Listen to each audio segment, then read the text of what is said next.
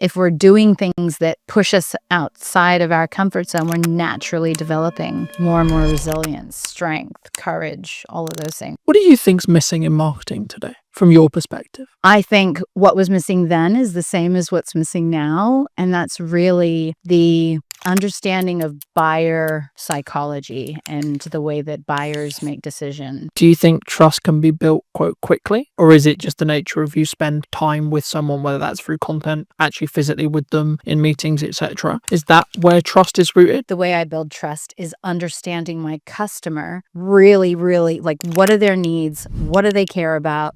What's their mission in their organization? How can I help them be successful? Did you know that 93% of you are not subscribed? So if you could please do me a favor and you're enjoying the show, then subscribing would mean the world to me, and it would allow me to grow the show and continue to get larger and larger guests and continue to bring what's missing in marketing today. Thank you ever so much for joining me, and I'll enjoy the episode. Hello, my friends. Welcome back to a brand new episode of What's Missing in Marketing Today. Today, I'm going to be talking to Mel about mostly pivoting, but also how we build resilience in business as a whole. Welcome to the show, Mel. And before we start, I always want to open the podcast with, what do you think's missing in marketing today, from your perspective? Yeah, well, so I've actually had a lot to do with marketers in my career. So I used to, at Gartner, I was supporting CMOs, and I think what was missing then is the same as what's missing now, and that's really the understanding of buyer psychology and the way that buyers make decisions. So I think that there's a disconnect between products and services and what they do and what they actually mean and the outcomes for the buyers involved. Do you think that's overlooked? I'm sure we'll get into the actual psychology, but when someone looks to set up their business, do you think they overlook the human psychology element because they're more interested in the shiny camera, the shiny marketing technique? Do you think? And are you so I think the majority of organizations don't consider marketing as a key strategy. Often it's an afterthought. So the people setting up the businesses are usually excited about the products and services or the technology. Very rarely are they sales marketing kind of led unless their products reflect that. I think the majority of them are not thinking about marketing from the beginning. Do you think that comes from a lot of people we work with are very founder-led, so founder person-led? Do you think that comes specifically from their identity as a whole? So putting their identity out and, quote, supercharging it with marketing? Do you think that's where sometimes people get wrong? Because maybe they are not confident at coming across, or maybe they don't want to put necessarily, they're not sure how they feel about putting themselves out there? I just think that, so I work in prop tech. Presently, that's where my startup is. And a lot of the people I know come from the technology, their technology background, that they have technology backgrounds. And so they just aren't familiar with what's needed in marketing. So they don't even know the first steps of where they should go, what they should do. And so often they just do nothing. What, I guess, is a stigma in the tech space then? Like, they don't take that first step, but is it because it's just they don't know, do you think? Well, you only have a finite amount of energy and time. And so, and a lot of these, if you're a solopreneur or you're just getting something off the ground, then you're really, really good with what the product does and how, to make that work. But when it comes to I've met so many founders who have no idea. They haven't even tested whether or not anybody would pay for their service or their technology. Like, what's the use case for it? And they often just jump to solution without really understanding how to get from where they are, which is the solution or the technology product, to somebody using it. And so all of those steps in between, which, obviously buyer psychology and the way people make decisions and how they can change from status quo bias. So what are they doing now to where you want them to be and using your products and services, that's a journey. And you can't just go from one to the very end. You have to kind of navigate your way throughout the entire thing. Do you think when we look at that journey that people underestimate the amount of time that someone needs to like consume marketing or etc., or that journey as a whole they need to go on, or they need their customer to go on, etc.? I think, and you're talking about the founders? In general, like so say I'm a tech founder and I've just started this amazing thing that I think is going to change the world. Right. Would I potentially underestimate how long it's going to take for me to educate my target consumer to be educated enough to know why this thing that I've made is going to be the solution to their problem? Of course. And if so, how would you say someone can start peeling away and start on that process? Most people don't even know the amount of different layers that they have to get through. So it's not just ensuring that you're able to deliver a message that resonates with them to pique their interest. How are you demonstrating true value? What will their lives look like once they're using your service compared to the other to what they're doing today? How is your service going to infinitely improve their situation? All of these different things, nobody really considers them. And so I think maybe they're like, okay, we'll do Google ads, or we'll hire a marketing manager that's very tactical and maybe just looking at how they can get clicks versus really penetrating that value that they're supposed to be creating in the mind of the buyer. We talked about psychology in the opening kind of statements of this episode. I think it's an underrepresented concept as a whole across the business realm, not even just in marketing. In my view, I don't think we talk enough about actually A, buying psychology, or B, the ticks or the seeds that we need to plant psychology wise. But from your experience, from your perspective, what actually happens, like from a psychological point of view, when someone is maybe looking for something? So when I was working for a consulting firm that focused purely on the psychology and neuroscience behind how people make decisions in sales and marketing, I was amazed to learn that, so we're all programmed to stay safe. And the part of our brain that keeps us safe doesn't like change. And that's just the way that we're built. So if you want to get somebody doing something new or different with your product or service, you have to disrupt that status quo bias that is designed to keep people safe. And there are several reasons why people stay with the status quo. And so if you're not being very intentional about the psychology that keeps people doing the same thing that they've always done, I mean, there's so many instances where people come out with these amazing products. This will save this amount of time. It'll save you this amount of money, da da da da da. And everybody's like, yeah, that's great, but it needs to feel so urgent and so important to them that they have no choice but to change. Otherwise, it's easier, it's cheaper, it's easier, it's safer to stay with what they're doing most of the time. Do you think we can overdo it, though, as a society at the moment? Because everyone is like shouting at the start of their videos, or they're making really clear statements, etc., because of that pattern interrupt bias that we're looking to break. How does someone maybe listening to this, I guess, position themselves maybe in the middle ground? Because I think if you go too far and it doesn't align with the promise maybe that you're making in sales, or the promise you're making in a video, that would then backfire potentially.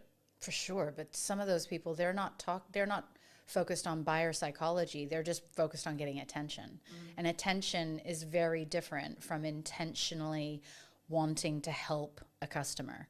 And so if you have something and an intention to genuinely make a difference in a buyer's world, then you're coming at it from a totally different place. The people who you're mentioning right now and capturing attention and doing all of that jazz, you may interrupt what they're doing, you may get their attention, but the trust and the rapport that you need in order for someone to buy, that's never going to be there until you go through all of those steps and demonstrate the value. And so I think that you definitely have to follow a process, and it has to be intentional and value driven. And what you're talking about just sounds like pattern interrupts that, is just more distractions that people will forget you as quickly as they stopped. I guess it comes to a longevity question. My next question was going to be like, roughly, do you think trust can be built, quote, quickly? Or is it just the nature of you spend time with someone, whether that's through content, actually physically with them in meetings, etc.? Is that where trust is rooted, either from a psychology point of view or just your thoughts around like, how do we build trust? Because I guess that's the next question, right? Like you say trust is a key buying metric or a key reason why someone would buy. Okay, well then the question becomes, well then how do we build trust? Mm-hmm. Well, so it just so happened that I took a different angle with this when I was doing performance coaching and sales consulting. And in the sales training for these organizations, we were actually helping sellers build trust based on personality profiles. So understanding different personality profiles and the behaviors that people would exhibit and what they would need to see in order to feel most comfortable. And the reason why I say that is because if you have a salesperson that's really dominant and is just, moving very quickly and not giving all the detail, but then you've got another person who you're trying to sell to who cares very much about the detail and the information, and you don't slow down and you don't meet them where they're at, then you're going to miss them. And those people are the most risk-averse buyers out there. So there's just layers upon layers of different ways but I think that when you're dealing with humans, taking these things into account, it is a unique position that as humans we can navigate that technology can't yet, and that's by being able to predict, well, what is something that would be important to you. And I think like so just to give you an example, building trust is really important, but then you've got the old school way of selling where everything was based on relationships and not a lot of merit. And then you have newcomers coming in, and I hate small talk. And so it can be really uncomfortable for me to just pretend like I'm talking about stuff that I really just feel awkward even, starting those superficial conversations. And so from that perspective, the way I build trust is understanding my customer really, really, like, what are their needs? What do they care about? What's their mission in their organization? How can I help them be successful? If I'm demonstrating that really quickly, that I know their industry and that I understand how to really take them from here to where they want to go, that will at least get me to the table to have conversations and, rather than other methods. Did that answer your question? Yeah, no, absolutely. I mean, it's interesting that you say you hate small talk, because I thought that was just a me thing for a long time, right? And I'm on the spectrum too. since I didn't mean to. I meant as well as like yeah. Since like running the show, or since like connecting with people, or being, I guess one could say that I'm quite targeted in who I choose to bring on, who I choose to connect with, who I choose to talk to. I guess in some ways, because it's quite hard for me to describe how I choose and why and etc. Because for me, it's all an instinct-based thing. It's a gut thing. It's like, yeah, I think this person might be interesting. I don't know, because I deliberately don't want to know, because I want that to be here to make a good, quote, good show, right? I guess, is that why AI may not take all of our jobs, as lots of people have been claiming or saying. I love that you bring that up, because I think that people ignore their instincts a lot more. And I think we have so much more knowledge just in how we feel, in our, perception and the way that we react to certain people. I think a lot of times we ignore that.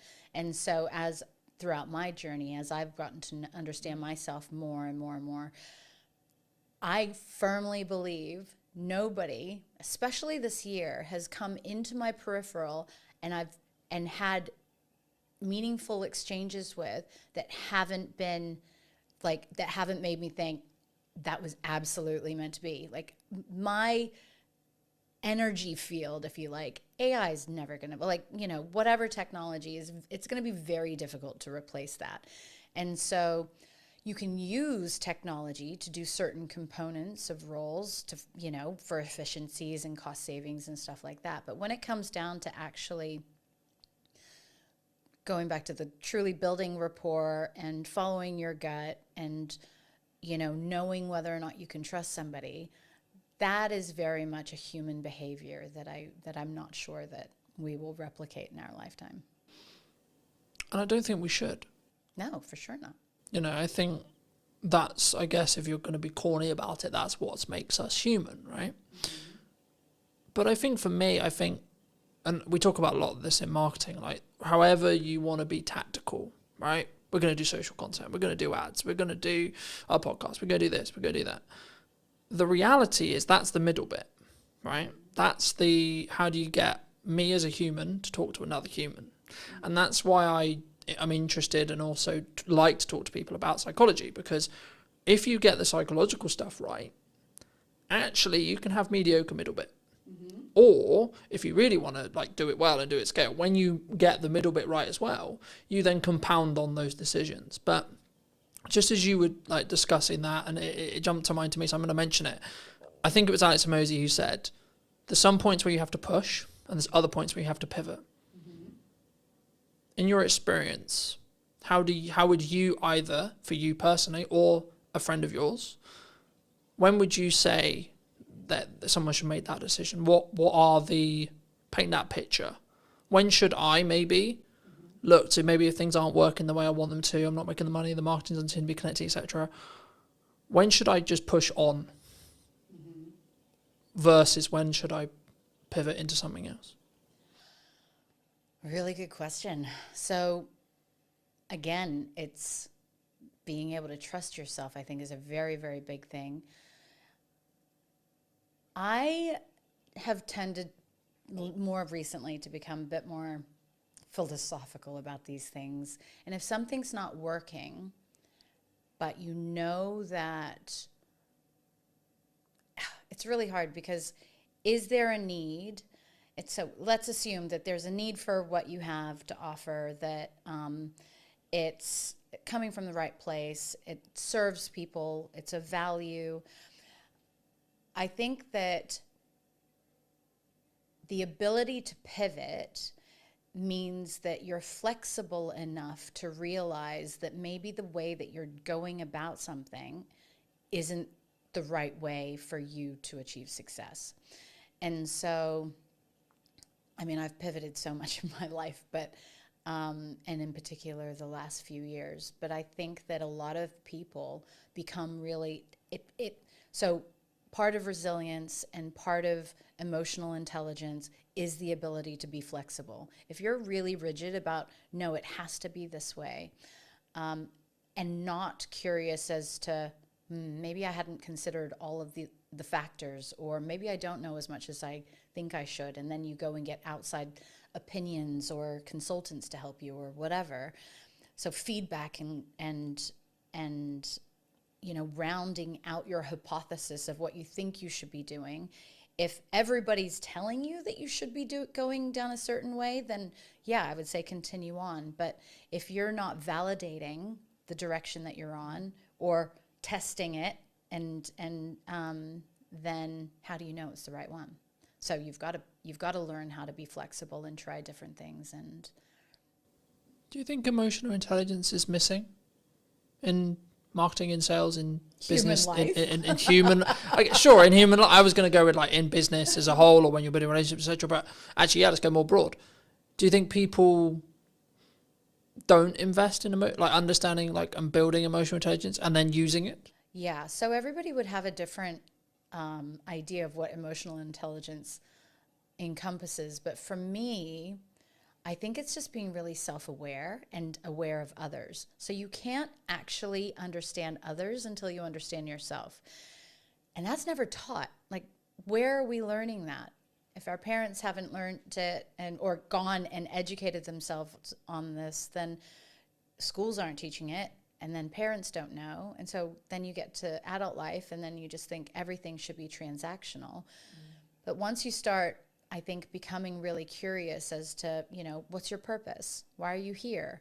It's not just to make money. It's not just to have a house and a nice car and da-da-da-da. Like, no, the real meaning is deeper. And so I think getting to those layers means that you have to be able to sift through, I think, a bunch of junk that has kind of been piled on top of us from childhood. And then so once you've gone through a lot of that discovery, I think that builds the resilience and emotional intelligence and all of those things that make us better human beings and better marketers and better salespeople and all that stuff. Do you think it comes from, I guess, a fear of not? Because as you were talking, I was thinking, like, does it actually come from, I'm going to make decisions because I don't want to deal with the dark stuff potentially in my head, right? The reason why I can't be emotionally intelligent is because I hire you just to do the job, right? To jump to mind from a networking thing many years ago, when mental health came up as a conversation, it was like, well, no, I'm paying you to do the job, just do the job.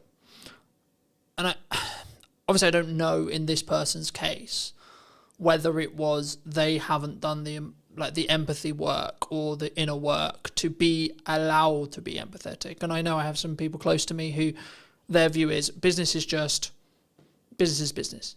It's tangible, it's cold, right? It's transactional, regardless of how deep the meaningful relationship could be. In their view, it's just, that's cold. That is the way it is. I've always followed I'm only going to work with people who follow my values, one of which being empathy. Mm-hmm. And if you can't empathize with either the customer and or me and or the other service providers you work with, then actually I don't think you're going to show up in the best way and put your best foot forward. But also I don't think now in the market I see happening when things are, quote, harder, I think people will potentially choose the people who are maybe more soft in that respect, or more understanding, or more emotionally intelligent, you could say, than people who are solely transactional. Would you agree? So this is, again, where meeting people where they're at. And again, I've realized that people can't give what they don't have. And so the people who are really unempathetic, I don't believe that that's intentional. They just haven't learned it. And so, in fact, the people who are very transactional in business and who think that it's just like money, and, deals, and it's not about the people, they would be the harshest on themselves. They would probably be the least sensitive, or like they just suppress all of their emotions and whatnot. And so I think that enables us to be a bit more empathetic towards them and understanding, and just be like, wow, that's really sad. And some people have never even realized that they're going through life that way, right? So maybe they weren't allowed to express their feelings. And so seeing somebody in the workplace who's expressing their feelings is foreign to them. And so what lessons do they need to learn in order to become better leaders or better partners or whatever it is? And so I think that as we progress as humans and as we evolve, those are just, so you're a very empathetic person. That's why empathy is important to you. But the reality is a lot of people aren't taught that. We're taught to hide our feelings or just get on with things, and you really never Or be know. stoic. Correct. And especially in the UK. So, well, if I'm allowed to say in England, you know, it was interesting because my family are from all over, but my father's from New Zealand, and we spent a lot of time growing up in the States. And I came up with this theory of the mentality, the different mentality that you have. Because in New Zealand, actually, people in New Zealand are super laid back, and they're very, like, you could meet, and literally, billionaires who you would never know that they're a billionaire. They're super kind, they're very cool, and like there's not this class system, if you like.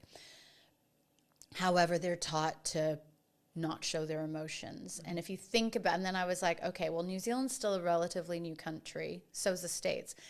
And I believe that the psychology, and this is proven, that if you're around negative people, you will naturally start to become more negative. When people were leaving on the boats to New Zealand, it was, okay, yeah, we'll do this much of the same, and we'll start farms and whatever. The mentality wasn't very different. When people were going to America, it was, all of my dreams can come true. This is the land of opportunity. It was this positivity that I think you can see translate into the culture.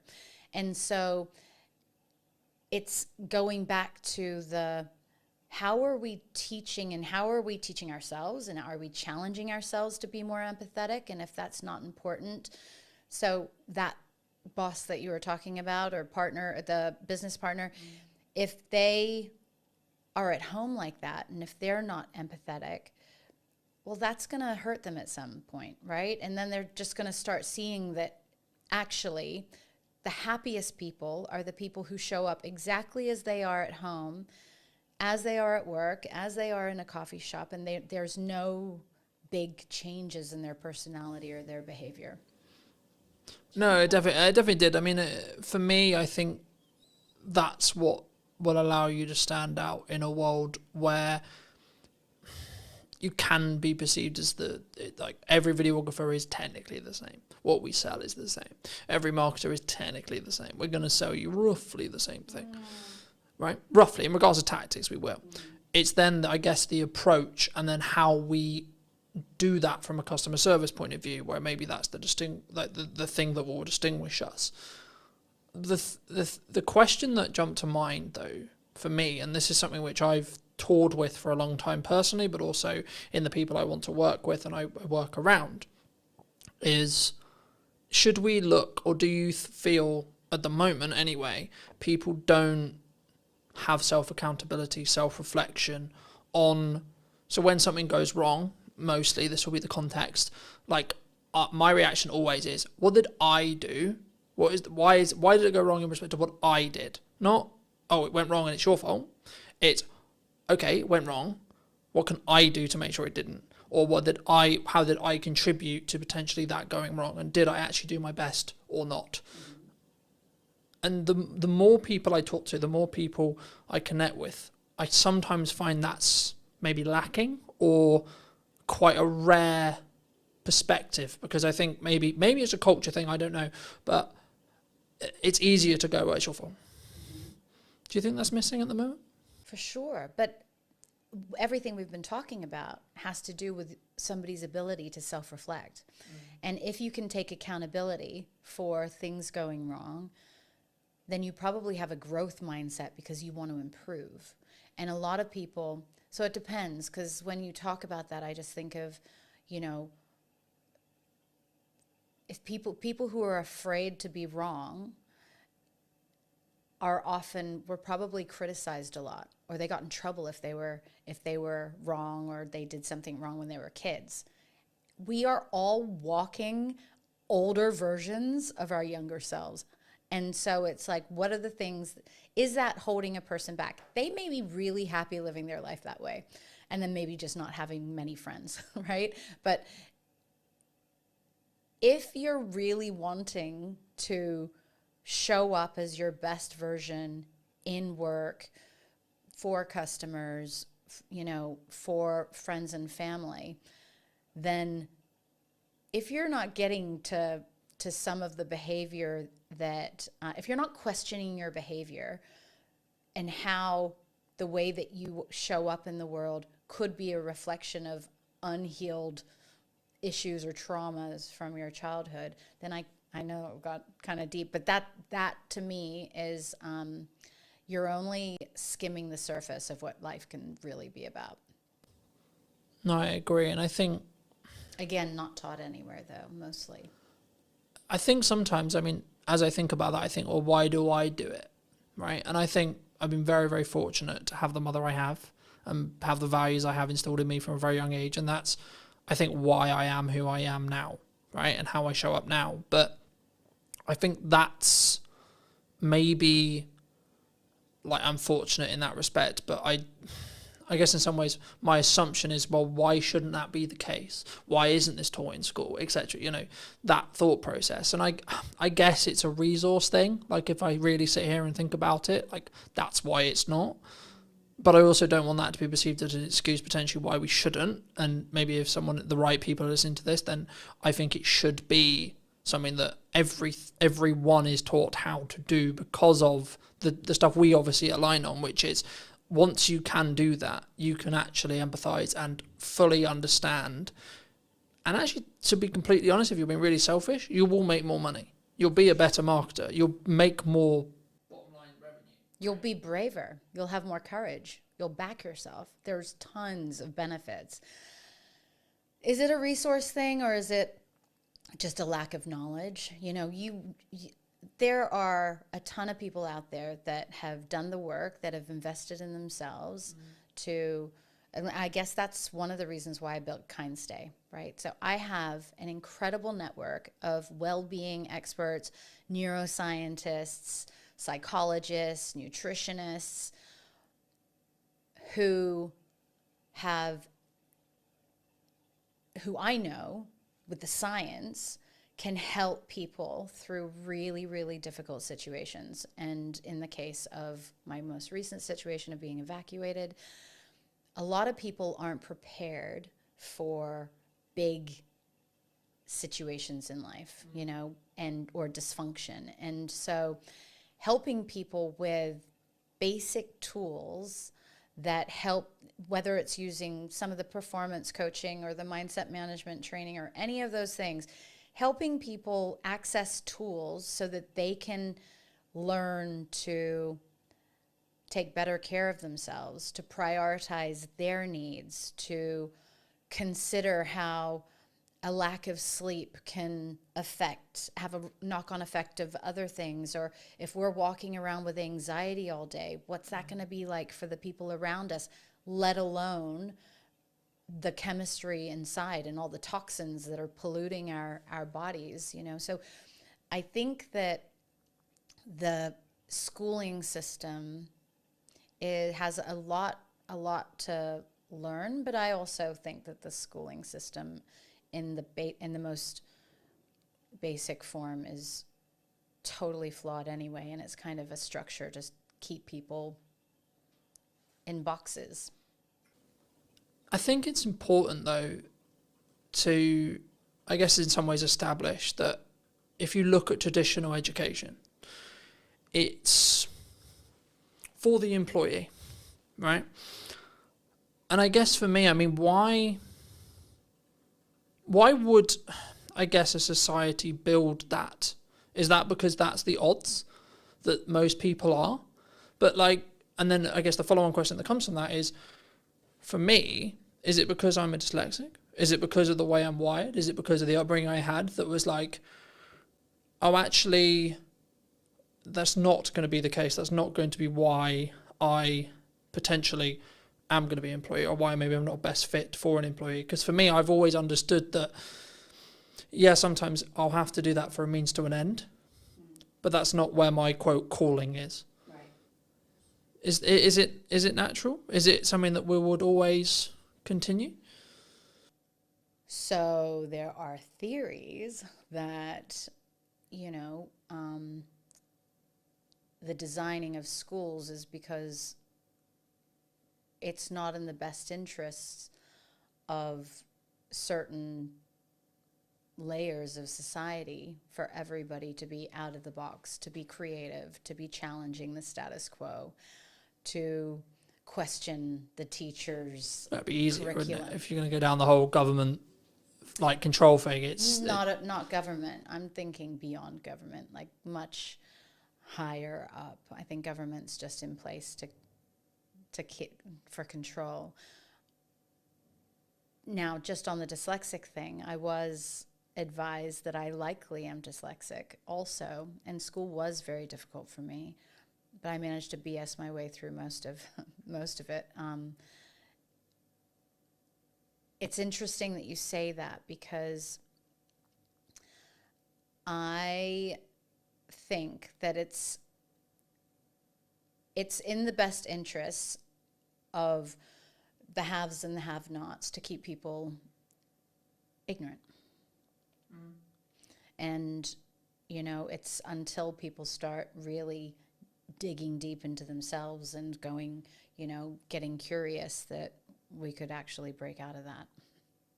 I think to an extent that's true, but I think people aren't, I also stand by that not everyone should be an entrepreneur, right? We're in a world right now where so many people potentially did think it was cool, or maybe do think it's cool to be an entrepreneur.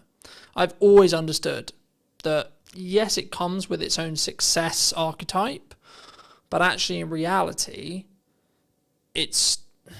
I wouldn't describe it as cool. I would describe it as it needs to be in line with who you are, and you need to be willing to do the work.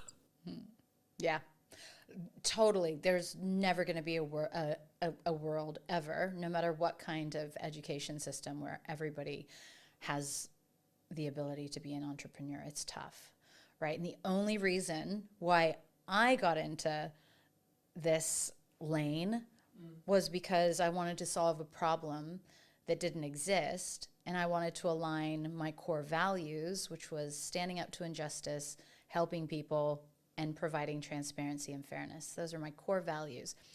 I had always been ridiculously successful in my corporate career. So top performer, achieved things that nobody else could, was the first in many instances. And I had this really high self-belief that I could do anything. An entrepreneur, like starting my own company, absolutely humbled me. I was so humbled after the first year of not making £1 and having spent all of my savings and everything into this, but also probably not validating and doing all of the stuff that you're supposed to do before you start a business. If I knew then what I know now, it'd be totally, totally different. And that's the thing, right? So it's, what kind of tools are we leveraging in order to go down that path? I feel, though, entrepreneurial kind of paths can happen just by believing in yourself. And actually, I think that if everybody believed in themselves, then they could become an entrepreneur. And that could look like you're really great at nursing. So instead of going and working for a hospital, you start a nursing patient care facility or something like that. Or it could be that you become a consultant because you're a really great engineer and you know lots of companies need your assistance, instead of going and doing the 9-to-5. I actually encourage as many people as possible to take all of their amazing skills and work for themselves instead of working for other people, because you will be infinitely happier and you'll also probably be infinitely better off. But you have to go and get the business and stuff like that. So it depends on whether or not the rest of the stuff adds up. Do you think that's a lack of confidence thing? A lot of times, yeah. Because I think for me, I've always understood that it's in my control. If it goes wrong, it's on me. But also if it goes right, it's on me. But I've always understood that, and that's why I guess I have the self-belief, self-confidence, etc. from me personally. But I guess people want the security, they want the excuse, they want the Because I kind of agree with you, but I also, in the next breath, don't agree with you in the respect that everyone can be, but I don't think everyone should be. No, 100%. So I think everybody can be, but actually, because of our personalities, there are personality types that naturally are risk adverse. They need security. They need stability. They're happy doing the same thing over and over and over again, never getting promoted, never like doing the same job for 40 years, retiring, and then they've got a pension. Like they feel happy in doing that. I couldn't imagine doing that. But we're all built differently. And I feel like we all have different levels of evolution within us, because yeah. But I think that needs to be, I guess it needs to be you. That needs to be your decision. That needs to be your core, right? Like I've always understood, and I was out on a run yesterday in the rain, that was like, okay, I know for a fact that 95% aren't going to do what I did today, right? And I know that that's my advantage, right? The grit is when things get hard and I need to lean in, I need to do the difficult things, I need to work the extra hours. I know that is my advantage. But I know that through years of doing it. And I know that's what, I get fired up for it. I'm like, yes, right, okay, let's go. And I don't wish a bad economy or a bad situation on anyone, but I know when things get, quote, harder, I'm like, great, I'm going to thrive then because I'm leaning into that uncomfortability. Mm-hmm. Do you think naturally we pull away and we stay inside our bubble, comfort-wise? 100%. We're psychologically, we're scientifically programmed to stay safe. Now, just the exact example that you just gave, when you are pushing yourself to do things that you don't want to or that most people wouldn't, you're actually building layers of resilience and courage and strength. And I would have those exact same thoughts. So during the winter, I started just before this year, but I decided on New Year's Day that my Lumi cold water pool that was sitting on the balcony full of water, that every day I would go and sit in that for 5 minutes. And, even when it was below zero, so it was pretty cold. And as I sat there and I was like, all of these, even billionaires, I know tons of really, really successful entrepreneurs or whatever that would not be sitting and doing what I'm doing right now. And it gave me a level of confidence to tackle the day or to go and do something that I didn't like. That grit that you're talking about, doing things that are uncomfortable, stepping outside your comfort zone, even doing this today, that's uncomfortable for me. But if we're doing things that push us outside of our comfort zone, we're naturally developing more and more resilience, strength, courage, all of those things. Is it a muscle? Yeah, well, I treat it like a muscle, but I don't know for sure.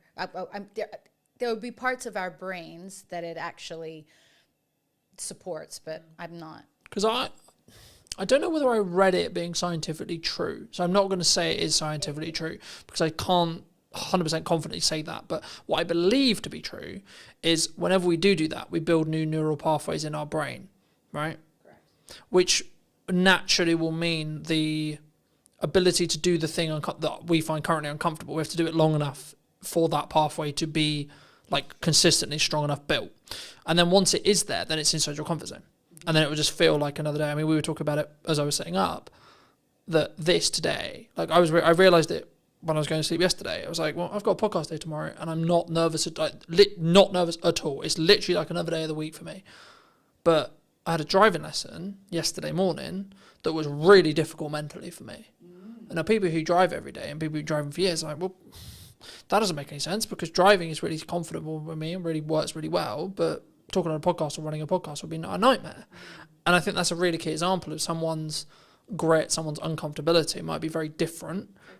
And I think that's why, to circle back to emotional intelligence, that's why if you have and you can lead and you can operate with empathy, you can then go, okay, well, I might find this thing really easy, but then I can go back to when it wasn't. And then I can say, okay, well, this is how I felt when I started doing it. Maybe that will help you. Mm-hmm. And I think that will then, in some ways, make a deeper, do you think a more deeper psychological connection, I guess, is the question there? Like, either in a buying journey or just in general, like a human to human point of view, like having that level of empathy, having that level of understanding, having that level of connection will then mean that you're connected on a more deeper level, do you think? For sure. So if you're able to get in the seat of, or get into the mind of the buyer from a customer perspective, and empathize with their challenges and what their frustrations would be, or some of their hesitations of why they're not immediately jumping to your amazing new service. And if you can demonstrate that you understand that, then certainly, and frame your conversation so that they know that you understand that it's not an easy decision, or then that, of course, helps people feel more comfortable. And I think authenticity is really important too. So if you're just operating at a level of you're being 100% yourself, and then you're genuinely curious and interested in the people that you're engaging with, then that'll just naturally come across. You can tell when people aren't being genuine. And I think that in itself creates a level, our instincts will naturally be like, oh, this person's energy's off, or we're not, like, they're not genuine or authentic. And I've made that judgment a lot of times. Like, so that's probably one of my areas for improvement is because sometimes people just aren't comfortable in themselves, or they're not comfortable being totally open and honest and all of those things, because that's just not something that they have learned how to do. And so rather than just thinking that, oh, they're not on my wavelength, or I don't feel like they're authentic, maybe they just don't know how to be. And going back to your guy who wasn't empathetic, maybe he just hasn't learned how to be yet. For those who've really enjoyed this conversation, they want to maybe hear some more from you or see some more of your content, etc. I mean, where's best for people to either see that or reach out to you if they want to? Yeah, so, well, I would say that the two things that I've did some recordings on, which was intrepid thinking around how to be bold in the way that we're thinking and challenging the way that we're doing things in order to achieve progress. So the intrepid thinking, I did put that up on YouTube, and there's some cool clips on there. And then the diversity minded podcast too, because actually being diversity, like we talk about diversity in terms of maybe more aesthetic things, but I really love being around people that don't think like me or don't behave the same way that I do, so that they can challenge my own perceptions. And I mean, not too, so if they're like really extreme in their beliefs or their views, and I don't believe that they're right. I mean, we have to have, aligned values, but I enjoy people who think differently and who show up differently, because then it helps me be more conscious in how I move and behave. And I think we never want to get too comfortable. If we're just moving through life like an autopilot, then we're missing everything. And that's definitely not a fulfilling way to live, in my opinion. But kindstay.com. So that's my latest initiative, and I'm really excited about the disruption that I intend to cause in the housing sector for landlords who are wanting to make more income off of their properties, and then also the residents who need to consider their well-being when they're going through difficult housing situations. Thank you so much for the time. Yeah. If you were going to leave or talk to the person, Mel, 10 years ago, what advice, if you were going to give advice to her, would you give? Yeah, that was probably that was the beginning of my journey of doing the hard work on myself.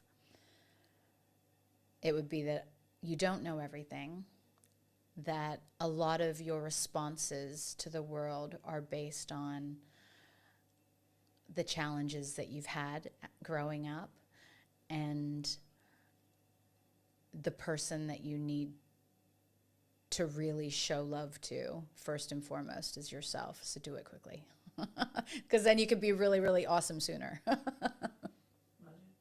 And thank you ever so much for watching. If you did enjoy this episode of What's Missing in Marketing Today, I'll be back next week with a brand new episode.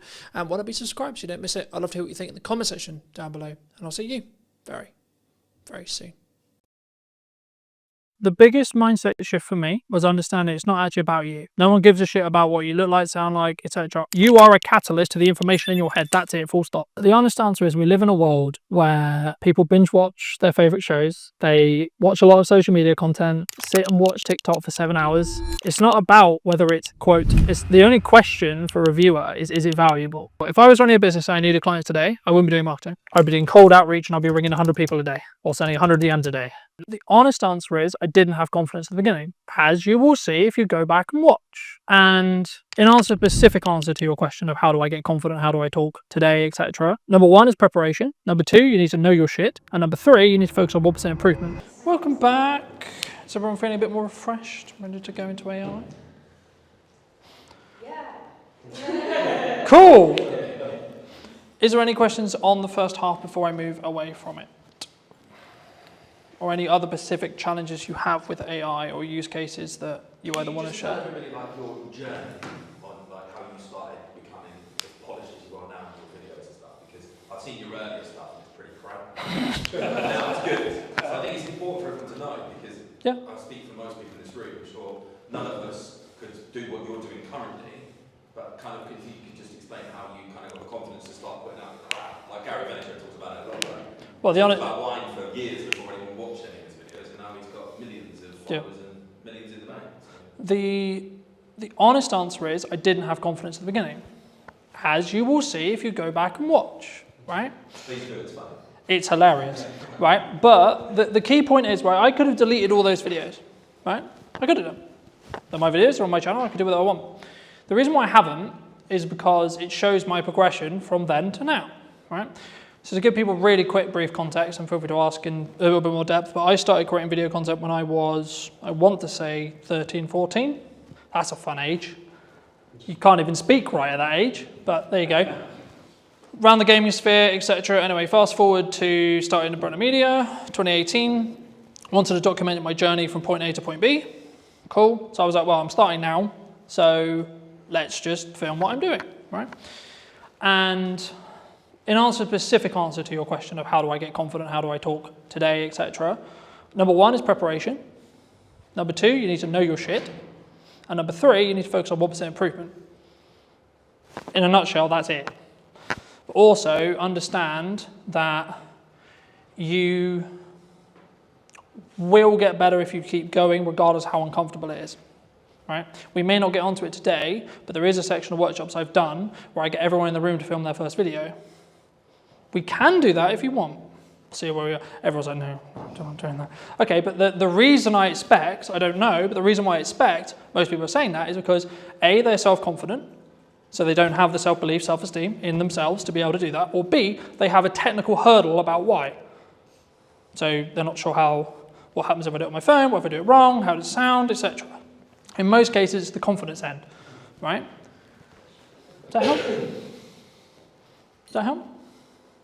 Because that's, I mean, my story I've told a million times. There's videos of me telling the story if you want more in depth, but. And how many people have come up to you and told you the original videos were crap? Because there's not many people that have probably looked into everything, so obviously we're talking on a deeper depth. So I think. Not many, I would assume.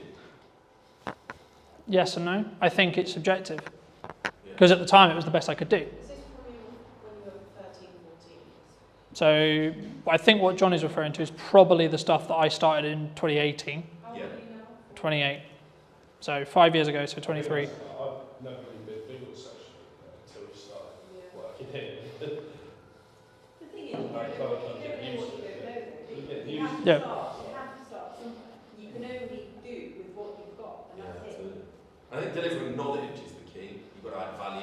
The thing, all of you sat yeah. in this room know most things about the hospitality industry that most other people don't know. And I think you need to understand how much knowledge you have that most people The don't. biggest mindset shift for me was understanding it's not actually about you. Yeah. No one gives a shit about what you look like, sound like, etc. You are a catalyst to the information in your head. That's it, full stop. My issue is though, because of the nature of my work, is how much, you know, you say about adding value, I get it, but how much of what I give away is taking away from the service that I actually offer? That's something That's that common. Yeah, that's common. I think Wait, that's... so is it that what you feel you know that you don't want to share with other people to then know? Yeah, because I'm a coach. So I mean, I know... the easiest way is chefs, right? So I can talk about what I know. Now, we had chefs and I don't want to share my recipes. I'm like, why? No one's going to do what you do. And that is so true. Gordon Ramsay goes online, he gives all his recipes away. People still go to Gordon Ramsay restaurants? Because the key is that they will want the personal service. When you do content, you have to be generalized. Okay, I can't go into as depth unless this room was just purely filled with hospitality or just purely filled with retail or just purely filled with etc. Because there's multiple sectors in here, I can't go into, or I shouldn't go into, specific detail, and it's more of a generalized concept, ideas, this is principles, etc. that hopefully you can take away and add to, right? The key, in answer to your question more directly, is you have to give the credibility and lead with the value you want to add to your specific person. And then what you're doing by doing that is saying, it's kind of like having awards. It's by saying, yes, I actually know my shit. Because anyone can say I'm a coach. Anyone can say I'm a video professional. Anyone can say I'm a good marketer. Okay, so I can say I'm a good marketer until I have to stand here and prove to you I'm a good marketer. And then I'm a good marketer. If I can prove it and it actually works for you, then I'm a good marketer. If it doesn't, I'm not. AI. Most people will recognize this. This is ChatGPT. It is one of many large language models, right? I would probably say the biggest one, the one that most people understand, hence why I'm using it today. You can also use Perplexity, etc. And all of these things, in most cases, will work with other AIs, your custom AIs, etc., etc. What I'm going to talk to you and show you today is the principles that I would use it in content creation. Okay? So, before we start, who has used this bot before? Everyone in the room. Wonderful. What would be your use case for ChatGPT? The answer is you can use it to do whatever you like. It's an idea engine is how I look at it. So a common use is this. Okay? If I could type, that would be great.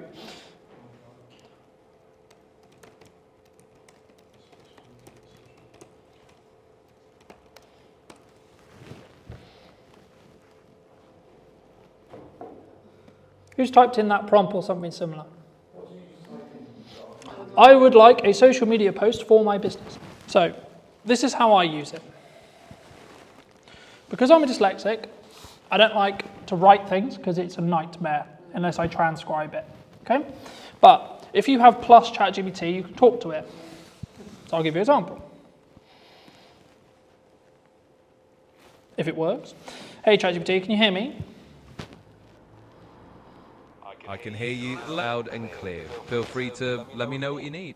Fabulous. Today I'm giving a workshop on content creation and AI use cases. Could you create me a detailed plan for a attendee to potentially use AI, things like ChatGPT, to start utilizing the tools that you can use within yourself, but also to create social media content with clear key performance indicators and pain points that they are looking to fix in their content as a whole. Absolutely, that sounds like a great workshop. So let's map out a little plan. You can start with a quick intro on what AI tools like ChatGPT can do, just to set the stage. Then dive into a section on how they can use it for brainstorming content ideas. So for example, coming up with social media posts, headlines, or even scripts for videos. Then you could move into a hands-on piece where you actually have them practice. They could bring a real piece of content they need to create and kind of workshop it using AI to help them refine it. In terms of key performance indicators, you can definitely talk about things like engagement rates on their posts, how much time they save. So then ChatGPT would list all the things I just asked, right? And that's just me talking to it. So those who are not confident and don't want to sit here and write a big article, if you're a writer, do that, right? The key when you prompt is to be as detailed as humanly possible, right? What a lot of the pain points I expect is we've written a social media post using ChatGPT and it sounds like a robot's written it, right? Yeah? Okay, so I'll do another example very quickly. Hey ChatGPT, can I please have a social media post thanking all of the attendees and everyone who attended my workshop this afternoon? Keep in mind the current tone of voice I'm speaking in and the following key points. I would like to thank the attendees for coming to my event. I would also like to summarize some of the key points that I made, such as content distribution, content styles, and algorithmic changes. Could you please draft this post so then I can share more feedback with you on this post? Absolutely. Let's keep it in that same Kind of warm and engaging tone you've got. Here's a draft for you. Hey everyone, just want to send out a huge thank you to all of you who joined the workshop today. It was fantastic having you there and I really appreciate you taking the time. We covered a lot, from how to distribute your content effectively to exploring different styles you can try out and even how to keep up with those ever-changing algorithms. So thanks for being such an interactive group and let's keep the creativity rolling. Feel free to let me know if you'd like any tweaks or changes. And if you are using multiple devices that are connected to the same Google account that you're logged in on, you can do what will hopefully now work, which is you'll be able to see the post behind me, right? So this is what ChatGPT just spoke to me. I love ChatGPT. It's like my second brain. It can be.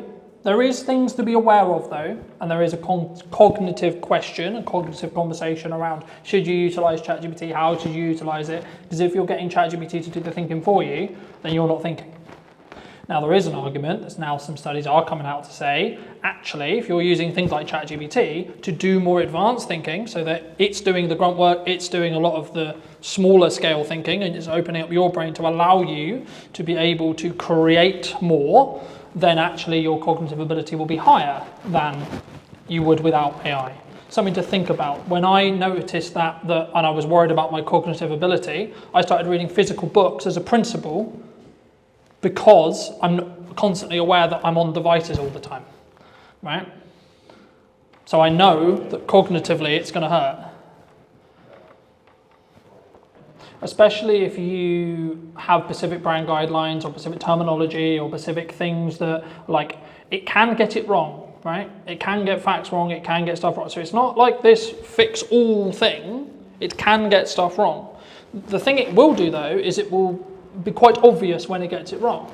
And it's very, especially now, it's very well known for once it gets something wrong, it will then, because it's learning from everything it does, it will then cause a trigger of getting it wrong. So unless you do what's called a negative prompt, which is saying, these are the things I don't want you to do, it will just go a bit crazy and a bit weird.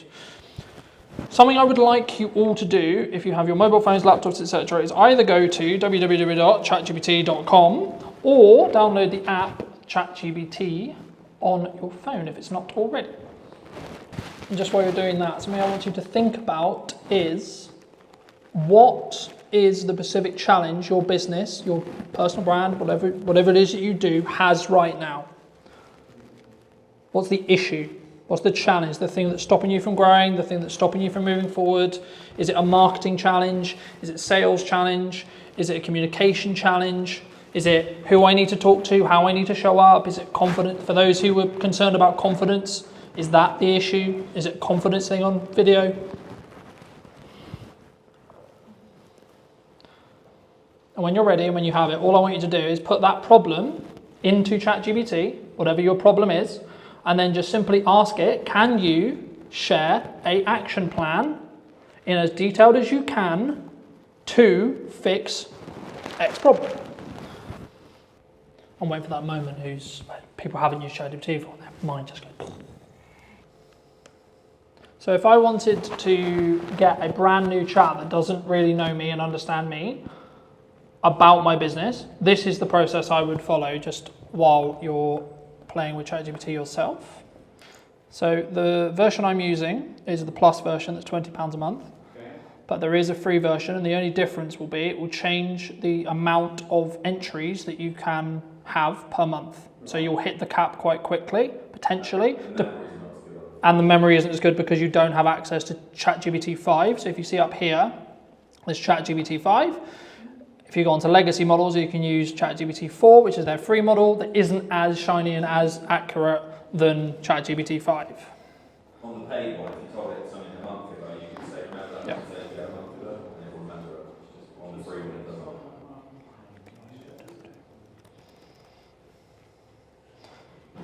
So the first prompt, I'm going to share some information about my business. Please read and understand it, and then I'll tell you what I would like you to do with it.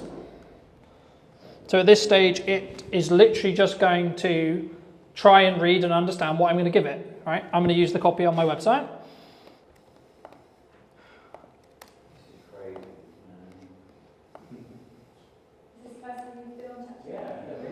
Wait till you get proper into it. Is it just what you want to do? We've been using it 3 years, it's still amazing, isn't it? So, does it say all the stuff I just put in? Yeah, as long as you're logged in, Yeah. it will save it.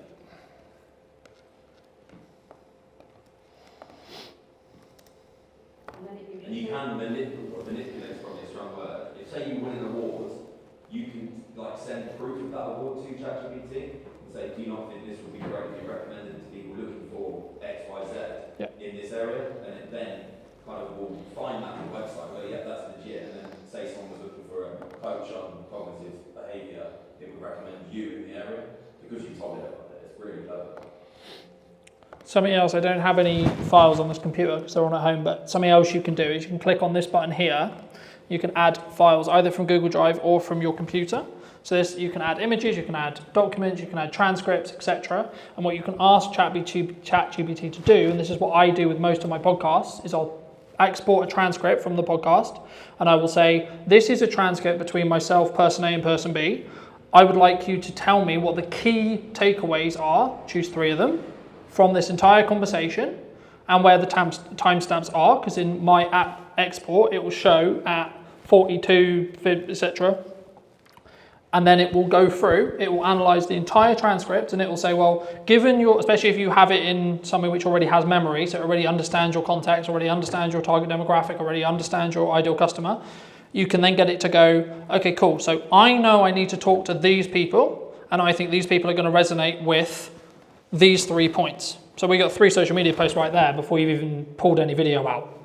You could just literally say, well, I'll give you an example of this week. I had Stuart on the podcast. We talked about AI, some of the risks of deepfakes, etc., trust in marketing and communication as a whole. So ChatGPT believes that they are the 3 key points that my audience would resonate with. Cool. Okay, so now I can pull quotes from the podcast and say, well, in this week's show, I talked about, quote, and then link out to either the full episode or use that as part of a clip that shows that quote, because I know where in the podcast it is. So when I export that clip, and as I'm talking about clips, welcome to the back end of what's called ops clips. Now, when I was talking earlier about that 1 hour conversation, 45-minute piece, this is how I create 27 or so short form pieces that are already formatted for social media.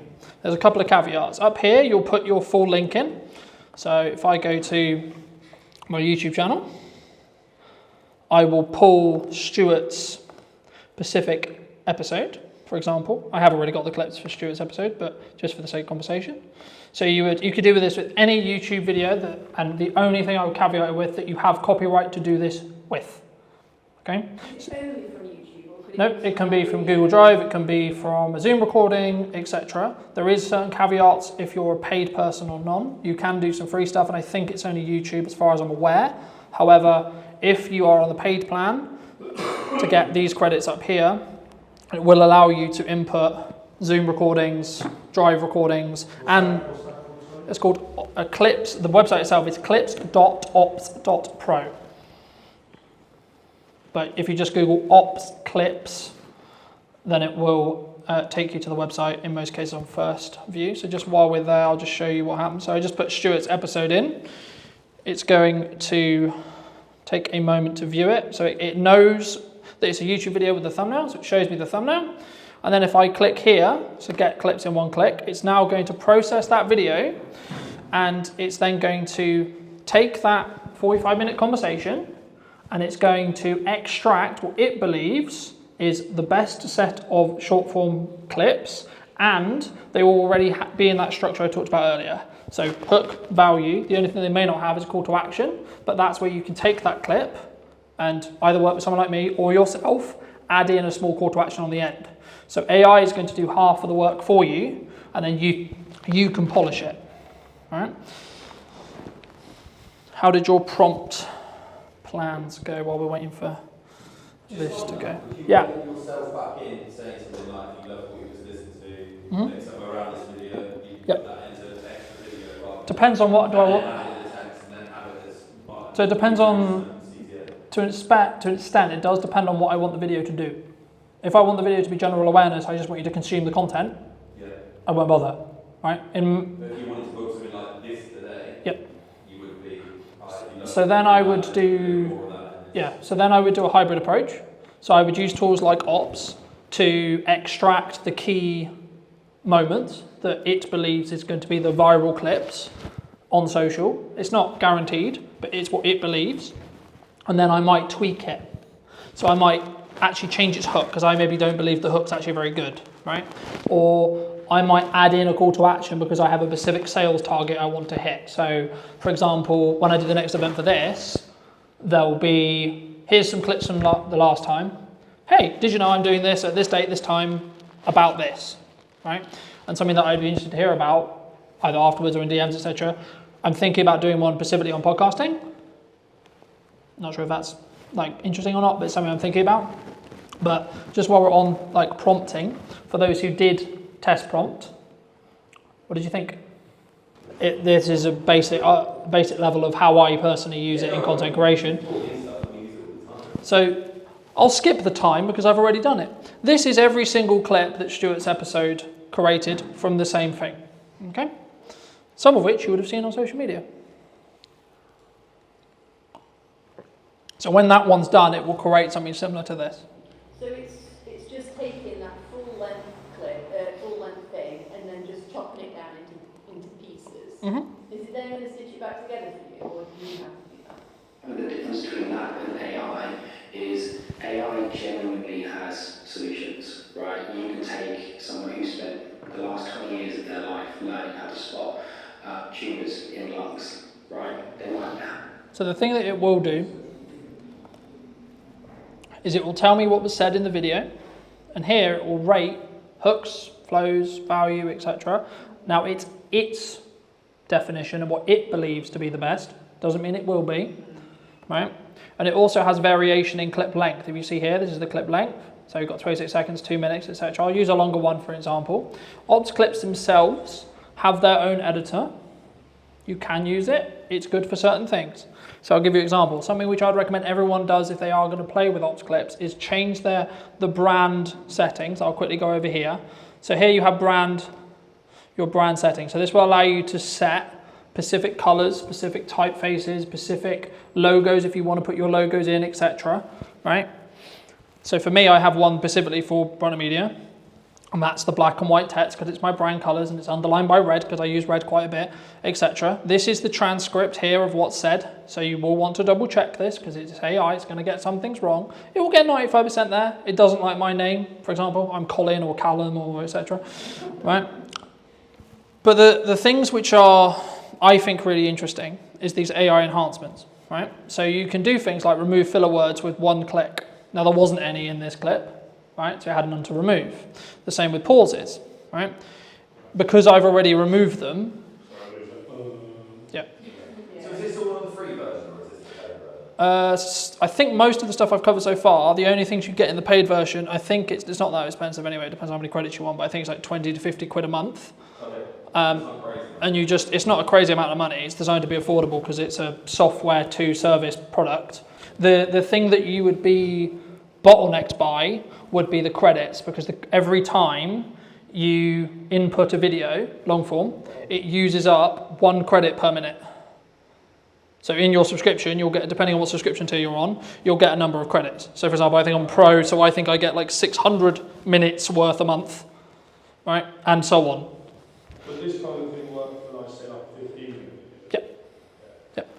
So this is just how to create short form from it. You can then also change the styles, and you can upload. What would you, it obviously should do it for you, what would you say is the perfect short form, 15 to 20 seconds? As short as you can make it to get the story that you're trying to tell. With the hook, with the value, with the CTA. Some videos I do, some video, like this. So this is where I experiment, right? So some of the stuff for this event, the promotion stuff for this event was 6 minutes long, was the whole YouTube video reformatted for socials, and then put on Instagram to see whether it would get good retention or not. In other senses, it was, here's a 20-second clip of the best highlights or the best takeaway or the etc. from today or from a podcast or etc. And let's see how that performs. So there is no like, everyone asks me, well, what's the golden time? What's the golden? It's like,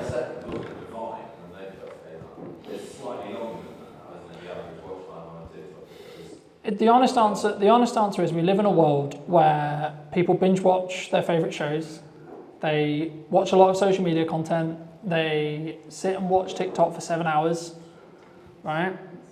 It's not about whether it's, quote, it's the only question for a viewer is it valuable? That's it. So instead of thinking how long should it be, how long could it be, etc., think how can I tell the story, tell the information, share the value in the shortest time humanly possible, right? To keep it punchy, to keep it, etc. And what you might find is you'll try a load of stuff and your theoretical stuff doesn't work because it only gets 20 views, 30 views, 40 views, 50 views. The real life test is what happens when you put the content out. Do people mention that you're everywhere? So when I started the yes and marketing process in May, people were saying, oh my God, I'm seeing you everywhere. Right now, as I give you this workshop, I have a live stream on my YouTube channel, Twitch, Facebook, and so on, of 10 podcasts of me discussing those podcast episodes being live right now, along with the posts I did this morning, along with the posts I'll do this afternoon, etc. Right? So it's about being, how I look at marketing is it's about being omnipresent wherever possible. It's not necessarily a direct ROI from, I put content out, and then there is a direct correlation to someone booked my business, someone booked my event, someone that did the thing. What actually happens is they'll see a load of omnipresent stuff, and when they're ready to do the thing you do, they'll then come to you because that was the last thing they consumed. Right? That's how we started working together, right? We spoke in March. It was only in June when I could find out, man, I've been watching this stuff. Let's work together, right? I knew about it 3 months. I chose not to do anything about it. And that's normally why people stop with marketing, because they go, I'm going to put it out, it's not going to work, and then, well, I didn't get anything. Yeah, but are you 2 days away from breaking the glass ceiling and winning whatever it is? Filling your pub, filling your restaurant, filling your event. Yeah. But you have to come at it. It's not a perspective of what you think is good or what I think is good. It's what your audience believes to be good. Because in the nicest way possible, nothing else matters bar the market you're trying to talk to. Yeah, and that will help if you have a confidence issue with being on camera, or you have a confidence issue creating content, just rewire it in your head to say, I'm a catalyst to the information, not I'm talking on video. Because the objective should be, I'm going to teach people my knowledge, especially in the thought leadership space, this kind of thing. This is what I know. If I truly add value to you today, the likelihood some of you work with me in 6 months is very high, especially if you've consistently seen me through that time. So you want to look at like strong ROI? And I guess for you particularly, you're keeping what you're saying genuine, because you're sitting here saying do this, and you are actually. Yeah, and that's where it gets interesting, because I speak to other video production companies like, you need to be on video, you need to be doing this, you need to be doing marketing, you need to be doing that, you need to be this. I was like, well, when did you last post? Yeah, people have their own socials. And then right? I'm like, if someone asked me that 4 hours ago, would be my answer. Or if you're on the stuff I scheduled 10 minutes ago. Right? So that's when it actually then matters, because the knock-on effect, you're actually kind of saying, I don't really believe in what I'm talking about. Right? If I wasn't utilizing AI and I'm just scratching the surface of what AI can do, right? And for me, the job personally for me and what I aim to do is give you a brief process on how I utilize it for content creation. This is the tippy top of what you can use it for. There is a billion other uses that you can use it for. You can use tools like Otter AI or Whisper AI to transcribe your meetings, to then get a summary literally 10 seconds after the meeting, because it will have listened to everyone talk in the meeting and it will take a summary. You should take it with a pinch of salt, because it might get something wrong, might misconstrue something. It's a robot, not a human, so it's not going to be able to fully empathize and fully understand. But it will take tangible data, especially if you're like, what was that number I gave? Like if you're doing a proposal and I try to get into the habit of giving numbers, talking about the pricing in the meeting and then reinforce it with paperwork. But if you don't remember what you said, oh, okay, you recorded it, so you can ask the transcript or look in the transcript to find what the price was. I use Otter all the time for that. So if I've got consent from a client that I can use a session or a piece of their session to do a blog post or something like that, then I will use Otter Right, which- in that way. It works really well. Yeah, and it's also, this is going to sound really horrible, you can fact check what someone said in the meeting, right? Now, of course, tell them that's what you're doing, etc. Sure, but What's the they're talking, you can't say what they said wrong. well, let's say for example, me and you have a meeting, right? A week ago, and then you come back to me 2 weeks later and say, "Oh, I'm not going." I didn't say that. Don't matter what it is.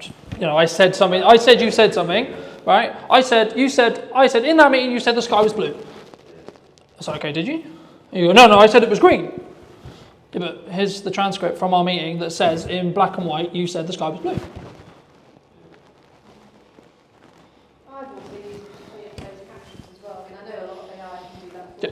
but I use transcript to make sure that my captions are dead accurate.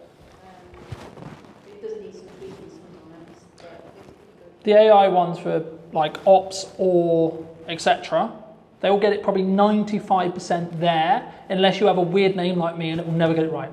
But you can tell it and you can tweak it. So for example, like if I wanted to change this, I can go here and I can change this, and if I don't want the percentage, it will then ask me, do I want to apply it just to this part of the video, or do I want to apply it everywhere? Now, in this case, there is no other 85%, so there isn't another section. But if my name comes up 4 times and it's got it wrong, I can change it once and it will change it in all of the transcript, right? So that's how you can speed things up.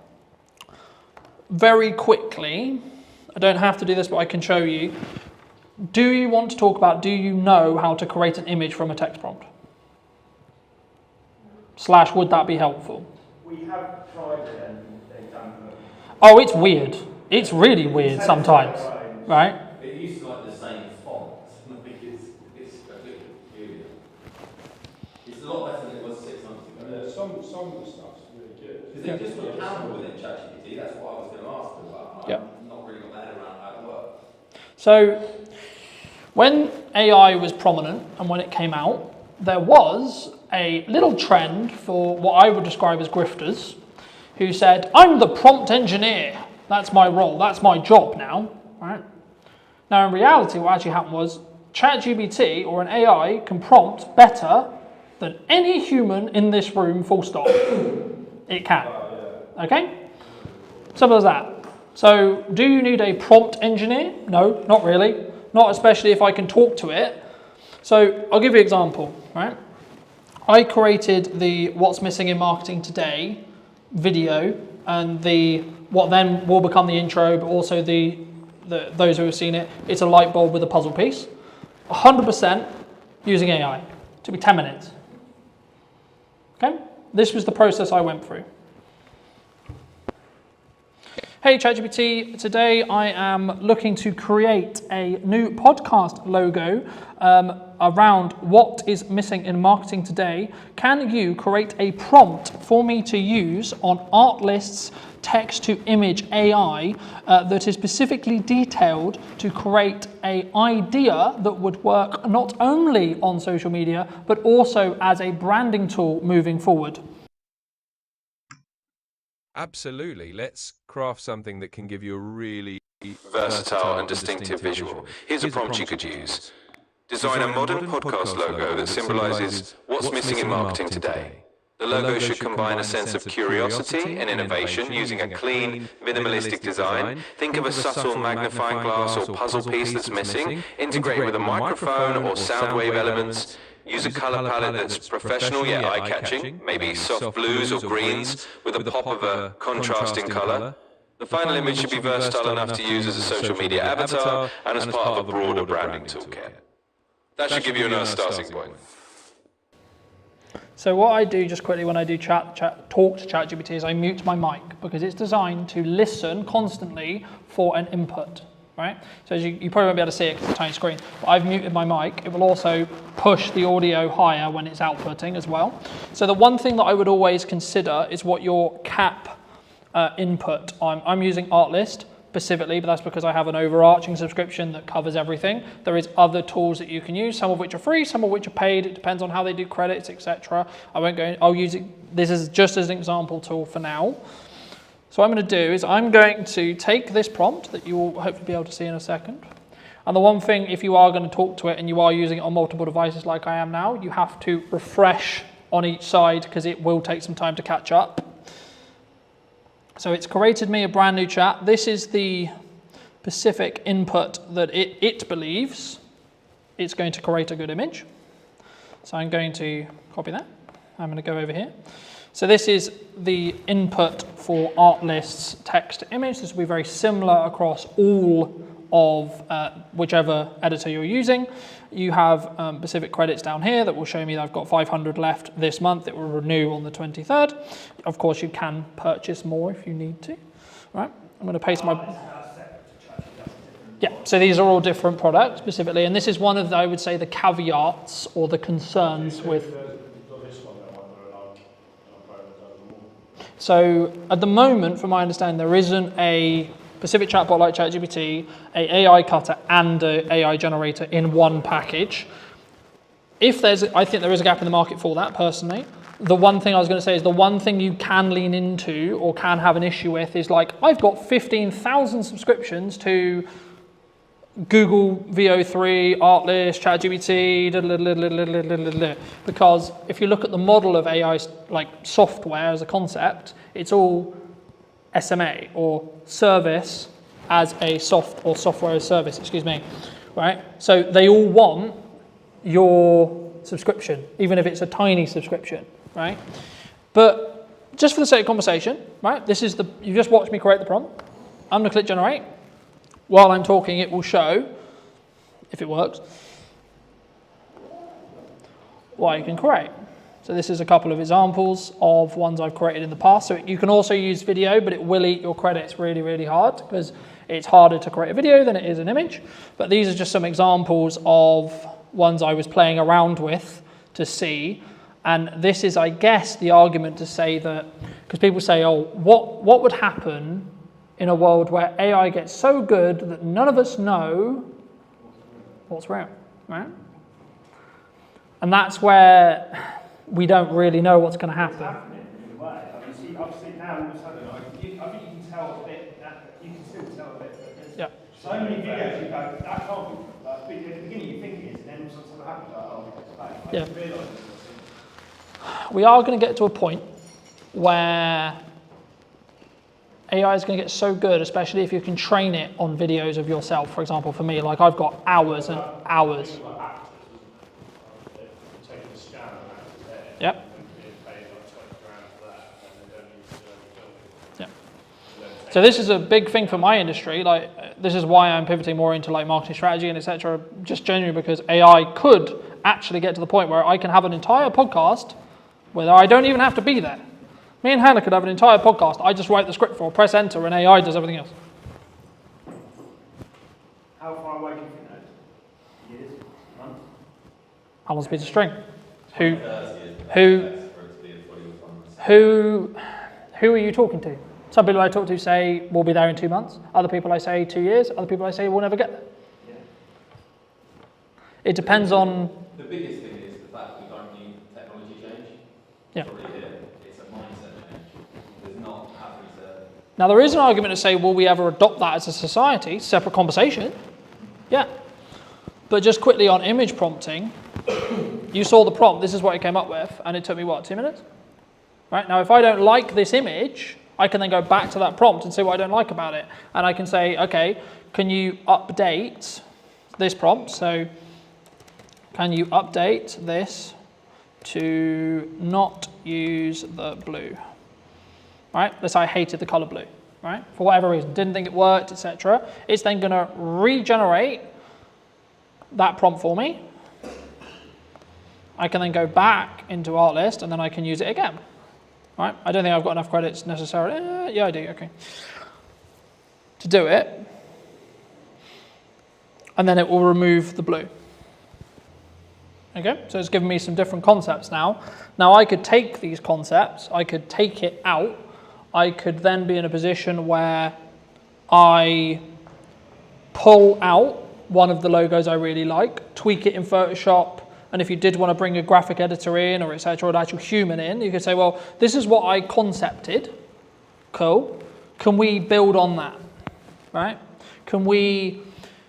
I really like, maybe I like the red, or maybe I like the fact it's a microphone, or, list what you like. You could tweak the prompts if you wanted to, and you wanted just to do it in AI, or then you could bring a designer in, because one of the things that people have said to me is, okay, well, isn't graphic design dead? Now, if people are being traditional and they're going to only use a graphic designer, they're missing out on this opportunity. They're missing out on the ability to quickly draft up stuff, and then it should be finalized by a graphic designer, as of where we sit now. And this is where the moral question of AI comes in, of should we get it to do all the stuff that humans could do, or not, right? But hopefully that gets at least some ideas rolling in respect to how you could utilize it and some of the other tools that are there. And if it is a barrier when it comes to, like, for me, writing is not my skill set, talk to it. Any other questions or any other thoughts? What's the difference between the art, what's the difference between artists and just asking ChatGPT? Personally, I think ChatGPT's, you can create images on ChatGPT. You can. I personally don't think they're as accurate and they aren't as good, in my opinion. As a model, as in the large language model it's using, I don't believe at this moment in time as of today that ChatGPT is the best image creating model. There was a big song and dance about Google VO3, which is a video model, for those who don't know, who was released by Google, and it allowed, with just a text prompt, for you to create something that could be used in Hollywood in respect to quality, in respect to video, in respect to how, etc. So I guess the big question is always, like, where does this end? When does it end? When, how much is AI going to do, etc. At this stage, we're only at generative, what's called generative AI, e.g. you have to prompt it for it to create something. The larger conversation is what happens when we get to super intelligence, e.g. it can think for itself, rewrite itself, etc. That's the Terminator, Doomsday, we're all going to die point of view. The question I would say at the moment, from a business use case or etc., is people in this room are not got enough influence power to change what the outcome of AI is going to be. So don't really worry about it. Well, that's the social. What you're talking about there is the social question, and it's actually 95% of the reason why I started leaning into in-person events as another strand to what I do. Well, that's the other side argument about AI, right? Humans will always want to connect with humans, other humans, and how they will go about doing that, what they will go about doing, etc. Like, will that ever be like something that we lose? Probably not. I disagree. Okay. I really do. So do you think we're all going to fall in love with AI?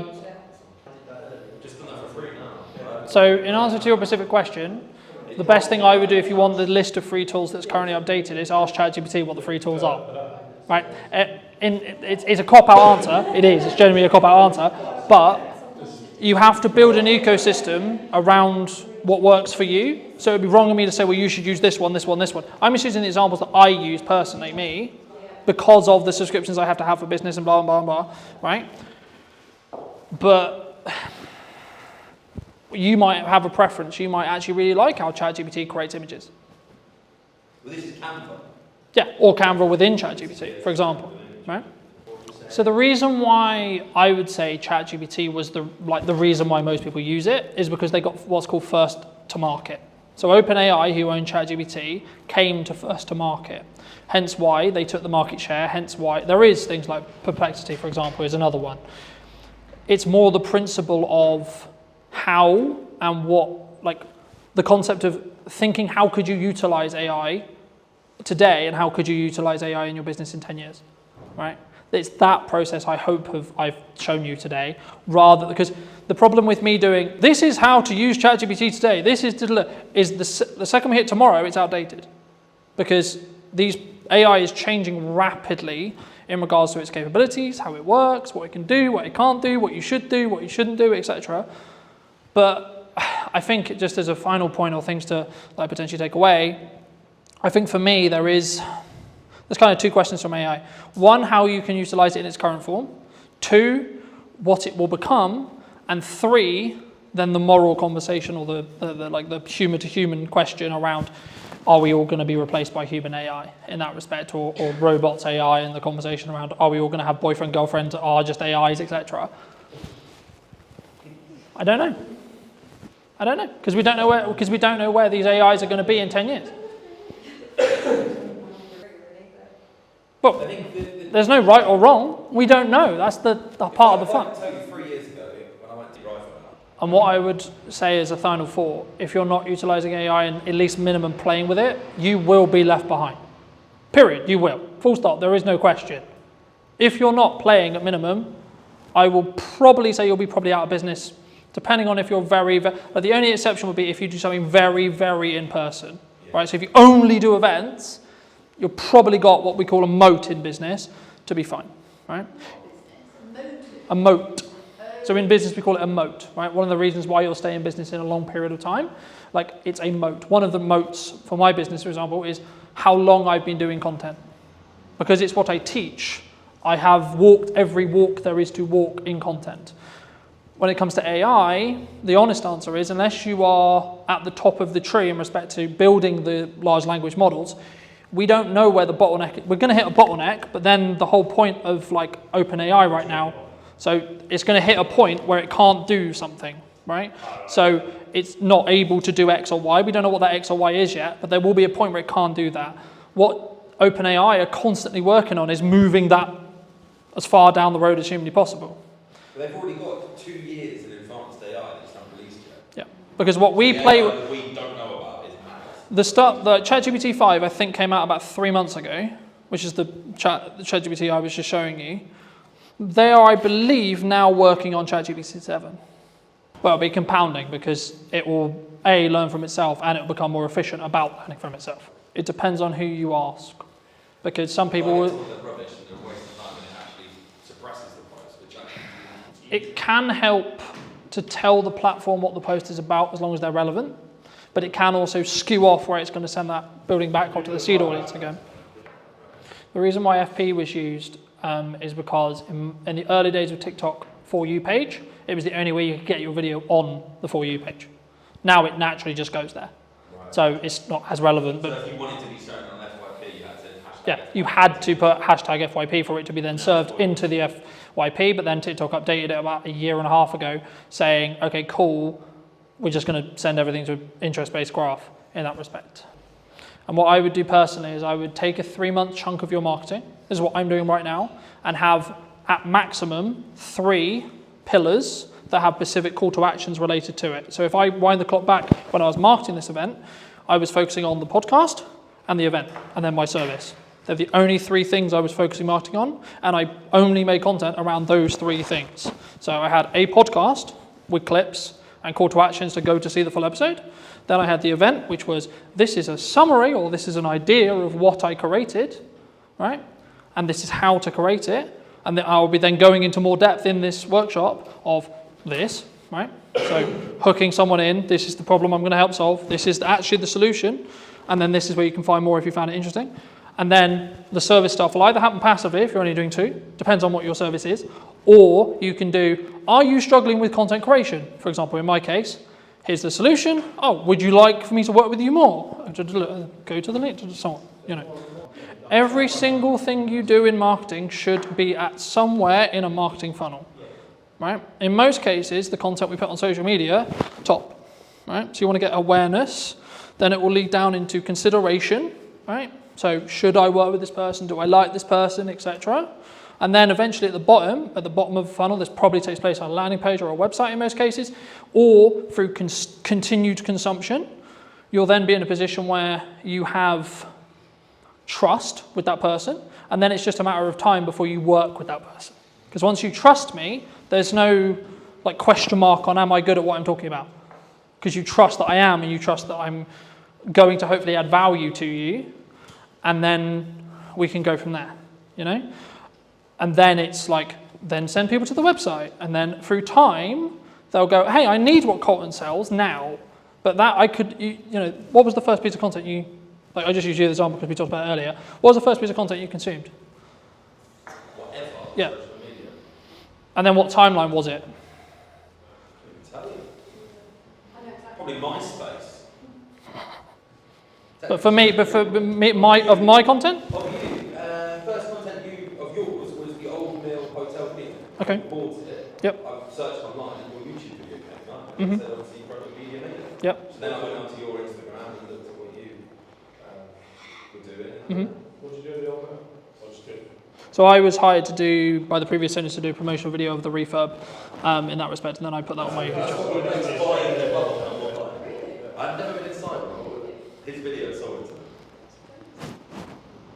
Do you personally use like a set number amount of posts you do a day or like a set schedule? I focus not on an interest. Too much is not. So the key is about being consistent. So if you can be consistently one a day, be one a day. If you can be consistently two a day, be two a day. If you can be consistently four a day, be four a day. Are there set times during the day that you post? It's irrelevant. Because we're not on a social graph anymore, it's completely irrelevant. If you want to go and you want to reason about why your content is not working, then yes, you'll go, I posted at the wrong time, What actually is happening is your content is not good enough. Or you're not good enough at creating content yet. That's fine, but that's why you just create it. And then you see what the market tells you with views, likes, shares, comments, feedback from clients, feedbacks from people, feedbacks in your real world, right? So like, I'll give you an example. When I started doing Christmas marketing at the start of September, my driving instructor said to me, oh, you're starting Christmas marketing. Now, he's not going to hire me to do Christmas, but it was a confirmation in my head that he's seeing the marketing and he's seeing the trigger.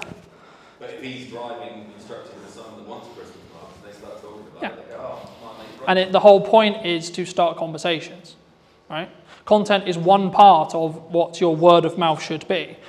Very quickly on that, your word of mouth will be amplified depending on what you do in content. You have good word of mouth, things will go really well. If you've got bad word of mouth, your business will die really quickly. So one of the things that I'm thinking about now is, to me personally, how completely overwhelming all of this seems. Like, I know that you're an example of what you're doing, that's absolutely fine, but you're doing lots of things really well because you've got a lot of experience. And it feels so completely overwhelming, and that's what's stopping me from starting. And that's... I don't have a problem doing something. That is very common. Where do you start? How? What order? Choose one thing. Just choose one thing. Our mind is really well. It's like, multi-millionaire, fantastic, well done. I'm not that, by the way, but... Not yet. And I'm going, right, what's next? What? Because you're everywhere at the minute. And my wife went, bloody hell, it's everywhere. I'm going to unfollow you politely. Yeah. And I thought, shit. But all that says... Not everywhere, because you're only getting 1,000 views, so there's only 1,000 people seeing it. That must be Salisbury based. Yeah. But it's also echo chamber based, My wife right? at home, she's now seeing. Yeah, but in the nicest way possible, is your wife going to buy from me? Probably not. So me posting all the time, because it's not relevant content to what she wants to consume, she'll find it annoying. Okay, but to someone else, it's incredibly valuable, incredibly helpful. So is that reach then? So like, one of the things that I'm thinking when you say you're in all these different places, really like, to me, what that's generating is reach. Yes. And so that gives more opportunity for people to go, I need that now. Yes. Because but it's also a filter. So marketing, when people think we don't talk about in marketing, is the job of marketing is actually to tell to the wrong people you don't want to work with, don't work with me. If you don't like my approach and you don't like my style, you're not going to want to work with me. But it has to be in the timeline that works. So for me to get Christmas bookings, right? So I'll give you an example. So a lot of your guys are going to think about Christmas bookings. You should be marketing that now. I've just done the pre-mark because I've got this done. Right? But so for me, if I want Christmas campaigns, I need to market it in September so I can win the deals in October, so then we can execute it for the client in November, so then everyone sees the marketing in November, so then, because Christmas isn't December for buying and making decisions, it's November. Traditionally, yes, right? There's always exceptions to the rule, yes, of course, right? But in 95% of the cases, actually Christmas should be, in my case, started marketing in September. Hence why Christmas marketing is now started in September. So what you want in 3 months, you should start today. That's the thing you should be marketing today.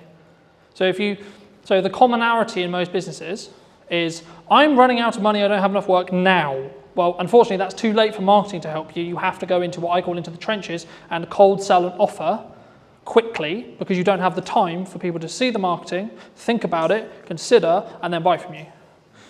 But if you're in a position where, actually, I'm good for 3 months, you should still be marketing now because you don't have work in 3 months. Okay, cool. Right, so where do I want to be? So I already know what Q1 and Q2 is going to be from marketing, like those 3 pillars. I already know what those pillars are. You don't know, because I haven't started it yet. Second we hit December, Q1 starts. Second Christmas is done, in regards to my marketing plan, the plan for Q1 next year will begin on my marketing. But that's because I'm always front loading it, right? So a lot of the content for this event went out over the summer because I wanted to sell it in September. My view personally, do 1 really well instead of doing 5 really badly, right? Something that I struggled with personally a couple of years ago was, I'll go to networking, I'll do content, I'll do a podcast, I'll do this, I'll do that, I'll do this, I'll jump around with a banner, blah, blah, blah. I did all of them terribly, so the results didn't happen. The moment I focused on, I'm going to do content and content only, I got more deals, I made more money, I did less work on actual serving clients. What happened just before you decided you were going to do content only? I asked myself personally, what do I want to spend my time doing? Me, personally, what do I enjoy? What do I enjoy doing, and how do I feel I can amplify what I'm doing? Content's incredibly good to doing a message to many people at once when it comes to scaling time. You might actually find, fucking hell, I hate the idea of content. But I'm really good at having conversations, I'm really good at talking to people, just generally, okay, go and network. You don't need social media, you don't need ads, you don't need this, just go and network. Yeah, and pay me to. I can't do that, but there we go. Or you might go, actually, I want to get better at content, right now I'm shit. I promise you, everyone was shit, including me. No, please, seriously, that's why those videos are there. They are shit. But I have a journey that I can now show you. Here's me in 2018, here's me in 2019, here's me, shit, we have a pandemic, I just went full time, fucking hell. Right, okay, here's me 21, here's me 22, it's on. How did you go? What, in COVID? Lost all my clients in the span of a week. £10,000 worth of work, gone, like that. Every single deposit had to be paid back. We can't do it, we don't. We're terrified the world's about to end, we all think we're going to die of an unknown virus. The one thing you're going to go and do, oh, you know what I'll carry on spending money on? The future of my business. I don't know if there's a future of the world right now, bruv. We were too busy pouring beer away. COVID was a fun time.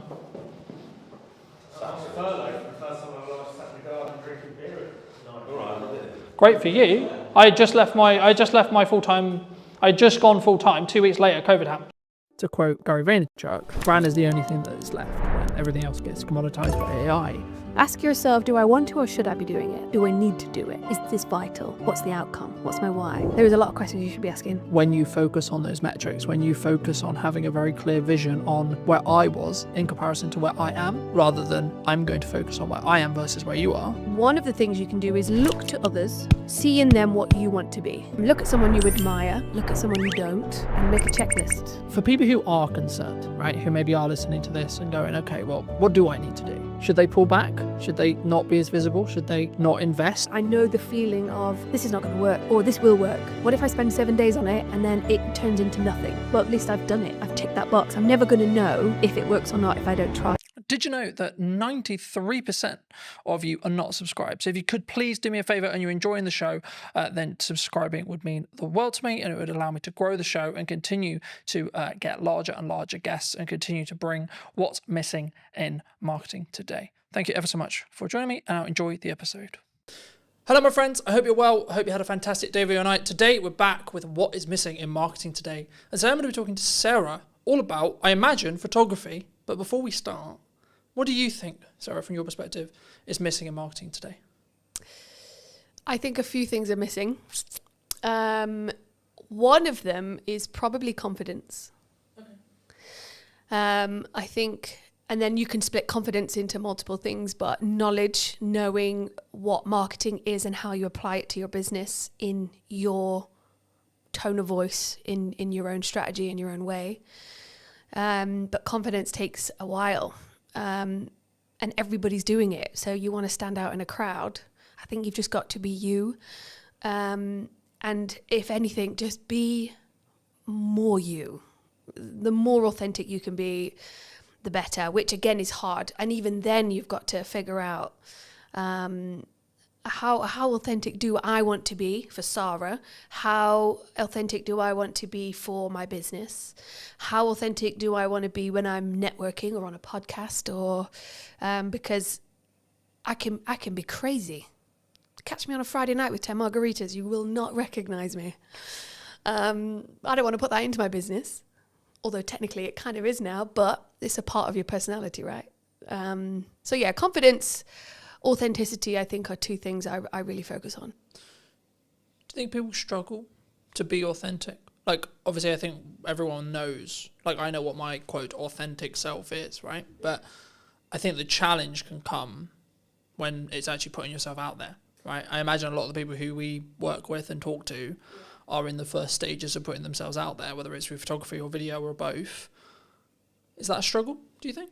I think so. I think you've either naturally got the pizzazz or the no filter to just go out there and be yourself, and be truly yourself and not be what the world wants you to be.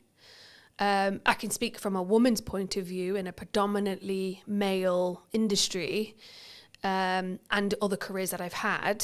You do have to stand taller and on your tiptoes, and you do have to shout louder, and you do have to talk about golf and boobs and whatever else it might be that some men like to talk about just to get their attention. Is that who I want to be? No. And so it takes a little bit more focus. A therapist said to me a few years ago when I was a bit lost and I felt like an open nerve just walking through the world.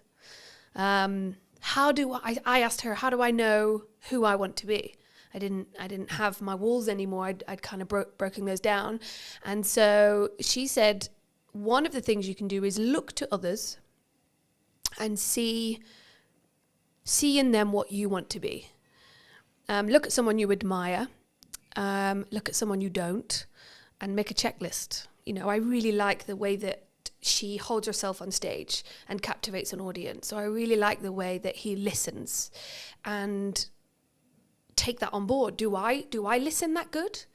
Do I have that kind of presence when I walk into a room because I want it? No, I don't. Okay, how do I incorporate that into not only myself, my confidence, my business, my world, my relationship, but equally when you are talking to someone and they're on the phone or they're looking around the room and they don't know, they're kind of not interested, or, you know, when you've been at a networking event and somebody just walks over with their business card.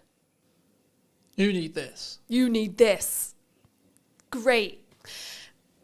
It's gone in the bin. Yeah, I don't want that. And so taking note of these things, and it's the same with business, right? I mean, if you look at your competitor and you feel a little bit jealous, okay, well, what have they got that I don't? How can I make that my own? When I look at someone whose personal brand is on point, and they've absolutely nailed their marketing, then what have they got that I don't have that I can twist in and make it my own? So yeah, I think people struggle.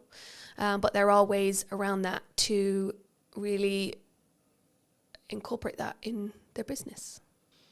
I think it needs to be personal though, because I think if you just look externally at what's trending, at what's the thing to do, right? Oh, this is what all the other photographers are doing. This is what all the other video people are doing. This is what all the other masters are doing. Then I think you would just become an ex-client or a client that I've worked with a couple of years, like you'll be in the sea of sameness. Because, and something I've always done is say, well, maybe this isn't on trend, or maybe this isn't like the thing to say or the thing to do, but it is authentically me. I would say that even if the camera wasn't rolling, I would say that. And we were talking about, as I was setting up, about like, what's the difference between me on camera and what's the difference between me off camera? This is the first time we've met, but hopefully if you talk to people who have known me for a long time, they'll tell you, well, yeah, there's obviously some differences and maybe I'm a bit more hyped up and a bit more animated, but the core, I would hope, is the same or the same. Core values, right? But I think that comes back to having that authentic side of yourself and not being afraid to show it. I think you could be a photographer in a room full of 100 photographers, but if you're authentic and you have a little bit of confidence to show that, to push that through into your marketing so people do get a glimpse of who you really are, that's what makes you stand out. Or at least if you're not standing out, your customers and your people around you are going to look at those 10 photographers and go, okay, well, I like what he's saying, but that's not quite my personality or my sense of humor. But what she had going on and what she wrote in her post a few weeks ago, I really connected. And that post would have come from some form of authenticity inside, or having the confidence to post about that. I think that's how you stand out. It's just by being more you. I think sometimes we struggle though. We do. I know I did for a very long time. Oh yeah, couldn't agree about more. Like, all this post, or I'm not sure. How do you go through that self-discovery, do you think? And or have you gone through that self-discovery yourself with like, what is okay for me to post? What is, quote, authentic me?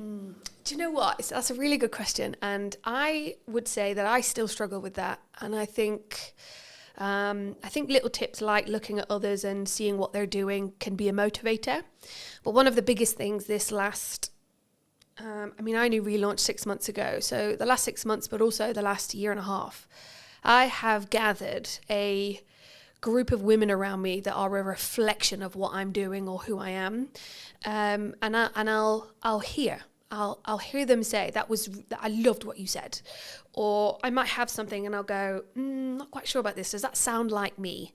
And so I think having the right people around you, there's a saying or a quote that you are a reflection of. You're the sum of the 5 people you spend the most time with. And I love that. And I couldn't agree more. I think having the right people around you helps you find your voice alongside ChatGPT. We'll get onto that.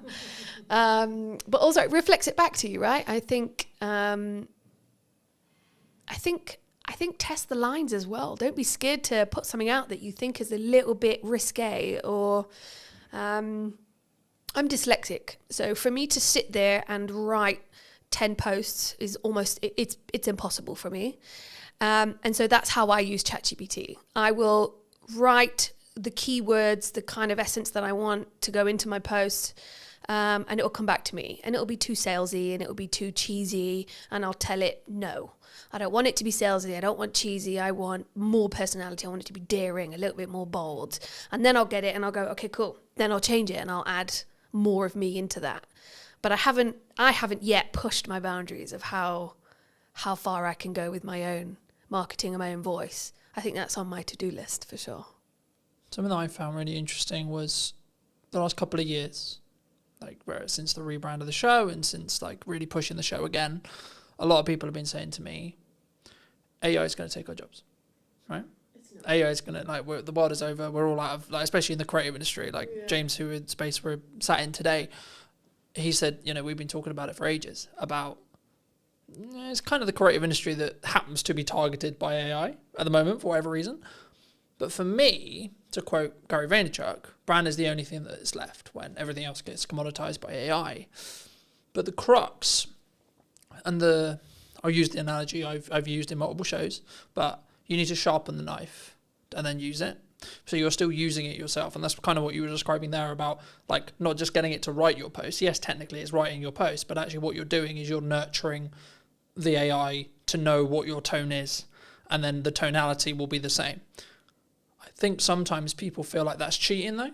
Do you especially as maybe a dyslexic, because we're both dyslexics, and I think it's not for me. I think if you've got some setbacks, some hold-ups, if everybody has a day where they're just blank, they've got brain fog, they've got a blank piece of paper in front of them and nothing's coming out, writer's block.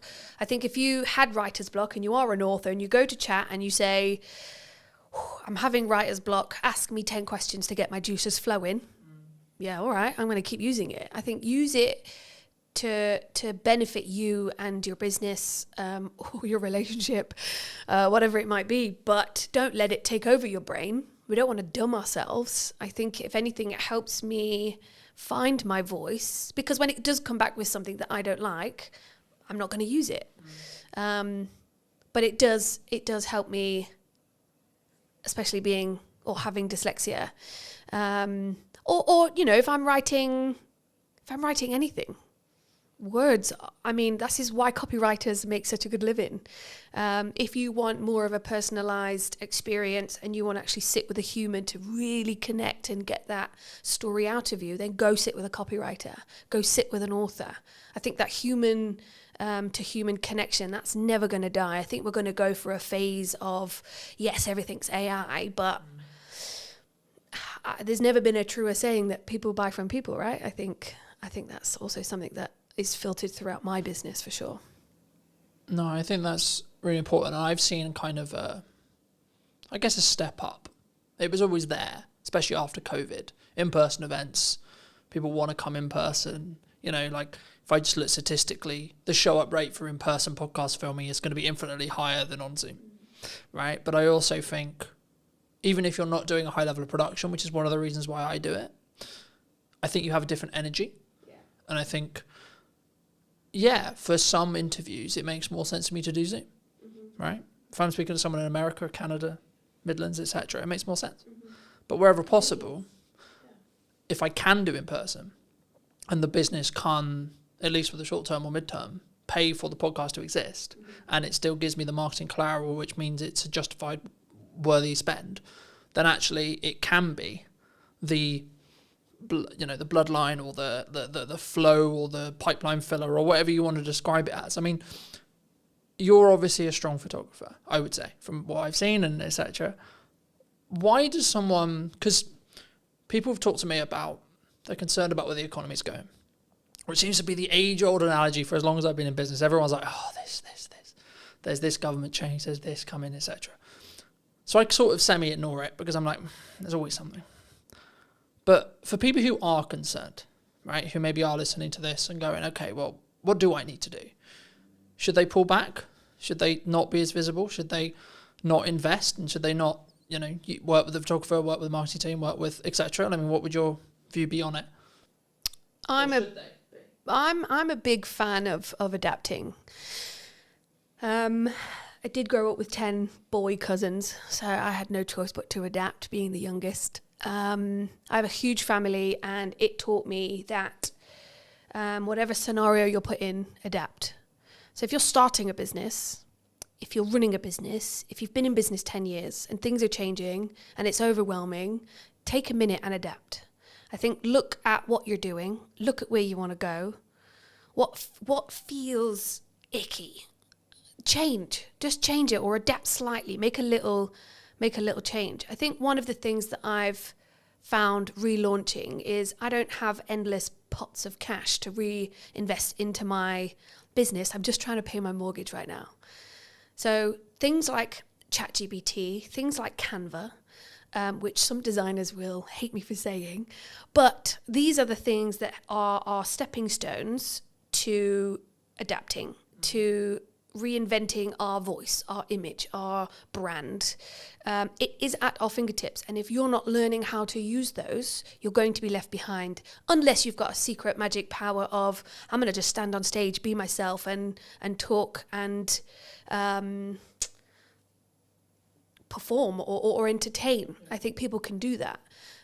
Or you're at home, you've got a laptop, you could take on the world, but you've got to adapt, and I think it takes step by step to get there. And there are tools out there, free, affordable tools that you can use.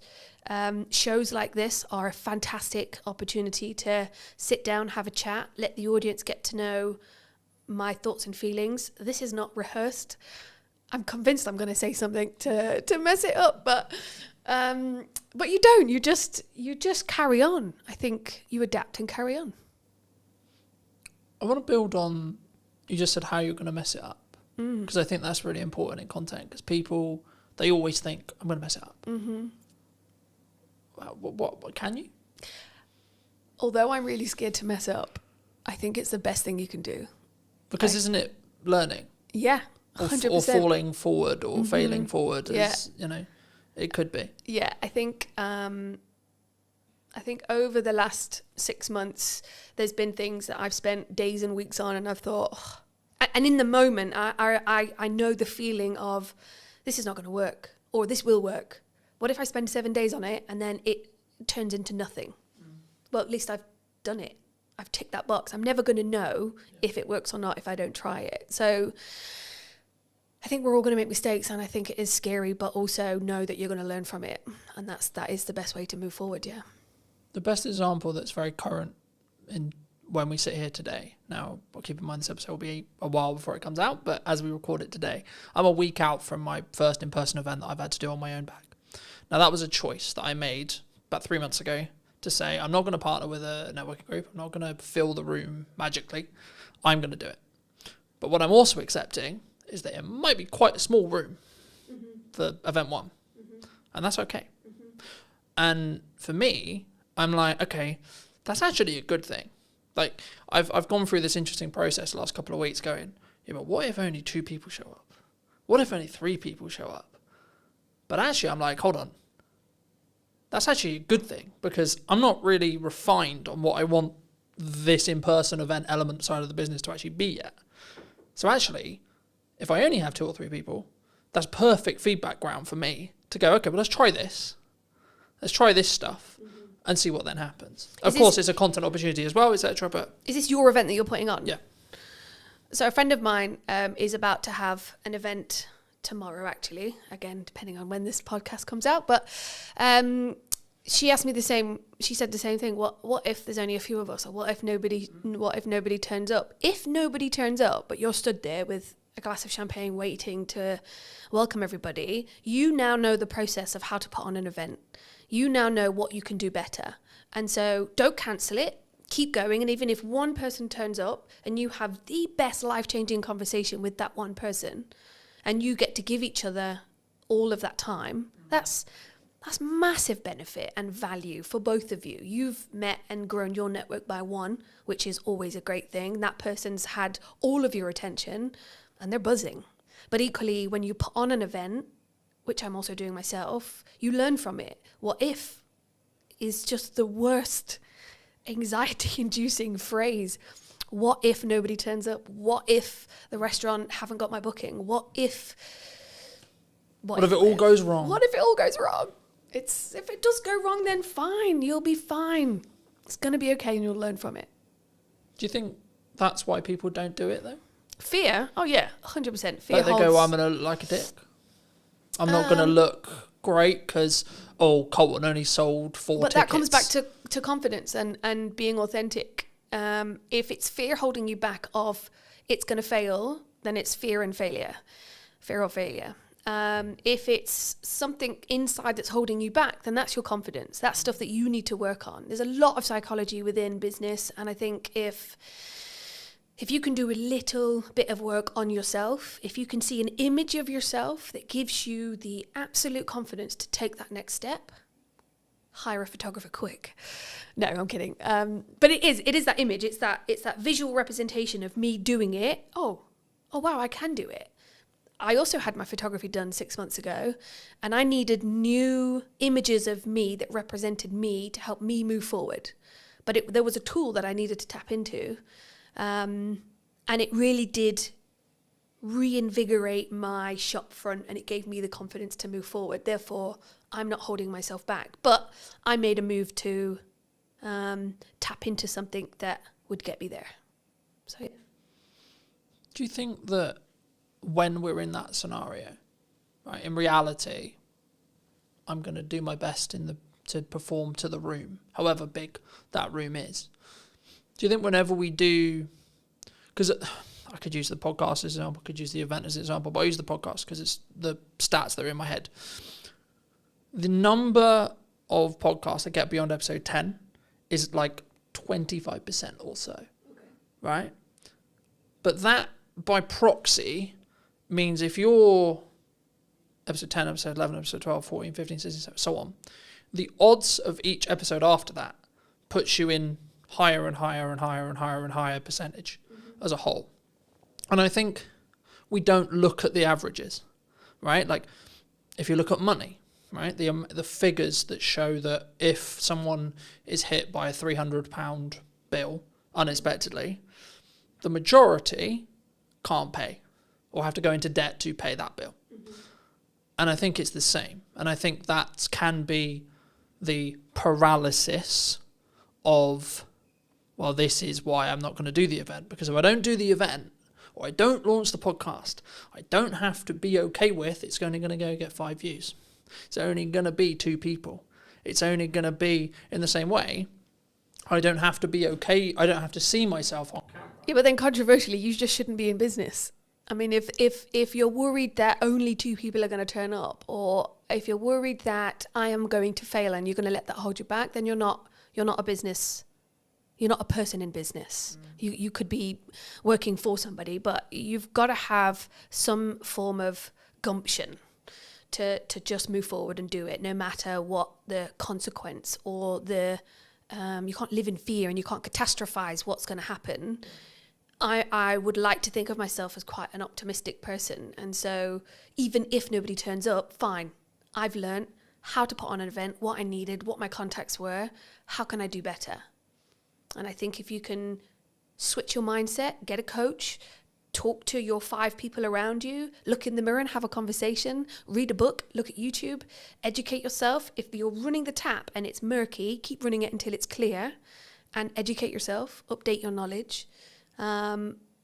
If you are holding back because of what if and fear, then you're not ready. I would say read a book, listen to a podcast, feed yourself with stuff that's going to help you make that next step, open the door and welcome your 2 guests. Equally, welcome your 500 guests, and now you're overwhelmed, but I did a good job. But do you think it's like, I think sometimes, especially for me anyway, and the more I think about it, I'm like, I can reframe it as a perspective of, but I'm going to give so much to those 2 people. And then they're going to be maybe advocates for my brand or potentially have work from it or etc. Or even just like do the nice thing of like, I gave them all this time and they took a lot of value from it. People are very value centric, right? We want value from it every minute, I would say, in the culture we live in, right? But when we create content, when we show up, when we look at marketing, would you say people sometimes underestimate the value that they can actually give themselves? I think people don't know what they can give. Okay. I've created a networking group called The Huddle, and I've done a lot of networking myself. And I've been to events that were well marketed, very well marketed. And then I've gone and it wasn't that good. Great marketing, but the execution of the event, not so good. Same with anything. That deodorant was very vibrantly marketed, straight directly to me. I bought it. It's actually not that good. I think you've got to do your research. I think you've got to ask questions. I think you've got to put in systems and processes. Dare I say those two terms? But everybody needs a system and a process to put in place. Ask the question, what is the value? I mean, if it's a networking for the huddle, I asked a friend of mine, Chris, what would be the value? What would make this event worth shouting about? And not only did I ask questions before the event, but I also sent a questionnaire after the event. What did you think? How did it compare? What was missing? All of that kind of stuff. Because even if 2 people do show up or 500, you've got data. Data is another tool to sprinkle on your next event, to give you the confidence to go. Because another thing is direction, right? If I'm not giving value, if I'm not taking that next step, is that because you don't have direction? Is that because you don't have, what's the word I'm thinking of? I would say it's conviction. I don't want to put words in your mouth, but I would say it's conviction. So I'm convicted to the event happening regardless of who shows up. Even if it's an empty room. I'll still give the presentation because I'm filming it as if it's 2 people, 5 people, 10 people, 15 people, 100 people, I'll show up the same. So I have the conviction to be able to come forward and say, I know my shit, I'm proud of my shit, and this is what I can offer. Yeah, I think conviction definitely plays a huge part. I think the word I was looking for is something to do with seeing where you want to go and what's your why. So at the end of this campaign, at the end of this event, at the end of your marketing XYZ, what does good look like? And then work backwards. That's always a really good way to do it as well. I think conviction helps get the job done, but you've got to have a vision.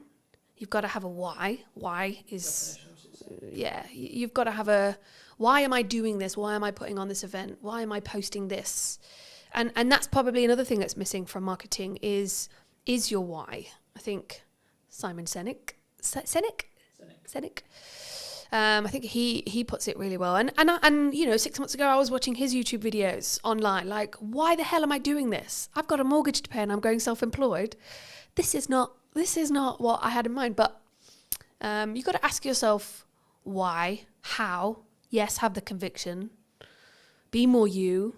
And just have you can still be a shy person and put something on great.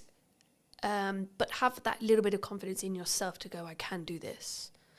And if not, just lie to yourself for the first one and then get over it.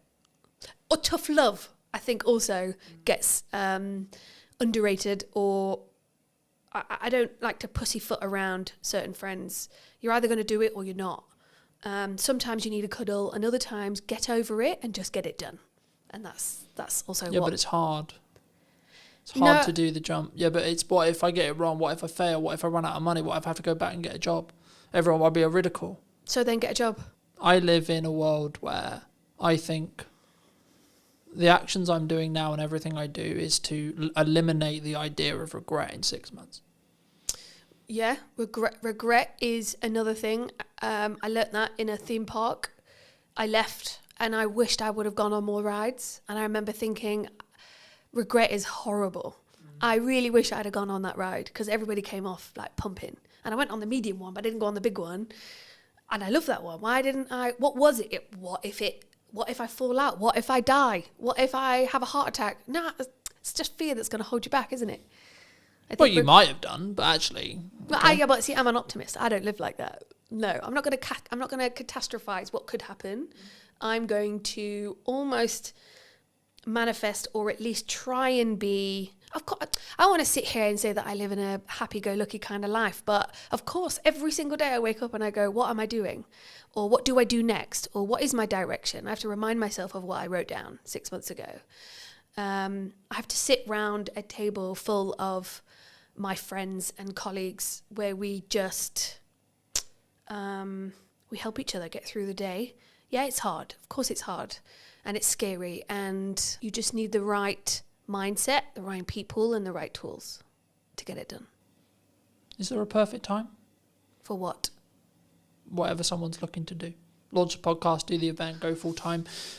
bridge that thing from a hobbyist the hobby that pays me to then actually it's my full-fledged business, it's my only career, etc. It's the thing I'm currently doing to make that leap. Is there a perfect time for that? I'm not sure. I think no. I don't think there's a perfect time. I think there's a circumstance. I think if you're in the right circumstance, the right environment, the right headspace, go for it. If you're in the wrong headspace and you launch something, or if you're in the wrong headspace and you post that controversial thing that absolutely ruins your career, your circumstance and your headspace was not right. Therefore, you shouldn't have, because the evidence has just shown, or the consequence, you've now got no business and everybody hates you, right? But if you're in the right headspace, environment is a huge thing as well, then yeah, do it. If it's just a little bit of fear, if it's just a what if, do it. Do it anyway. Should we lean into our emotions are on our sleeve sometimes in public posts? Because that's what came to mind when you said this career destroying post. That's what came to mind. Emotions are interesting. I photograph emotions on a daily basis. If you're going to bitch and whine about how bad your life is, nobody wants to hear that. Equally, if that person is crying out for help and an ear, then maybe one or two people will lean into that and help that person. But we've all got our shit going on day to day. And I don't think we've always got the capacity to help mollycoddle that person. That person might need a hug. They might just need some tough love. Equally, I'm not reading that post, or I'm not clicking on that link, or whatever it might be. But I do think that another thing missing from marketing is emotion. Yes. But emotion is huge, right? I'm not saying... Because I think some people, they struggle to be vulnerable. And of course it's within context, right? Mm-hmm. It's, I've healed from this thing. Personally, my yardstick on it is if you're still healing from something, no, it should not be on social media. Not at all. Because you don't have the ability to rationalise it and contextualise the story properly yet. But if you have healed from it, and you're trying to tell it as a telling story that has a purpose, whether that's I want to show who I am, or this is a story and this is how I overcame it, then yes, I think you should. But also I think it should lean into the first of what we discussed, which is that authentic to you? So I've been doing some work with Serena Mann. She's a public speaking coach. She's really good at that. She's really good at sitting down with you and your story and going, well, that sounds a bit too personal. We can still touch on it. We can reword it. It's good to talk or touch on that, but let's not delve into that bit because that's crossing a line. But equally, you've got to ask yourself, how much of my personal story do I want to put out there? I think sometimes it's good to touch on something, tweak it, to make it a story, to make it listenable. I think, again, it comes back to those people around you or having a coach. What is your story? What are you wanting to get out there? And soundboarding it, sound checking it with those people around you. Is it within my marketing brand guidelines, if anybody's even got those anymore? But do you think that can go too far, though? Because I think some people will maybe listen to that. Story. But I think in general, I think people will maybe say or listen to this and say, well, I had this really good post idea, had this really cool story, or I had this really cool thing I overcame last year, but it doesn't fit in the box of my brand guidelines. Who built those brand guidelines? Because if that was what you did in a moment of clarity and it doesn't fit, then assess it in that moment. I think if you're going way beyond what you're supposed to be talking about within your brand, yeah, that's when you should probably sound check it with someone you trust that also understands your brand. But equally, this is where the authenticity comes in, right? One day you're feeling like absolute crap, and the next day you're on top of the world. Which day do I talk about? I don't feel comfortable yet enough to talk about my low, down, dark days, but I have them.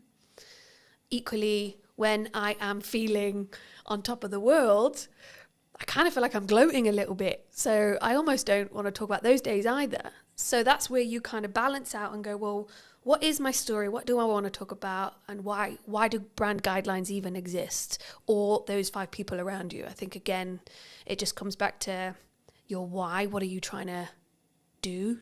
What do you want to get back?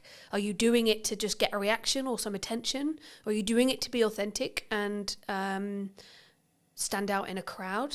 Then yeah, go for it. But something that jumped to mind, so I'll mention it. I, at the time of recording last week, recorded an episode with Ravi. He's a communication coach.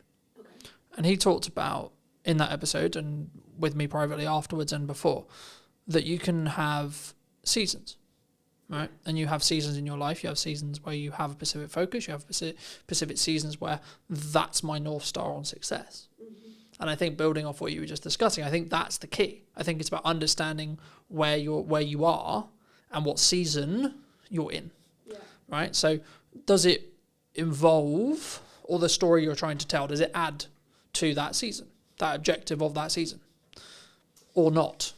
And if it's not, then maybe save it, or maybe don't use it in the context you were initially thinking, and say, okay, well, I may come back to that and contextualize it some other way when the timing feels right. But also don't use, in my view at least, don't use that as a crutch to say, well, that's why I'm not going to do it. No, and I think, if you're going to build yourself a box, I wouldn't necessarily stick within it. I think it's okay to push those boundaries. But equally, you've just mentioned something that I'd never thought about putting into my marketing plan of seasons. Not at all. So actually, now watching this podcast back, somebody might go, actually, I do find that I have seasons, but that's because they've gone out of their way to watch a podcast and somebody's mentioned seasons and they go, actually, last month was really good. This month's not so much. That month's about this and that and so on. So yeah, I think have your seasons, have your strategy, try to stick with it. But if you feel really strongly that I want to talk about this, or actually I've got a new idea and I know this is going to be the thing that skyrockets my visibility or my business, then yeah, run with it. I don't think there should be, I think you need healthy boundaries, but when you put things in place that stop you taking that next step, yeah, that's something to be mindful of. For me, something which completely changed my marketing as a whole was actually limiting what I'm allowing myself to market, but also doing it in 3-month chunks. So 3-month chunks. So I talked about the event earlier. Mm-hmm. The event marketing stopped about a month ago at the time of recording. The event's next week. Okay. Now, some people would say, wow, your priorities changed. Wow, the event's going to get cancelled, etc. No, the marketing did the job I needed it to do to get me to the point where I'm doing the event. Cool. But now I'm focusing on other things. And for me, I mostly took this from Alex Emosi, but again, you can take it from other people as well. I only allow myself 2, maximum 3 things per quarter to talk about. For as long as I have a podcast in the current format, one of those things will be the podcast. At the moment, at the time of recording, it's also Christmas. Now, to give the audience some context, we're recording this at the first week of September. So people are like, why are you focusing on Christmas? Well, Q4 is when Christmas matters. But for me to be able to get the work, I need to market it before the decision makers have made the decision about Christmas. Mm-hmm. That's September. That's not October, November. That's when you do the campaigns. That's when you do the etc. And there's kind of this joke in marketing where like, oh, it's summer and 25 degrees and we're taking pictures of snow. And it's quite funny, I think, for me. But when I made that decision, I made it maybe 6 months ago, it completely changed how I look at marketing, but then also the results that I get. Not short term, not all this clip went viral, but the focus I can give during that time. Mm-hmm. And it's not to say, I don't have other like ideas or I don't have other concepts. It's like, no, that will come in time, right? You can give it to the next quarter. So I've already planned out what Q1 next year is going to be, but I'm not going to touch anything in Q1 yet because I'm very focused on what does Q4 look like for 2025. How did you learn all of that? By consuming and trying and getting it wrong, right? And do you think that's the right way that everybody should be working, or that just something that you found that works for you? I think it's me. Personally, I think it's me. Because I think it would be very arrogant of me to sit here and say, this is what you need to do for your marketing and your vision and your success. But what could work for everybody is go out there, get some knowledge and build something that works for you. I think we can teach the idea of consistent improvement, consistent learning. I think that's important. I think that's something that we should always look towards. Yes. But then we should stop. For people who are maybe on the fence about looking at visibility, looking at content, looking at photography, what would you say to them? And this can be more of a pitch for you in some ways. Well, it's interesting because the inquiries that I'm getting at the moment are personal branding is everything at the moment. And I think that is a really good thing to lean into.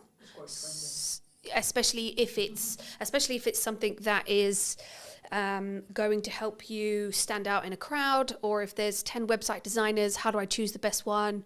Well, she looks like my kind of gal. Let me have a phone call with her. From that phone call, did it go well? Yes, great. Did that image get the job? Probably, because looking at that image, I related to that person. I think if you think about photography throughout history, it is what makes us make a decision. It is what makes us choose the pepperoni over the mushroom in a Domino's menu or whatever. I think photography is a massive skill, tool to have within your business.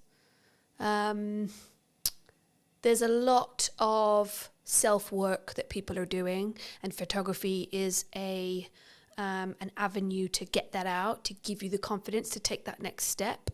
But also company culture is a huge thing. How do we know who we're talking to when we pick up the phone to the plumber or the cleaning company or the recruitment company? Who am I talking to? Because yes, AI is there, but it's still people to people. So I want to know who I'm talking to. If I'm going to invest £100,000 or £500,000 with a financial advisor, who am I going to pick? Do I have to go to every single networking event to meet all of those financial advisors, to build the relationship, to then decide on who? And I can't. But why don't I go on the website and see what the website's saying? Why don't I go on their social media? Why don't I do what I can do first in 10 minutes on my phone and connect with somebody over an image? Now, that image could just be a headshot. It could just show me your face so that when we do meet for a coffee, I know who I'm looking for. Equally, it could be a bit more of a portrait. It could be an image that says, I'm into rugby and I've got kids and I love a coffee in the sunshine. That's the kind of guy I want to invest my money with. Or equally, I am looking for someone who will understand me, and I've got this huge shopping addiction. And I know that she has too. So let's just, because you want to connect, you want to invest your money with someone who you can connect and bond and grow with, especially if it's a long time investment. If I'm going to invest in a website, if I'm going to continuously do podcasting with somebody, I want to make sure that that's somebody, and you and I as an example, that we do connect, that we do get on, that this is a successful relationship moving forward. But how do I get there in the first place? And I think imagery can do so many things. Yes, images say 1,000 words and so on, but I think more than that, it's a reflection of what's going on. It doesn't necessarily need to be about you. It could be about the company that you've built. I got 30 team members. I want them all to be photographed, and then when it is on the website and when we do have it printed in a business magazine, I can be proud. I built that team, and the company culture is great, and that really comes across in the imagery, in the marketing. Imagery, design, marketing, web, all of that is integrated and helps you promote, helps build your personality of your business to get it out there. Or you have the same image on your LinkedIn that you had 10 years ago sitting on a beach with a cocktail. One or the other, I'd say. If someone is looking for a marketer, videographer, cleaner, plumber, etc., but especially when you look at brand or either brand work or marketing work, like what they're actually going to be doing, do you think it's specifically about the person and making sure that I connect with you and that's why I'm going to hire you as a photographer? Do you think? I can't speak for everybody else, but that's how I do it. I do have a plumbing company that I use, JPS. I've got a relationship with Jamie, so I will go to him. I've got his number in my phone and I will call him. Have you got anybody that can come out? My boiler's just broke. I wouldn't pick up the phone and call. I wouldn't Google if I already know that Jamie's my go-to guy. Equally, I do have a videographer that I go to regularly. I'm not going to Google that if I've already got that contact. So I've built that relationship with those people that will help me maintain my little black book, that will be there in a pinch when I need help. And equally, I'd hope that they've got my number saved when they need a bev at 5 o'clock or a game of shuffleboard down at the Dell.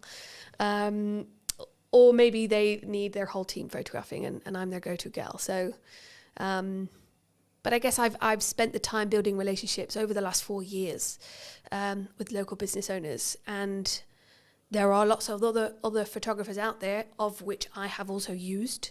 So I think collaborating and again showing who you really are, making those connections, helps you build a network, which helps you build your business. Are you locked into those people forever, though? Do you think? No, and I don't think that those people would be offended if I went elsewhere. If, as an example, Jamie was really busy, then yeah, I'd either say, well, is there anybody else you'd recommend? Or I'd go, yeah, to my girl group. Has anybody got a plumber I can use? Or then I'd go to Google. If I'm looking for something more personal, maybe a product, maybe a restaurant, maybe a holiday destination, I'm going to Instagram and I'm going to type in what I'm looking for, and I want to see visually what it is I'm going to pick, buy, and so on. What credibility is behind those images? What are people saying? What's their Google rating? What's Trustpilot saying? On my group chats, has anybody been to this restaurant? And so it's that feedback that you get from people that helps you make that decision. So yeah, I think relationship building gets you where you want to go, helps you build you as well. Photography is a tool that helps you capture who you really are, what the product really looks like. If you can look at an image and go, my God, I can almost smell that. Is that the person that put the flowers next to the candle? Or is it the photographer directing, or the creative director? Like, there's a whole team of collaboration that puts an image together that helps you portray a person. Or, I mean, straight into my head, I've just got Coca-Cola, not the can, and not a branded glass, but it is a clear glass with just Coke streaming into it and it's all fizzy. We instantly go, Coca-Cola, I'm thirsty and I want a Coke Zero. Yeah, I'm going to go get that. But it was an image that helped me salivate and want a can of Coke or a burger or whatever it might be. So yeah, I think it's powerful. Do you think that's why, like for me, whenever all I get from that feedback is like, you have to front load your marketing 3 to maybe 6 months before you want the action? And I think that's sometimes what people get wrong, especially when you're starting out. I think I know I was privy to it as well. You didn't, in my early years, I didn't financially plan well enough so that I knew I had 3 months worth of runway. So actually I can see the problem 3 months out. Or I didn't specifically focus on my marketing, so it was maybe a bit more scattergun than it should have been. And that's potentially why the marketing didn't do the job I needed it to do, whether that is sell more projects, bring in more podcast guests, get the podcast to whether it's making certain revenue, etc., whatever the objective is. But I guess that bridges into, how do you think people should, because I'm big for collaboration, right? And I'm big for let's work together, let's see how we can collaborate to create something more meaningful. Is that a unique skill set though, nowadays? To collaborate? Because I think it's very easy, because this would be a good example, because some would say, well, you're a competitor of mine. Am I? I don't think so. But some could say that. We're both in the creative space where we create visual identities. I think collaboration can be everything. And I think it comes back to a line of 10 photographers. Who am I going to choose? Which relationship do I have? What is their style? What's my style? And is that a good match? I think to be competitive and decide not to build relationships with your competitor, or, I mean, I know 2 financial advisors who wouldn't, and I know she's referred customers to this other person when she could have taken it on herself, but it wasn't quite right. It just wasn't a fit. And that was a personality relationship thing. But if she didn't have that relationship, then she wouldn't have been able to collaborate. I think some of the best things come out of collaboration. Planning ahead. It's interesting because when I walked in, I think you and James had said, it looks like everything's going really well. Because I guess, I mean, I don't know what people think looking outside in. But sometimes I'm lying in bed at 11 o'clock at night, writing my morning post, and I'm going to schedule it for 7 a.m. or 8 a.m. And I might do that consistently for a few weeks. Do I wish I could be the kind of person that would plan 3 months ahead? Yes. But equally, what if something changes? And so I like to have a little bit of control over that. And that's something I'm still learning. Do I want to hire someone to do all that for me? Absolutely. But I think everybody should learn how to do it themselves first before you move on. Equally, can't afford that yet.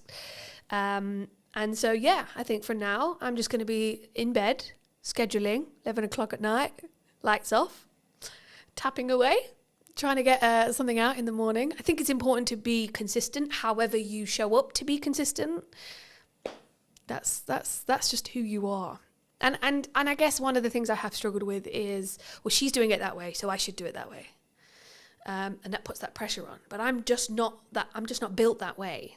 I'm built last minute, and it makes it more exciting. And the more pressure, I used to work on cruise ships for 6 years. You don't have time. Time is not a thing. Location is not a thing. You show up and you get the job done. You live, you work, you play in the same place. And those things just need doing there and then. So I guess that's the way that I've learned. How did you learn? How did that person learn to... I've got a friend, Rel. A lot of people watching this might know Rel. She is organised. She plans. It's just built within her, you know? I'm not that person. I'm not at all, but I can walk into a room of 500 people and introduce myself. But I can't plan. It's just not my thing. And consistency, I hate that word, but it is probably one of the key elements of success within marketing, because your customers want to see consistency. Coca-Cola don't sell those cans if they aren't consistently putting on billboards, right? So yeah, there's such an array of things that we should be doing. What do you actually want to do? Because if you're shoulding yourself, then I don't think it's real. I think you need to do things to be consistent within business, within marketing, within your products and services, sure. But when you're showing up for yourself, are you shoulding yourself, or are you doing it because you want to? Because there are days when there's no post going out, and that's because I'm having a crap day. And I can't think, and I don't want to do it. Or I'm editing, and I'm just burying my head in that. But equally, do I want to do it? Today, I want to do it. Today, I wanted to do this podcast. So I showered, I straightened my hair, I put my best blazer on, and I came, and I'm doing my thing. So ask yourself, do I want to, or should I be doing it? Do I need to do it? Is this vital? What's the outcome? What's my why? There is a lot of questions you should be asking. Or should yourself? There is a lot of questions you could be asking yourself to get to that next step and be consistent, or just show up for you. Be online. I think the important point for maybe someone to leave with as we finish this episode is to do you v you, right? Because I think so many times, and something I've always focused on is, where was I a year ago, and am I better in my subjective terminology of that than where I was a year ago? That could be how much I've turned over this year. That could be how many podcast episodes I've done, how many views I've got, etc., etc., etc., etc. Right? And I think when you focus on those metrics, when you focus on having a very clear vision on where I was in comparison to where I am, rather than I'm going to focus on where I am versus where you are, it allows you to be more open to open collaboration with other colleagues, other people in your industry, or other clients that are correct for you, but also potentially having the right attitude or point of view to say, actually, no, this person isn't for me. But you know who it would be you would be really a good fit for? This person over here. Mm-hmm. Because I have that relationship. I know who their best fit is. And I've passed on work to other people because I think they're a better fit. Yeah, I could have quoted the work. Yeah, I could have done the work. But would I have served that person better or as good as the person over here? Maybe not. For those people who have maybe enjoyed this conversation and want to connect with you, see some of your work, see some of your consistent content, where's best for people to reach out for you? LinkedIn is a good platform. That's my most used platform. So yeah, definitely come connect, comment, see what I'm up to on there. And I'm always happy to have a chat, a coffee, or you will catch me at the Dell on the shuffleboard. So yeah, come down and say hi. Thanks so much for the time. And if you were going to speak to you 10 years ago, what advice would you give that person? Ooh, 10 years ago, I just left ships and I thought I could do business and I couldn't. Educate myself. Surround yourself with those that you want to learn from, is what I would say. Thank you so much for the time. Thank you very much. And if you did enjoy this episode and you would like to see more like it, I'd love to hear what you think in the comment section down below. And why not be subscribed so you do not miss next week, where I'll be back with what is missing in marketing today. Thank you ever so much for coming back and joining me, and I'll see you very, very soon. My biggest performing posts on LinkedIn are all selfies or photos of me doing something mainly not related to the business. What do you think is missing in marketing right now? What do you think people could be doing, should be doing, that they're maybe not doing? The thing they are missing in marketing is consistency, which I think can be really, really key. How consistently should someone be writing a blog on a website? So we say it's really good if you can do it once a month as a minimum. Do people need video on their website? I really hate it when I go to a website and on the homepage I see that this person's got a video and I can see it's them, they're going to be talking to camera. It's not well scripted, or maybe not even scripted at all, not well thought through. They don't seem confident. And then you're going, why have you put this on your homepage? Because this is doing nothing for you or your business. Did you know that 93% of you are not subscribed? So if you could please do me a favor and you're enjoying the show, then subscribing would mean the world to me, and it would allow me to grow the show and continue to get larger and larger guests and continue to bring what's missing in marketing today. Thank you ever so much for joining me, and I'll enjoy the episode. Hello, my friends. I hope you're well. I hope you had a good day, evening, or night, wherever you are. Today, we're going to be talking all things websites, and I imagine some technical marketing stuff. Welcome to the show. Thank you very much. I'm good, thank you. For those who don't know you, I am. What do you do? I'm Jude Wharton. I am one half of Ready Steady Websites, and yeah, I run a web design and branding company. That is what I do. It's a very interesting space, as we were alluding to while James was helping set up.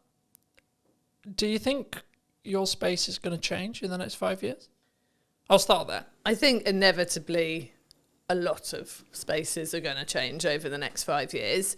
I think we thought it might have changed more than it has done already by now. I think we saw, the rise of AI website builders, and obviously you could get a website out there just like that, absolutely free, content written for you, images put in, when you've just said, I want a website for a nutritional therapist based in Hampshire. But in reality, it hasn't happened, and I think there's a number of reasons for that. I think the first is that those small business owners who are completely outside of the tech world, they're not tech savvy, they don't want to deal with it themselves, they don't want to have to think about any of it themselves. They're not wanting to use it. They're not there. They're not ready for that yet. And so they still want people who can be there to help them and support them. And they want copy that's written specifically for them and images that are them working with their clients. And so it hasn't taken off, which I'm very glad about. But I do think that as time goes on, people are going to get more and more used to using AI in lots of different areas of their life. As we go through different generations, people are going to come out of school so much more tech savvy. I've got a 14-year-old son, my eldest son, he's doing work for us this summer, and he is insanely quick and knows what he's doing because he is taught it now, like in a way that we weren't. I mean, so I came out of school and there were web designers weren't a thing, you know, so things move really quickly, obviously. So I think as time goes on, yeah, people will just be doing this stuff themselves because it will be so easy for them. But right now, not seeing it affecting us at the moment. How are you looking at that from a business point of view then? I think we are using AI, like it's great for speeding up coding most of the time. Sometimes, you know, it goes off in its own little world and you're like, I did not ask you to do that. Why have you thrown that in? But it is... I wanted to add a unicorn onto the Yeah, page, no, okay? exactly. So I just like unicorns. Yeah. I don't care what your prompt was. I'm going to add a unicorn. My husband, who is my business partner, he was using it to speed up some code the other day, and then it was going mad in a way that it hadn't done for him before. And he described it so brilliantly as, it's like when you've got a toddler with you and suddenly you look up and this toddler was playing calmly and happily on the floor, but they're at the top of a bookcase pouring paint everywhere, and there wasn't even a bookcase there to start off with. Like, that is what AI is like sometimes. It will just kind of go and do that. And that's reassuring to me at the moment, because it means that Chris, being a coder, he can use it to speed up his code and he knows when it's gone wrong. Whereas you can't just have any old person using it to create code and do things, because they won't know when it's gone wrong and they won't know how to sort it out when it's not working. So that's reassuring for me that it's not there yet. It will be, because the more people who are using it to do this stuff, the more it's learning. But yeah, so we are using it to speed things up. I think we'd be silly not to be keeping an eye on it, not to looking at what's possible with it. But I'm not worried at the moment. Cool. Where does it's mostly a marketing show. Where does a website sit right now in marketing, do you think? I think a website's key to sort of being the sort of centre point of where all your marketing's pointed to, really. I think it can be used as a marketing tool in its own right if you've got it working really well from a search engine optimization point of view, and it will just be bringing the traffic to you, especially if you are adding the right content to it regularly, like you're doing stuff like this but you're putting it on your website as a blog post. You know, you've got those things attracting new people to your website, so it can be sort of part of your outreach marketing. But on the whole, I really see a website as being there as the place that you send all of your outreach stuff to, whether that's you've met people through networking, whether it is you're doing podcasts, you've got your social media content, you've got printed, actual physical marketing materials out there. Because so many people want to see that you are a real, genuine, can be trusted business. And, you know, back in the day when people had offices and shop fronts, that did that for you. Like, that was, you were there on the high street and people could see that you were real and genuine. But most businesses don't have that. Your website is a replacement for that. And I've seen various statistics and the percentages vary. But on the whole, it looks like sort of 60 to 70% of people won't consider using a business, even if it's been recommended to them by someone else, unless they can go and actually look at their website, see that their website looks good, is professional, is really representing them very well, and then they feel confident to approach that business to consider working for them, with them. And so I think that's why it's so important. Like, your website just gives you that credibility, and is a really important part of your marketing to actually get people to want to talk to you and consider working with you. Because I think we're in a social media landscape where I think there's maybe a cohort, maybe a percentage of business owners, maybe newer business owners who just look at it as but I don't need it because I've got a social media strategy, because I'm on Instagram, because I'm on LinkedIn, because I'm on etc, etc, etc. And for me, I think it serves a different purpose, right? Yeah. And I think, I mean, we touched on AI at the beginning, but I think for me, like, traditionally we're looking at Google search, right? How are you seeing the shift to AI search? It's definitely happening. We've noticed it in our own analytics that we're starting to see more traffic coming from, specifically it was ChatGPT, than was coming from some of our social platforms. So it's definitely happening. I feel like, though, it's people I don't think they're putting in, I'm looking for a fantastic web company in Hampshire. I think they're actually going, have you heard about Ready Steady websites? I think they're naming us to find us from the research that we've done. So it's people putting it into ChatGPT. Do you think it's more of a proof of concept at this point? Yeah. Okay. Yeah, I think it's people testing it, putting it into ChatGPT rather than chucking it into Google, and they're just putting the same thing as they would in there. So it's sort of it's a different way of finding us, but definitely people are using it more.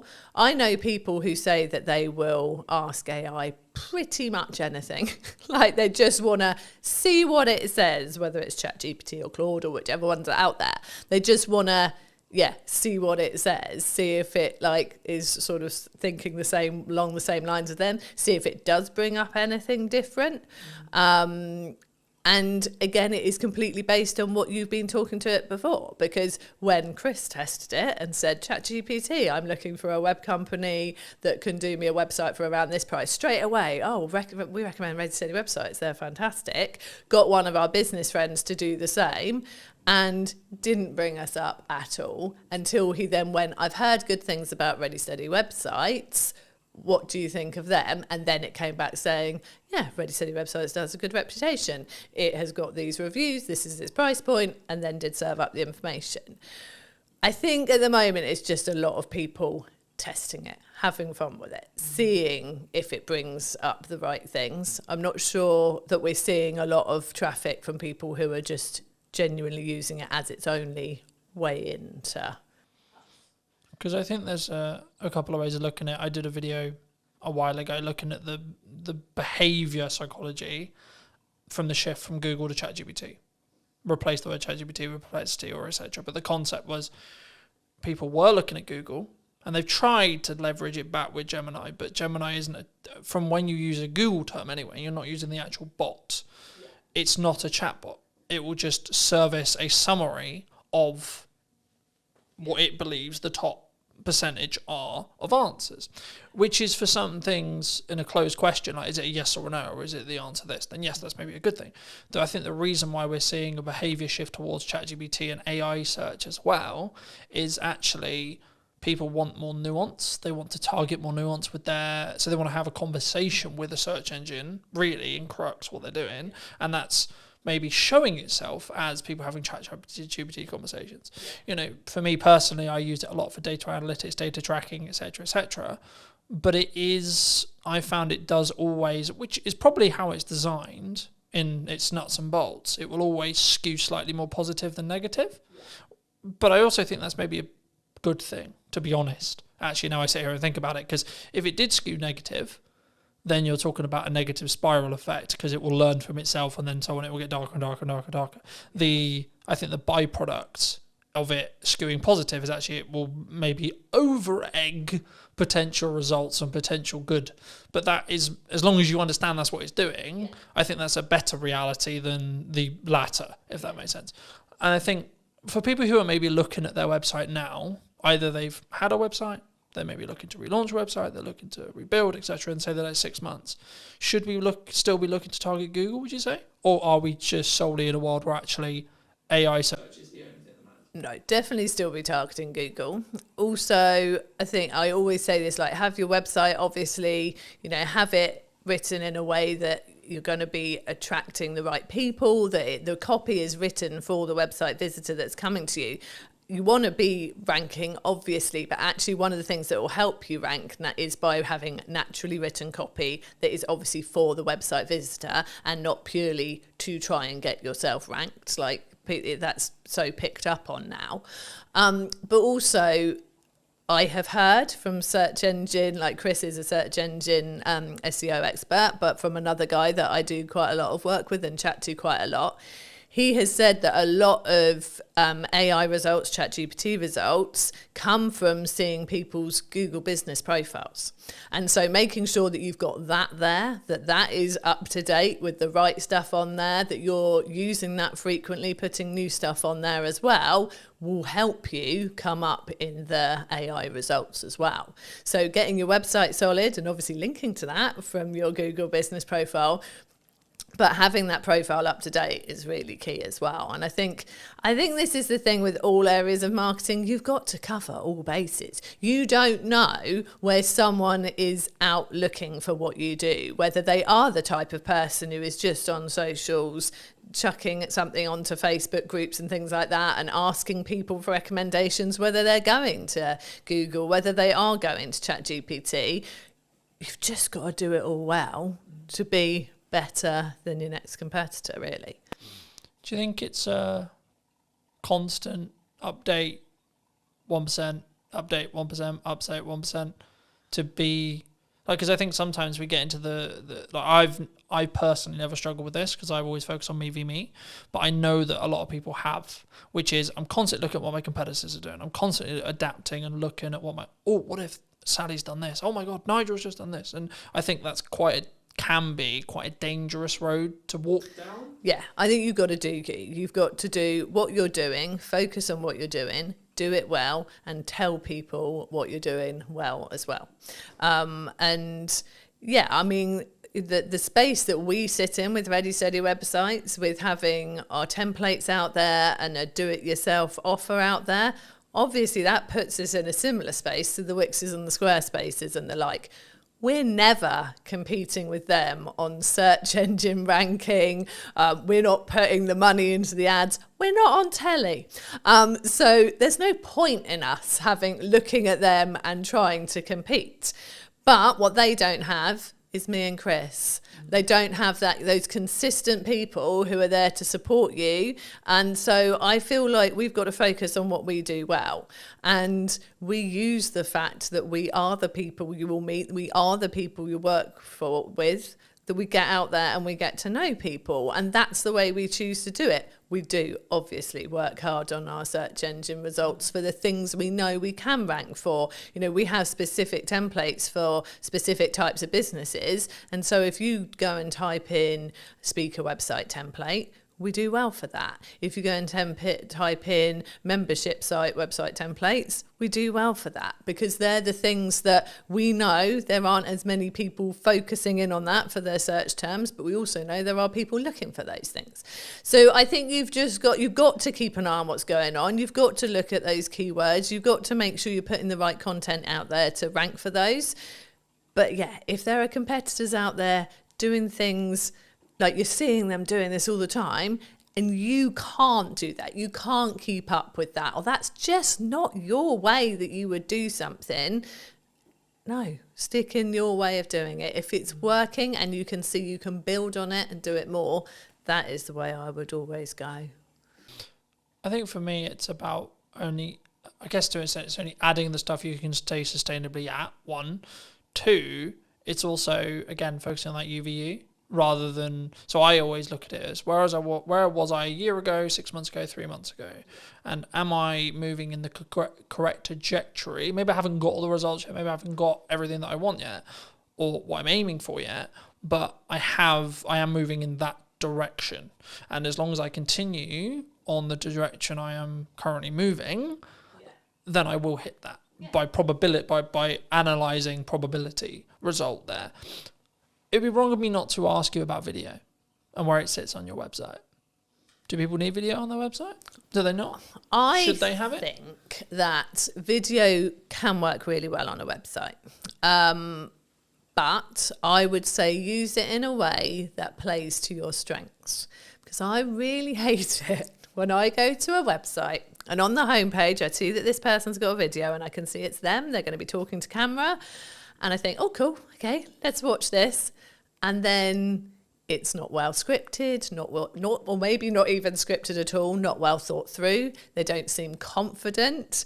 And it's just all a bit waffly and a bit awkward. And then you're going, why have you put this on your homepage? Because this is doing nothing for you or your business. And you know they've put it on their homepage because someone told them that they should use video on their website. You can only use video if it's going to be right for you and it's going to work, because it could go completely the other way and make people go, I'm not sure about this, and go and look at someone else's website. We have used video on our website. We had a video on there. We've since restructured the way that some of our packages work, and so we have taken it down because it's not current now, and that's another thing. You have to make sure that you're keeping everything current and up to date. And that was more of a like animated, sort of explain your process of how to work with Ready Steady websites.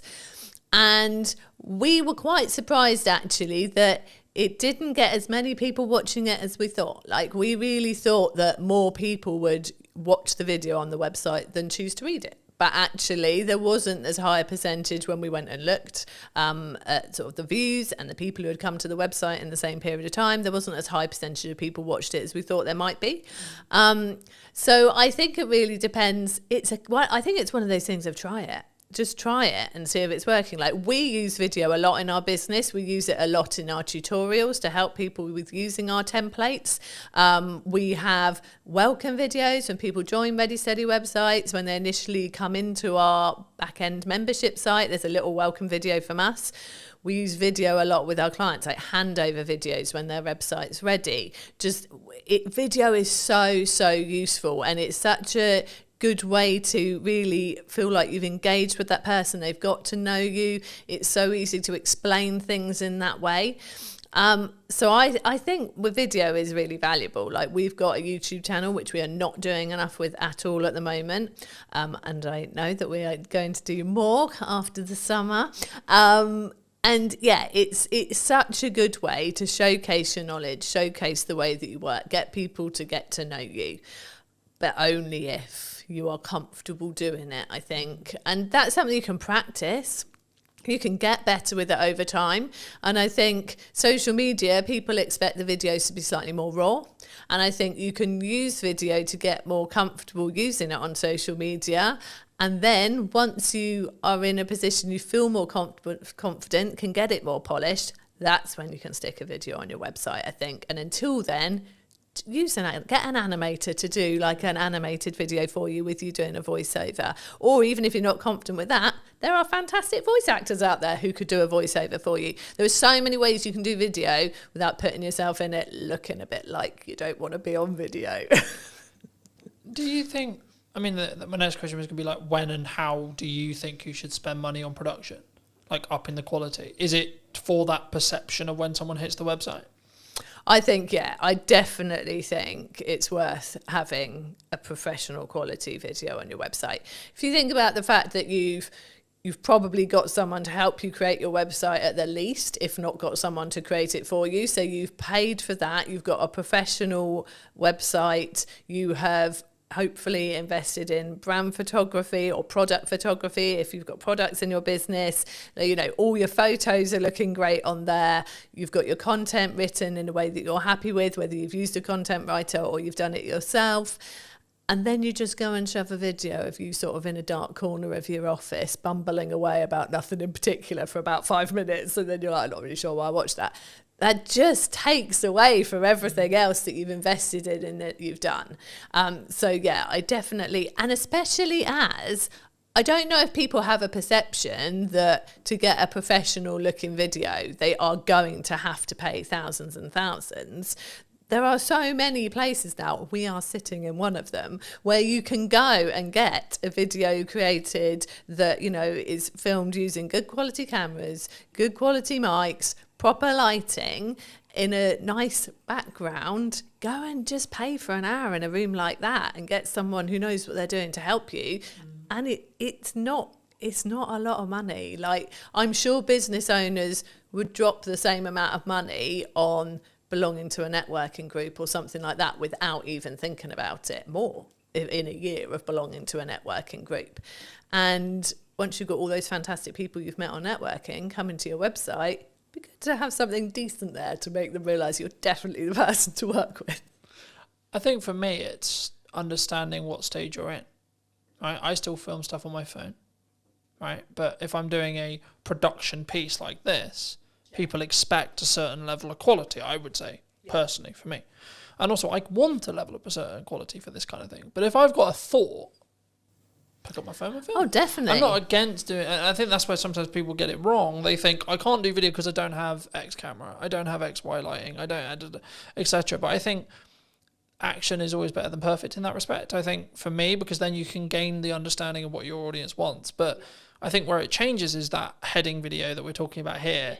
Like I was served an ad on YouTube a handful of weeks ago, and it was like, hello, I'm this person from this company, filmed on a webcam with dodgy audio. And I just clicked off straight away.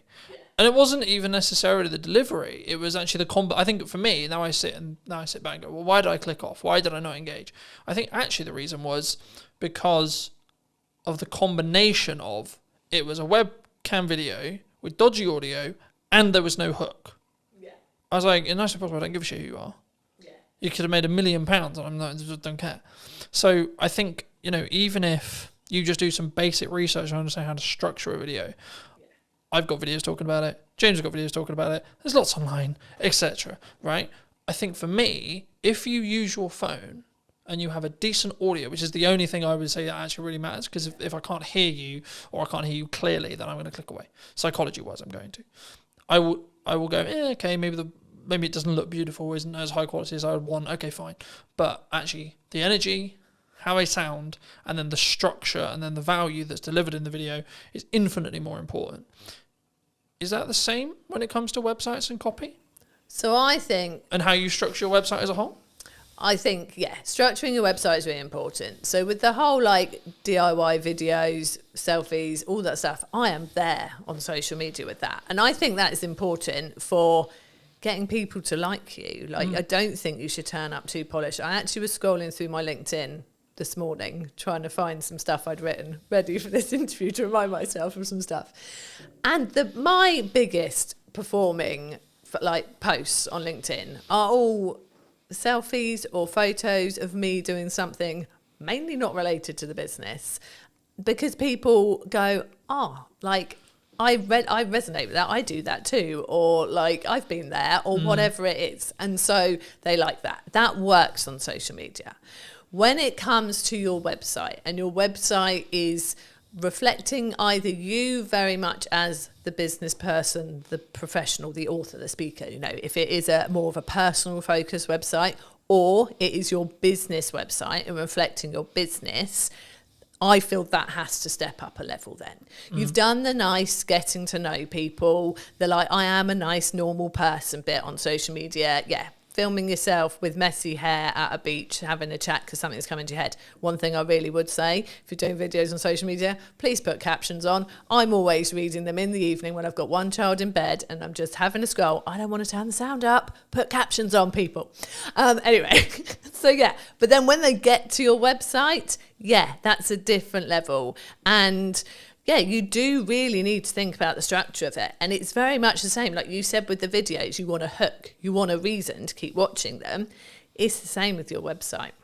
I always say in that top hero area on the homepage of your website, you want to have, I call it an engaging statement. But it's the hook. It's the thing that someone comes to your website and goes, I am in the right place. So I want to scroll down and I want to read more. In those first couple of lines and that first statement, you need to basically say, this is what I do. This is who I do it with or for. And so therefore I can help you.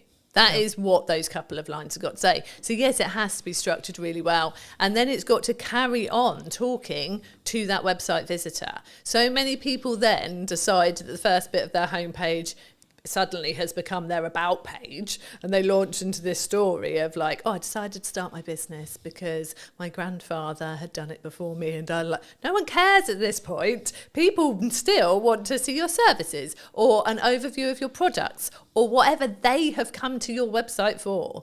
And then if they click on your about page, that's them saying, actually, I'm really interested now and I'd love to know why you started the business and who you are. Put that on there. So it's definitely a structure to follow, definitely a right way of doing it to get people in and really wanting to buy from you or work from you.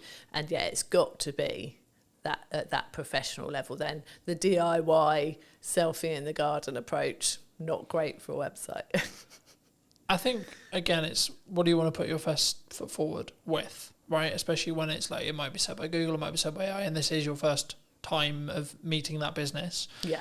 I guess then it questions of from us as a smaller business, not necessarily implying small, but smaller than the Squarespaces, etc. Do we lean into personal brand, do you think? I think, there's so many factors there.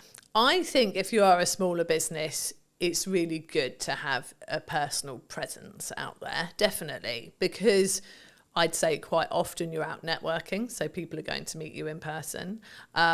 You are probably on LinkedIn talking about all of like the stuff that you're going about and doing and what your business is doing. So I think you're naturally going to have a personal presence. But then, and I am very much that person. I'm out there networking all the time. I am the one doing that for our business. But when you go to the Ready Steady website's website, it is a business website.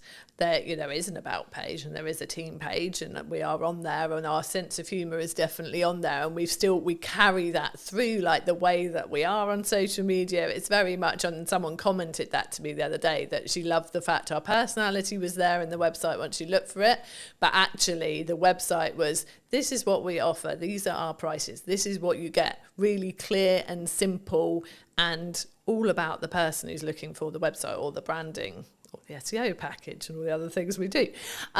So yeah, I think a personal brand is important, but I think how you present that on your website very much depends on, how the business is structured, where you're looking to take the business in the future as well, and that's a question right at the start when you're starting your business too. And obviously you can evolve, like we trade under Ready Steady websites now. We initially set up as Second Floor Designs Limited, and our business has evolved over the 15 years. And that can happen. You can start out as, enter your name here, and then what you do. So, we have people who are Joe Blogs Nutritional Therapy, that kind of thing. But actually maybe over time you're getting more and more patients, and you bring on more people to work with you, and then it turns into just JB Nutritional Therapy. It can evolve. And I think whether you go out as a personal brand really just depends on like your vision for the business, where you're taking it, and how comfortable you are with that as well. Like some people don't want to put themselves front and center. They're very good at what they do. They want to do it under their own steam. They don't want to go and work for somebody, but actually they're not this person. They're not out there doing the podcast interviews. It's not them. They actually they want to be a business, and they don't want to be front and center. And I think that's fine as well. If you can find the right way to get it out there, to get your like seen and marketed, then that's great. But I think it's like with the videos, you've got to be comfortable to do a really good video. You've got to be comfortable putting yourself out there as a sort of personal brand, I think.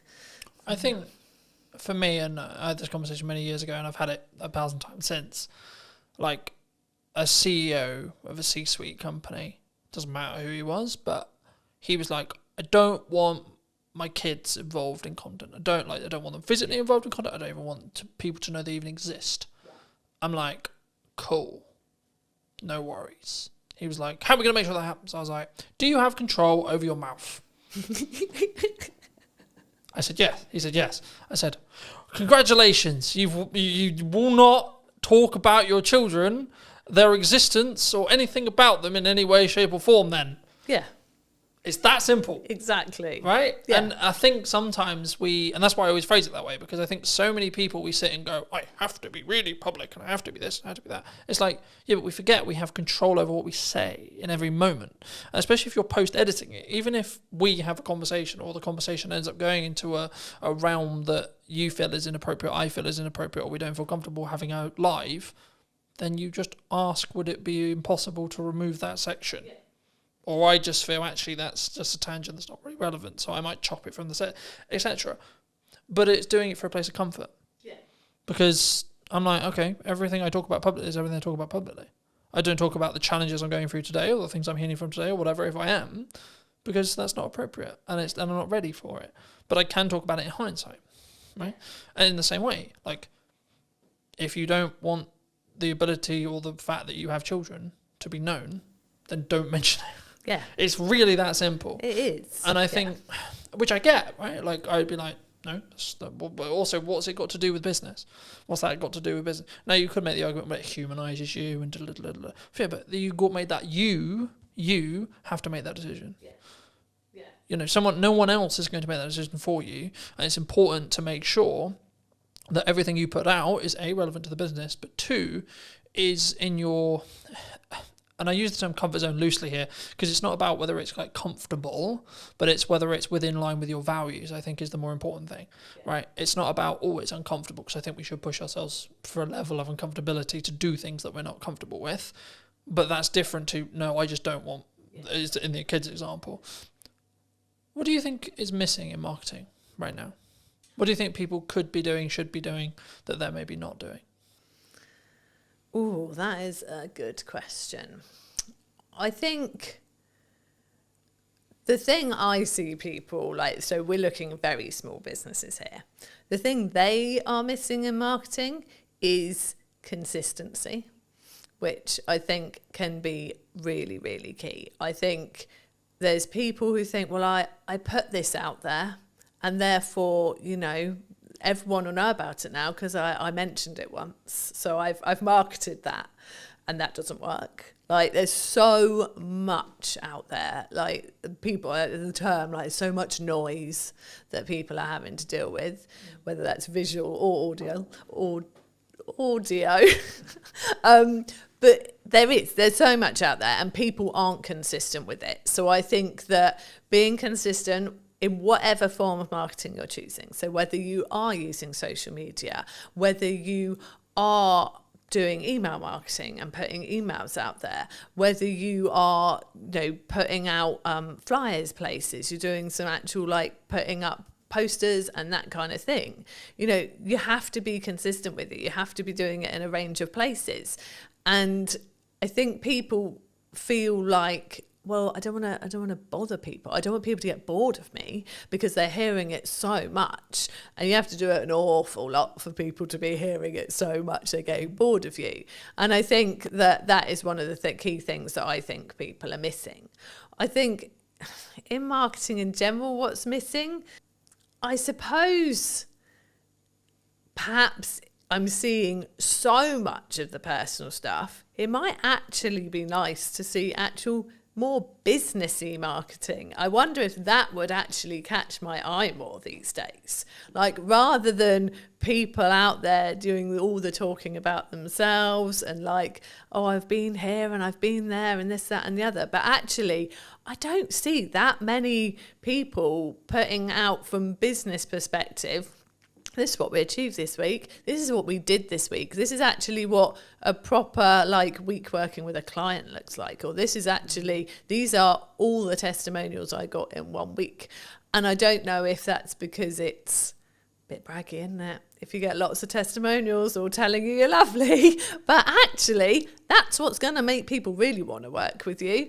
If they go, wow, they put that many sites live this week and that many people said that stuff about them. I actually don't see that much these days. And I am bad at doing it myself. I know I am. Is that because it's easier for you to talk, as you're walking down the beach, or? Of course, it's so much easier. Or when you're in the garden, or etc. Yeah. It's not. Yeah, it's easier from a couple of perspectives. One, that takes no preparation. Just going, quick selfie, talk about this that I did here.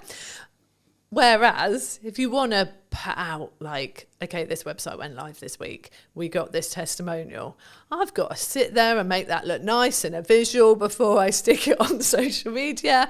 And, you know, if it's a busy week, I'm not taking the time to do that. And I know I should. And I think that is a key thing, that doing it well always takes time. And we all have a finite amount of time. And if we are busy in our business, obviously, we've got to make sure those deadlines are hit, those clients get their websites, that the support tickets are responded to, the site that went down because the server got overloaded is put back up again. We're doing all that stuff that we actually have to do as the actual stuff in our business that pays the bills.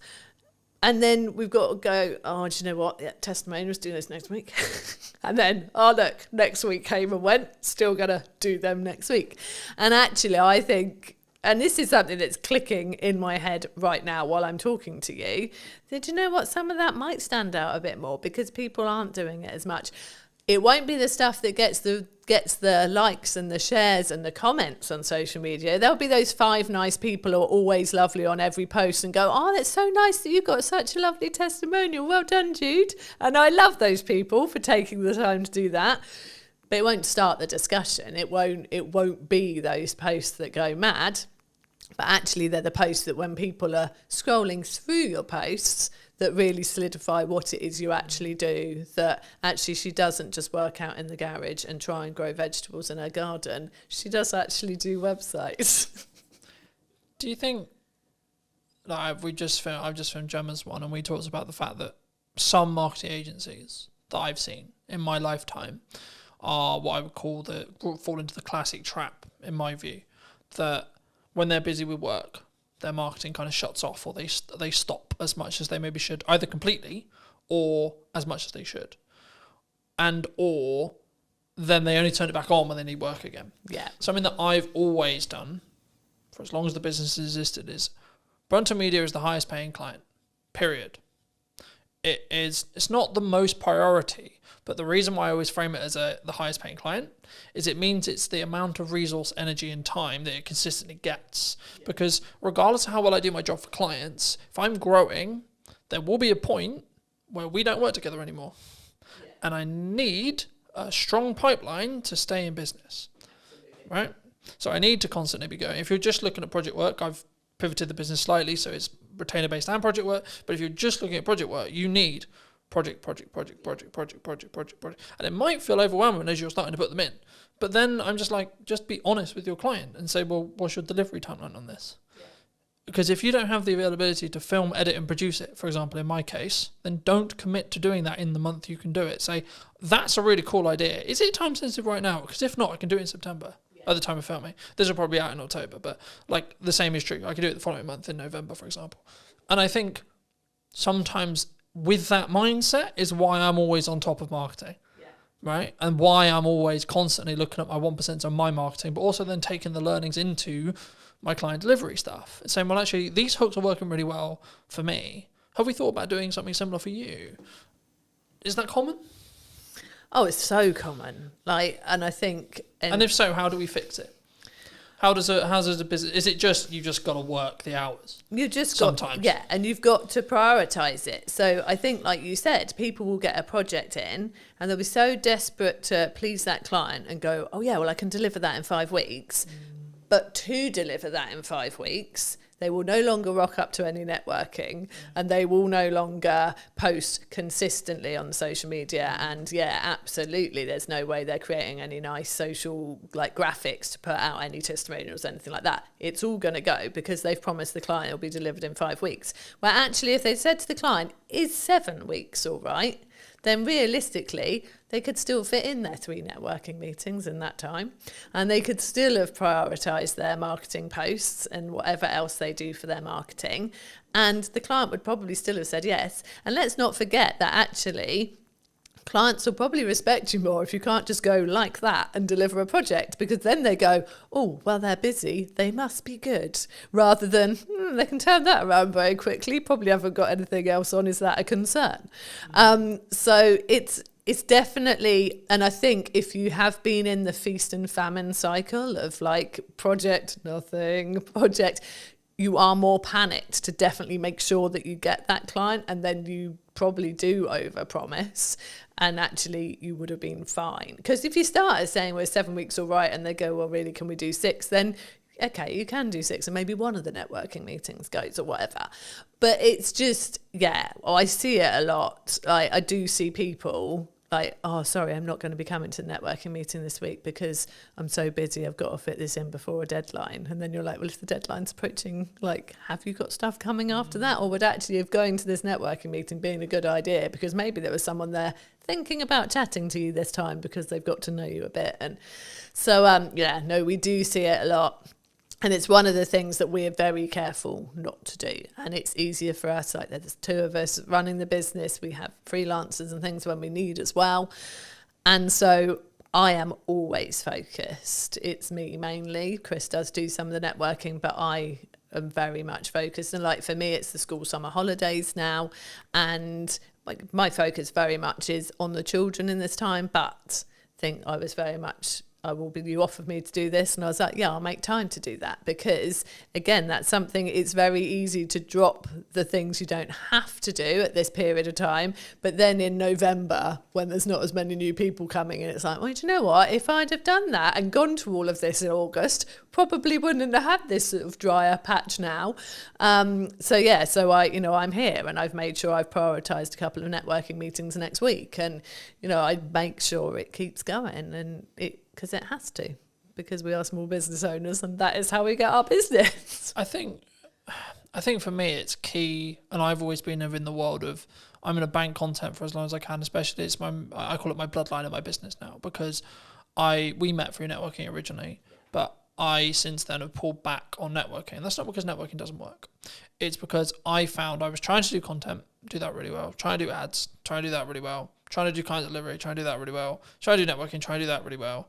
And what I was finding was I was doing all of them unoptimally or badly. Yeah. So I said, right, scrap everything. What do I actually want to spend my hours doing when I'm not working for clients? And then I was like, okay, well, actually, I really love enjoying creating content, having conversations on camera, etc. Cool. Okay, what's the byproduct of that? The byproduct of that is I become better at my craft. I become better as an interviewer, which in turn means when I'm doing interview content for clients, I'm even better. So it's a compounding effect across that board. But also I can then make sure that I'm consistent. So as we're discussing now, it's the middle of the summer holidays, but this won't be out until probably closer to October. And it's like, actually, I can have a really busy, I'm expecting September to be really busy because of the natural progression where you have a month where people are really focused on family and but then they're like, shit, I've actually got business stuff to do. And in September, that's normally what happens. So I'm actually prepping it as a perspective. I probably won't be filming much in regards to podcast my own content in September, but that won't matter because of how much content ahead I am.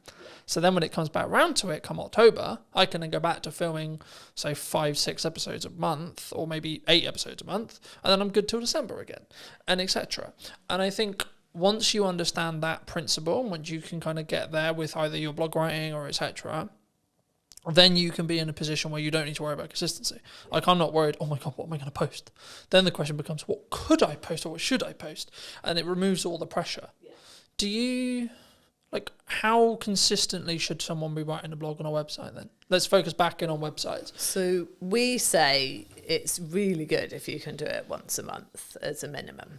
To have that new content going on your website less once is more a month. In that respect? I think, I used to write posts weekly for Ready Steady websites. People told me that they loved that they did go and read the blog post every week. And I maintained that for a good few years. But that's a lot of content. And I got to the point where I really felt like we were getting busier. And actually, if I had a post once a month, I could still pull bits out of that for social posts throughout the month. So I'm still putting stuff out there, sending people to the website, to a blog post. I could still pull different bits out of it for our newsletter, which is weekly. And Google likes to see something new on your website every month. It just reminds Google that you're there. Something new's gone on there. It's something new for Google to index.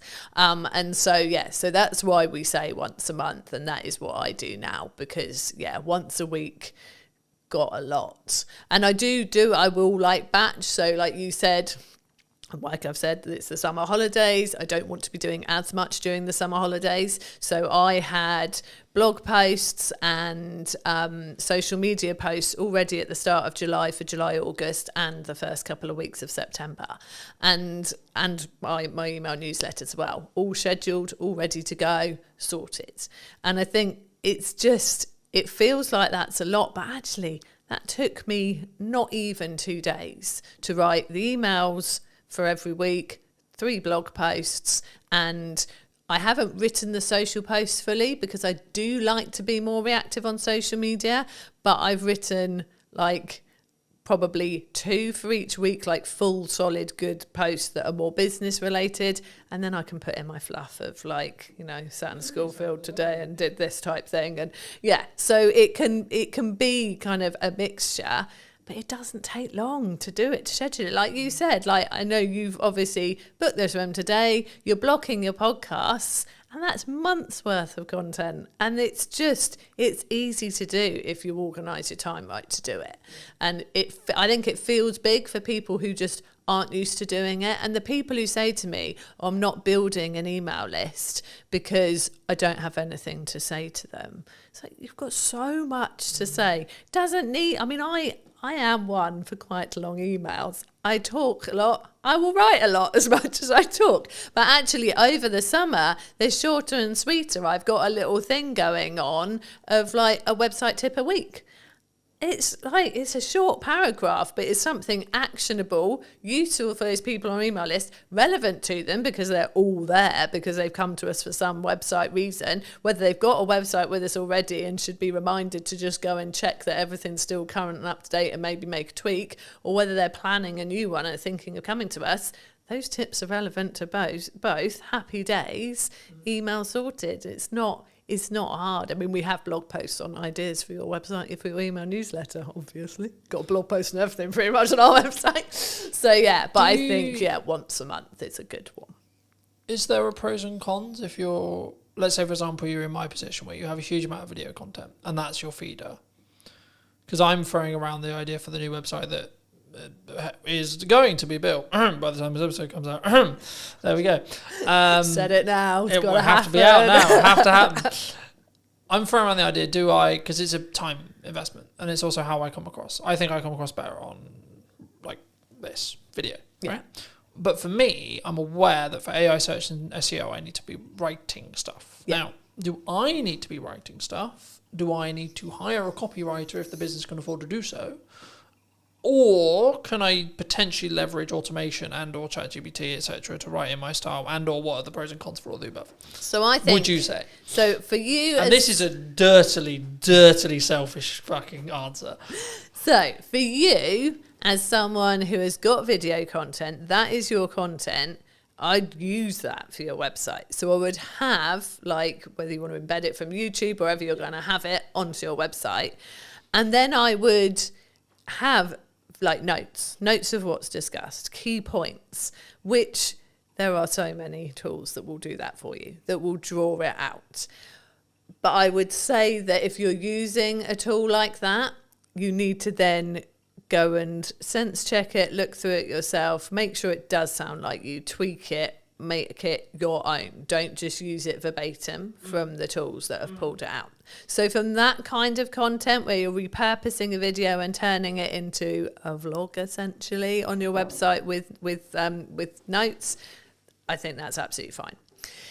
If you then wanted actually to do some actual blog posts as well, I personally think I like the approach of giving it a go yourself, so that it is really what you would be saying and like the points you want to make. If you then read it and think, this isn't good enough, this isn't my forte, this isn't like my strength, then I personally would get a copywriter involved to help you. Like, there are people out there who will help you to craft kind of what you've already started, improve it, write it in a way that they know is going to be nice and readable, but also is going to be great for getting some key terms in there that people are going to be searching for what you do.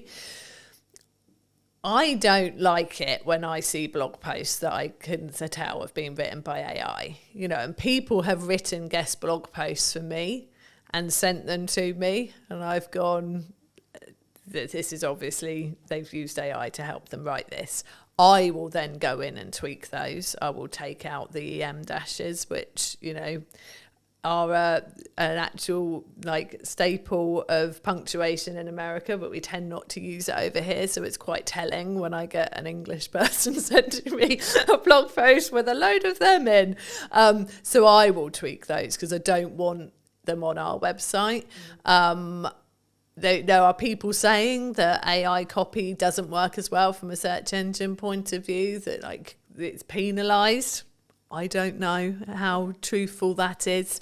It's hard to tell really, because we're still relatively in the early days of it being put on websites and things. The problem is that if you go, AI wrote me a blog post on this, if someone else is putting exactly the same a request to ChatGPT as well. They could have they won't be exactly the same, because we know that ChatGPT will learn from the conversations you've previously had and will have it sort of tailored to you.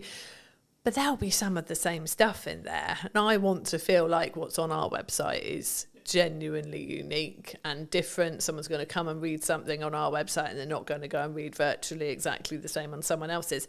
Obviously, people are giving similar tips to us. Like, none of what we are saying on our Ready Steady Websites blog is rocket science. It's tips around your website. You know, there are many people out there doing that, and a lot of us will be preaching the same best practice. But I write all our blog posts that are not guest blog posts, and I very much do it as me. And I know there's a copywriter I know well who says, it's me. He says, from your emails to your blog to your LinkedIn posts, it's so you. And I think that's important, personally. So I wouldn't, apart from, like I said, drawing out some show notes from a podcast, yeah, use a tool to help you do that. It'd be silly to sit there listening to the whole thing, making notes. That's ridiculous.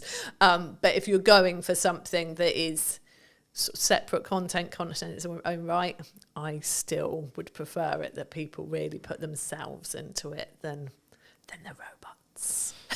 Is there a world where you can do both? Yeah, I mean, there is. I mean, I know that I've got a lot of business friends who like are dyslexic, and for them, like, even sitting there and trying to start something is hard. Like I said, it's good to start from your own point of view and get someone to help you with it. So yeah, using it as a tool to kick you off, I think is all right. Again, as long as it is very much, then it becomes yours. I think I really don't like the idea of creativity being lost. And I don't like the idea of people getting lazy from a creative point of view. I think AI is great if it can help you with the really practical things.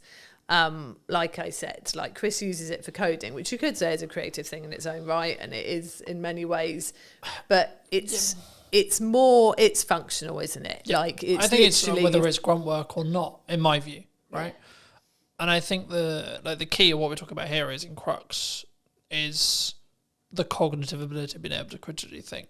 Yeah. So for me, I'll give you an example that I've probably used on other podcasts. Apologies if I have, but for me, I'm now basically solely only reading a physical book out of principle, because I'm aware that I'm utilizing AI in tech, and I want to balance the cognitive ability that I'm losing for using AI, but I'm gaining efficiency, but I still want the cognitive ability to be able to think and get creative ideas, etc. But I'm also leaning into, like, let's do more stuff in person, because I think the energy is better where possible, etc., etc., etc. And I think there's the conversation will flow better, so on, in that respect. And I think it's actually, to an extent, you can utilize both sides of the world as long as you're aware of the caveats. Yeah. Is which I think what we're touching on here. Yeah, definitely. And I think I had a brief conversation in comments on LinkedIn the other day with somebody who said, you know, do you use AI for writing blog posts? Do you ask it its opinion for things? Like, do you get it to do it?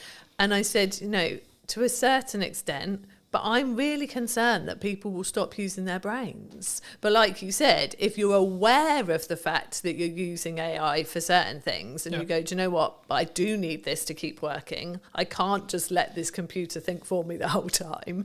Then that's great. And I think there is that balance there, and that's good. But I'm letting AI do the day-to-day stuff I wouldn't really find that hard or challenging to think for me. Yeah. So I have freed up capacity and then the ability to think longer term problem solving, larger scope problem solving, longer term business challenge, growth challenge, and so on, for clients and me. And I think for me, that's potentially where the people who are utilizing AI correct will rise to the top. Yes. Because I think, and there was this kind of AI is going to take our jobs-esque, the world's over kind of principle, I guess. I've been of the view that it's a tool. Right, and that's why I use the analogy of sharpen the knife and then use the knife yourself. So you're using AI to sharpen your knife, and then you're using it to cut up whatever you're cutting up, etc. And that allows you to then move forward. That allows you to be more efficient. And that's kind of the, I'm going to work smart and hard simultaneously thing, because it's not just about, it is a level of, because I was like, in my head, whenever I look at content, I'm going quality or quantity. But actually, you need both to be able to understand data, to be able to then work out what the market thinks is valuable. Because I suppose it doesn't matter what you think is valuable. It's what the market thinks is valuable. And the only way you're going to get there is through a level of quality at volume, in my view, at least. Because then you have, like, this video got 300 views, this video got 1,000. What's the difference, for example? You know, in that respect. But for those who've maybe really connected with this conversation, you know, really enjoyed it, or maybe they just want to check out what you guys are doing, where's best for people to reach out? Where's people to connect with you? Well, our website. It's got to be the answer I give, really. So our website, readysteadywebsites.com. If they want to have a chat, they can book a call there. But we are on socials. We are Ready Steady Websites on Instagram, on Facebook, and on YouTube. And I am Jude Wharton on LinkedIn if people want to connect. And I'd like to end the episode by asking you to give advice to your younger self. So 5 years, 10 years, 15 years ago, what advice would you give to that person? I'm going to keep it on a marketing theme. Like, we started our business 15 years ago, and I wish right then we'd started to build an email list. We didn't start doing it for about 5 years.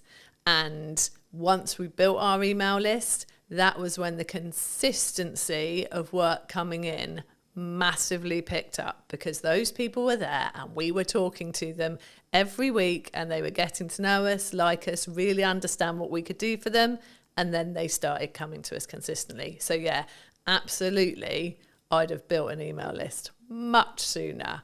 So that's my marketing, if I could go back and tell myself. Yeah, thank you so much for coming on. Thank you so much for the time. And if you did enjoy this video and would like to see more like it, then I'll be back next week with a brand new interview talking about all things marketing, what you can be doing, and where and what we're potentially missing as well, which I think is a really important part of what I'm doing here. So thank you ever so much for coming back and joining me once again. And if you would love to hear what you think in the comment section down below, and I'll see you very, very soon. But you've still got to spend money on marketing to be visible and put yourself in front of your customers. You can't just expect it. You can't expect them to find you without you talking out there. And I think for me, the important element with marketing especially is if you're really busy, that's when you should be accelerating your marketing. Yeah. I think everyone is guilty about not marketing themselves enough. You've got to go through some pain to really learn that lesson, and then hopefully you won't make the same mistake twice. You have to have a level of volume to understand what works, because something will over-index. A video will get 1,000 views when your average is 300. Okay, why? Don't wait for the perfect conditions, because there are no perfect conditions.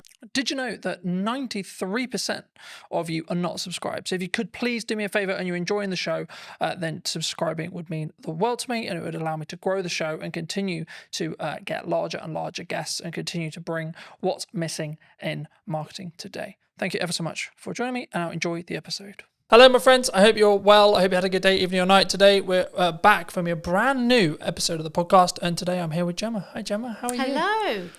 How's it going? Yeah, I'm really good, thank you. Yeah. I think marketing's an interesting space at the moment. I wasn't necessarily going to start here, but I think, is it an economic thing? Are people struggling to think, well, I've got to cut some corners, or I've got to maybe look at the ROI, or I've got to... I think to keep things afloat? Is that what you're feeling at the moment? I think it's definitely part of the influence. You know, people have to think about where their budget's going and be smarter with it. I think if businesses are still constantly searching for the hack or the quick wins, then that's where it gets really difficult, I think, for me as a marketer selling to clients. Because, yeah, if they think there is a shortcut or there is a quicker way, and especially the space that I work with being B2B, and it is that longer buyer journey, it isn't, there are no hacks or quick wins. It's not about being in a consumer space where you can use sales tactics to get the sales quicker. So yes, partly the economy is having an influence, like especially businesses where they've got lots of employees. They've had the impact of the national insurance contributions in April, so that has hit their bottom line. But it can't always be the excuse, I'd say. You know, the economy is going to go up and down. Look at all the things that have happened in like the last 5 years that people did not see coming. So it can't be used as an excuse. You still got to spend money on marketing to be visible and put yourself in front of your customers. You can't just expect it. You can't expect them to find you without you talking out there. Do you think that a lot of businesses, especially conversations I'm having with some clients, retainer clients, etc., like they want really strong ROI, right? Return on investment. They want that strong return on investment. Do you think, though, when it comes to marketing, that people, because I'm seeing a world in the larger space for larger business. Now, of course, they've got more capital, they can burn it for maybe a bit longer, etc. But they're actually focusing on brand building, right? The larger space. But do you think the small business space is more driven towards strong ROI, like trackable ROI in marketing? Yes, I think ROI in marketing it's people sometimes feel it's a bit of a dark art, you know, and it's difficult to be able to go, yes, I did this particular piece of marketing and it resulted in X. That it doesn't always work like that. The clients I work with, I help them with marketing across a number of channels, because ultimately activity in silos does achieve so much, but it's the bigger picture and how it all works together. That's where you gather the momentum, and that's where you start to see the results. Do you think, let's play a theoretical scenario, let's say I do 4 different things in marketing, one thing maybe the podcast is an example, and I've seen my revenue go up by 20-30% in that time, let's say, but I can't directly track it because the client hasn't said categorically, oh, it's because I watched your podcast that I've hired you. Is that still because of the podcast though? Like, could I look at it that way, and could I, from an analytical point of view, when a client or me or you or etc., we look at our spend and we go, okay, well, I'm outputting these things, right, and my revenue has jumped this way. I've had a change in revenue, whether it's 10%, 20%, 30%, whatever it is. And what did I do before that change? That's how I look at it personally. But is that how you look with clients? Is it you say, well, okay, well, we did these things, and then the maybe not the direct outcome, e.g. the trackable thing, but the byproduct was you're consistently, you know, across months, not a week, etc., but like across months, you're up 10%, 20%, 30%, etc. Yeah. Do you think? Yeah, definitely. You know, it all works together, and the thing, especially with B2B and the longer buyer journey, is that they might remember like the last engagement they had with your marketing, and then that, you know, when you fill in the surveys online or something, how did you hear from us? You might then you'll legitimately put the last thing you remember, but it will be because of the influence of all the other engagements that you've had. So it might be that they go, oh yeah, the most recent thing I saw was one of your podcasts. That's how I heard about you, or that's made me want to buy from you. But, you know, whether you want to get down to the granular detail and kind of attribute 50% to the podcast because it was the last thing that they saw, but actually they were also on your email list, and maybe you give that 30% of the credit. You know, it depends how you want to analyze it and get into the detail. But ultimately, yeah, you know, everything will have a weighting, and it's good that you've obviously gone, right, before this point I wasn't doing this, but after this point where I've seen bigger engagement and bigger sales revenue after, because I've done this, you can kind of logically go, that's because of the podcast. I think for me, like, especially in marketing, especially in content, you have to continue to adapt, to continue to test. I'm sure we'll get into that in a minute, but for me, I would just look at it as a kind of a binary set of actions. So I do a set of things in marketing. What is then the outcome, either in my number of views, etc., tangible target there, or revenue, right, or both. And I think for me, I think sometimes people, especially maybe starting out businesses or maybe, I was going to say maybe slightly older businesses, but not even necessarily older, but I think businesses as a whole, sometimes we don't understand that marketing is the journey to the sales conversation, and then the sales, when it happens, gets all the credit. Oh God, yeah. You know, so it's like, oh, it was an amazing funnel, an amazing client journey, and this and this and this. But actually, the salesperson who closed it is the one that gets all the hooray. Absolutely. Because they're the one that's tangibly tied to the revenue. Yeah. What would you say to businesses, people listening maybe who are in that boat? And should they just focus on the sales side of it? Like, oh, that salesperson did a really good job because they signed the X. Yeah.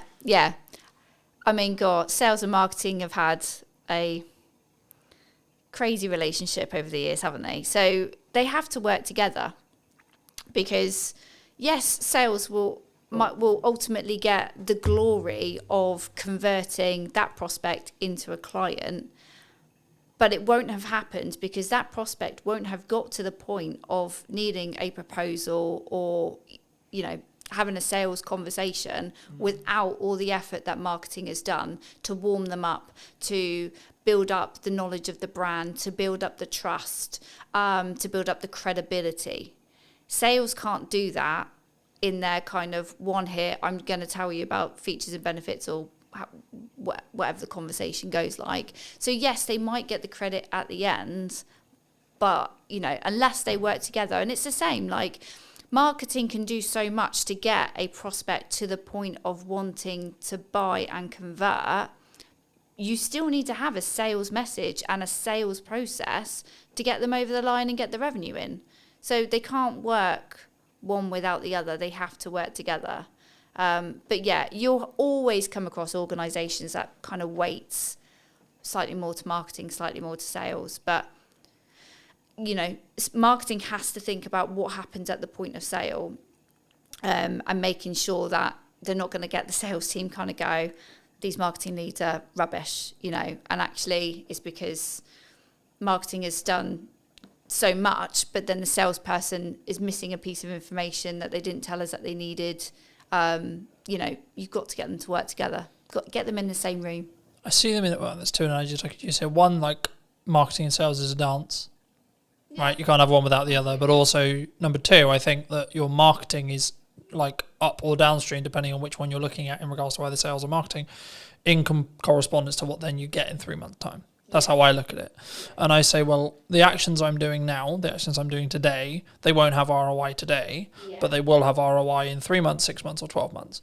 And when you're in a position where you can spend that little bit more on your marketing, maybe that's this month, and then maybe you have to pull back next month, or etc. Or actually you're in a really strong year, you should be pushing brand. You should be pushing marketing as much as you can, and investing where you can. So making the upgrades where you need to, making the, you know, for me, buying a new camera, buying a new lens, buying a new microphone, etc.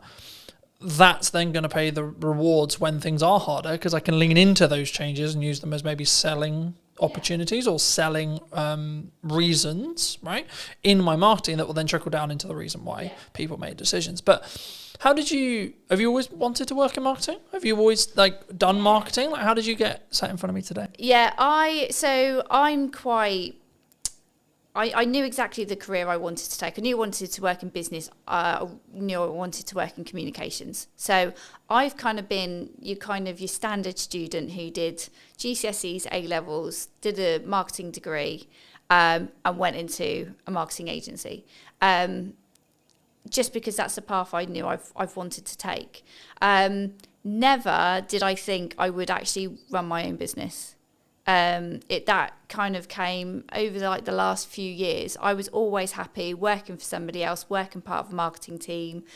But yeah, I was always, I didn't foresee the kind of the change. Why did you go freelance? Because some people are forced into it.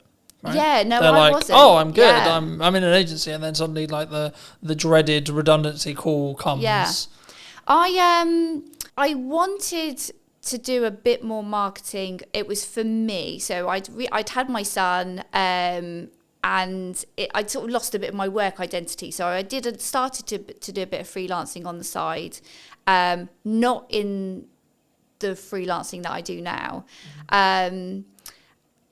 But then COVID actually gave me a really good opportunity because I was at home. I could do loads of online networking. I could meet loads more people. And that just gave me the opportunity to pick up a few new clients, work with some other marketeers. I had an employer that was absolutely fine with me doing my little side hustle, no problem.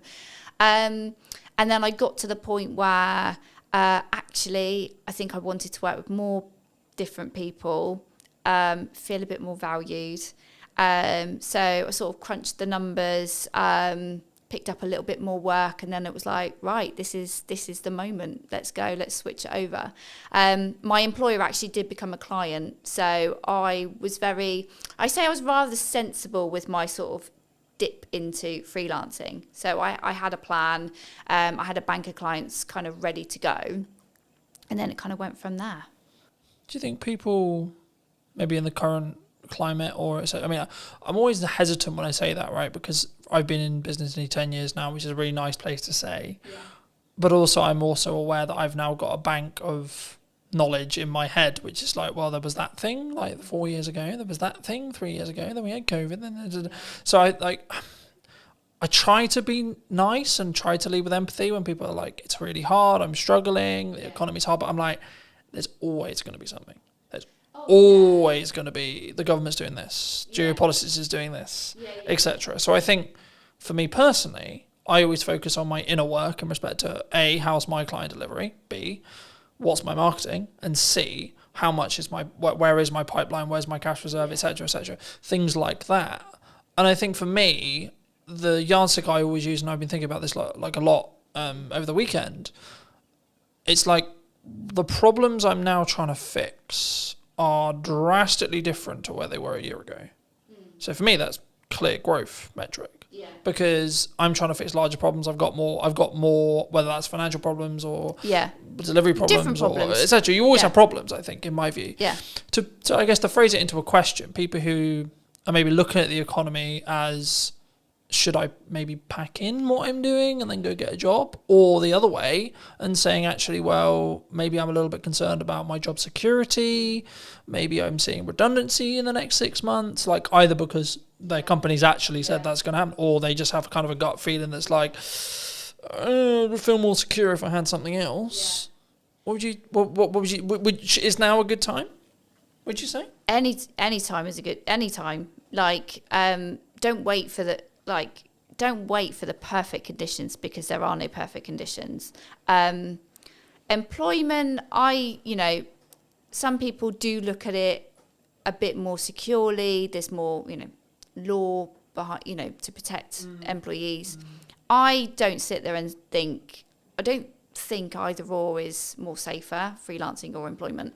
I saw somebody post something the other day about, maybe I think they must have gone through a redundancy. And I just sort of commented to say, like, look, don't overlook freelancing, but also don't look at freelancing if you want to get some income in your pocket quickly, because it's not the quick result, unless you've got somebody that has got a project lined up, that they're going to be good payers. But I think that happens because you did the work 3 months ago. Yeah, no, that does. But that's what I'm saying. I'm saying, like, somebody that was like literally, okay, I've just been made redundant, I'm going to jump into freelancing, and it's like, that's fine, but brace yourself. You are going to financially, you're going to just. You need to live humbly. Yeah, and I think the key for me, and the thing I've learned the last couple of years, is you have to live below your means within reason, regardless of whether you want to grow or not, because. Yeah.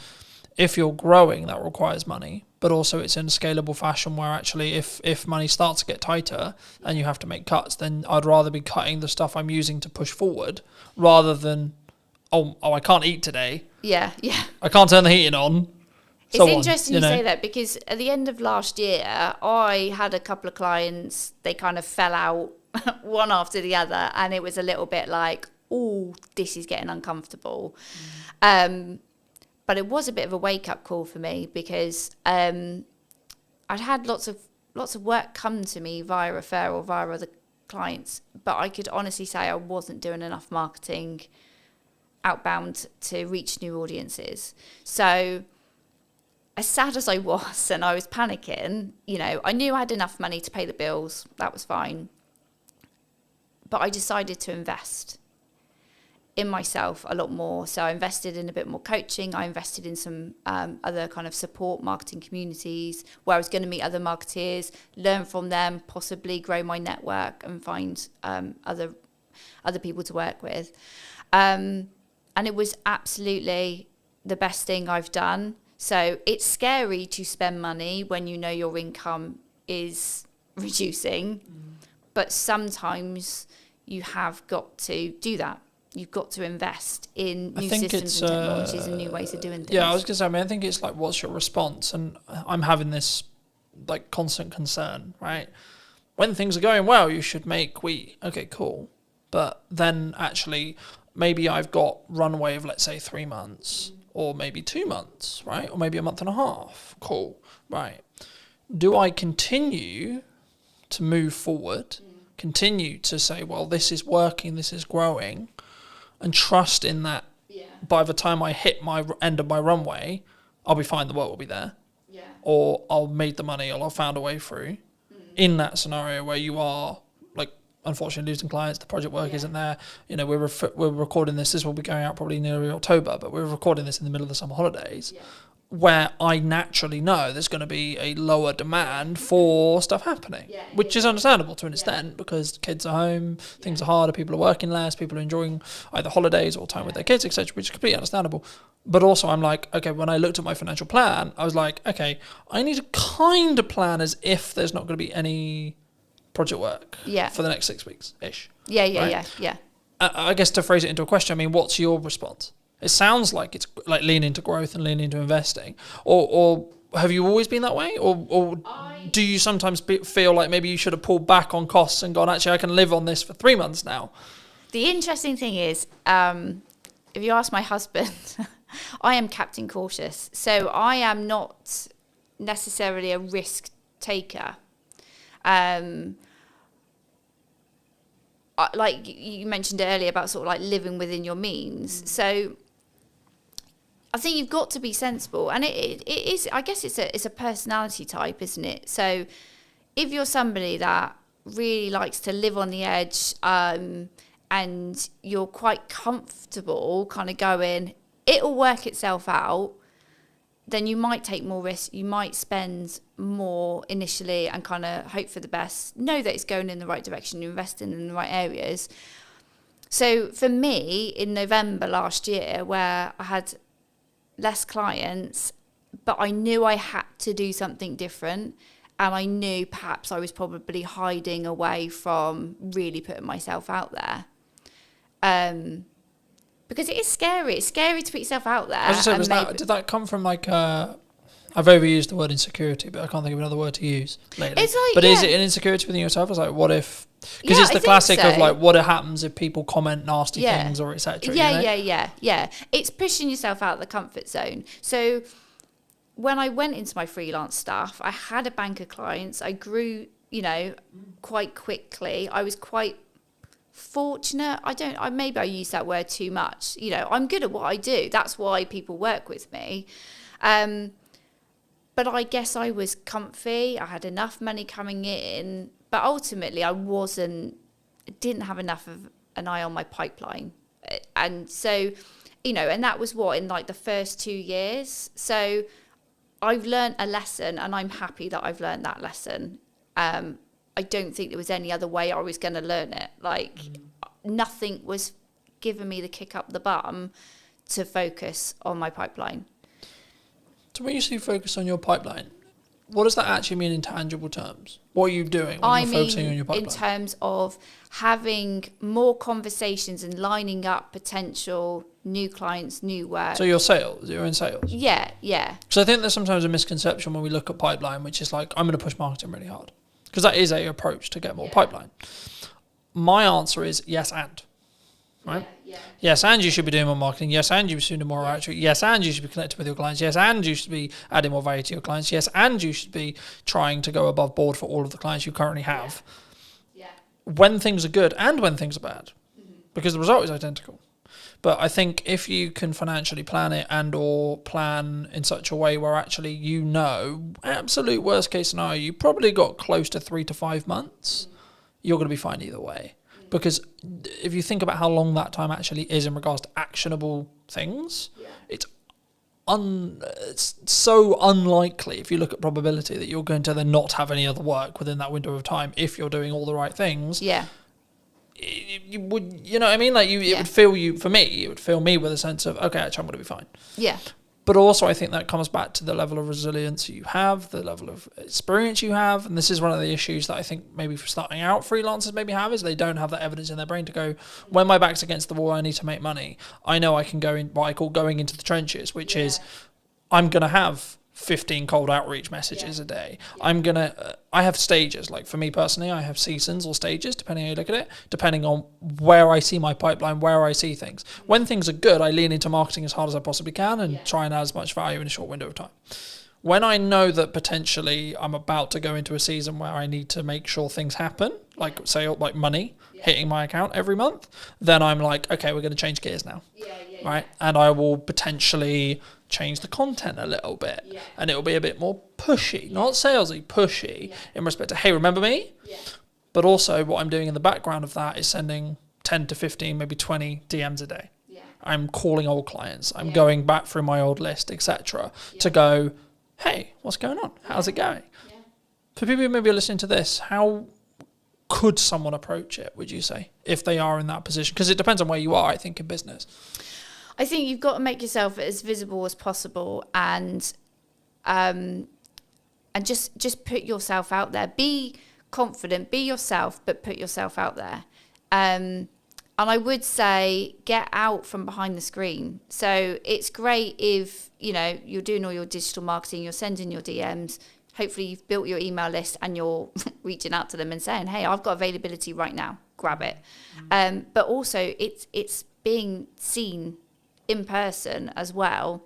Just try and be in as many places as you can. If you're really like, I need to get some money in this month, you've got to, and be honest. Like, I don't think there's any shame in anybody going, hey, I've got a gap right now. I need to make some money. My skills are going unused. Like, just be honest, because there are lots of people in the same situation, and like there's no shame in there's no point lying and going, oh yeah, I'm fully booked until next year, when you're not. Like, that's not paying your bills. So yeah, I think for me there's a couple of layers there. The first is, if you're in that position, you need to get yourself out of the hole short term. Second position, you need to take the lessons that you got where you got there. And thirdly, you need to then understand that actually, even in a year's time, when you've taken the lessons and when you've moved forward and when you've done the money management, and I keep leaning back to money management because that in crux is what will fix the problem long term. When you make money, stash some away. When you make money, stash some away. When you make money, so on. And that can, there's loads of ways you can do that. But I think for me, the key is to understand that once you do that, you're then thinking longer term time horizon, but you still have problems. I might lose some of my retainer clients tomorrow. I might not. Right? Cool. But what am I doing to potentially get 2 more? Yeah. Constantly. Absolutely. Yeah. So I think sometimes, I'll phrase it as a question. Do you think marketers can get complacent sometimes? Things are great. Things are good. I think we can. I think anybody can in their role. And I think people have different fears at different times. So the whole thing when you said there about you've got enough work, but you're always thinking about trying to get 2 more. I've definitely had the fear of, well, if I put myself out there too much, what if there's loads of people that want to work with me and I can't work with all of them? And I'm not necessarily, for me personally right now, I'm not interested in growing an agency. I might have thought that last year, but this year it's like, who cares? If I end up with that problem, I'll find a solution when it comes. Right now, that isn't, it's not a fear to worry about, Right now, it's all about having those conversations and keeping visible and reminding people. I had a client that I now work with this year. We had a conversation 12 months before, and it wasn't the right time for her to work with me. And then as soon as she was ready, she comes and has a chat, and that's it. And then we're working together, and we started working together on one particular project, and that project has grown, you know, as a result of continuing to have these conversations. Do you think, I mean, I've always looked at it from more, in some ways, I've seen myself as very unique in the respect to how I market and what I do. But also I've seen on the other side, which is what I would call more traditional marketing agencies, where they sell marketing service, but they only market their own business when they need work. And I think that's backwards, personally. I think regardless of whether you're busy, regardless of whether you're not, you should be leading with your best foot forward as a marketing agency, if it's what you sell, right? Or a videographer, you should be posting your best content for you. You should be having the podcast, and you should, and look, I always focus on, for me personally, everything I do is 1% improvement, right? Little thing, how can I tweak the lighting? How can I make it look a bit better? How can I make it sound a little bit better, etc. And sometimes that has a cost implication, and sometimes that's an uncomfortable cost implication. But I'm always like, is it going to make 1% improvement? Because if I plan it in respect to I've got 2 months, let's just say, for example, 3 months worth of runway, by the time that 1% compounds, I'm going to be fine anyway. Regardless of what happens with it, I could lose, touch wood, that won't happen, but I could lose all of my clients as of today, and actually I'll still be fine in 3 months because of the compounding effect. Because as long as I've got enough cash to live that runway, then I'll be fine on the other side. Do you think, is that common in marketing? Do people take their foot off the gas for their own stuff because it's just a application of resources kind of question? Yeah, and this is the reason why I'm a freelancer and people work with me, is because they might give marketing their best effort when they're really motivated. Like I say, they need the sales, they need the income. They win all that work, and then as soon as client delivery needs to focus, marketing, then they take their foot off the gas, and they're like, oh, we're fine. And then as soon as they are then at that next stage of growth, or clients have left them, they then go, all right, well, we'll just switch marketing back on. But that's not how it works. So everyone is guilty. I think everyone is guilty about not marketing themselves enough. And I think you've got to go through some pain to really learn that lesson, and then hopefully you won't make the same mistake twice. But yeah, it's not uncommon for people to ease the pressure on marketing, to kind of, just let inconsistency just kind of bleed in.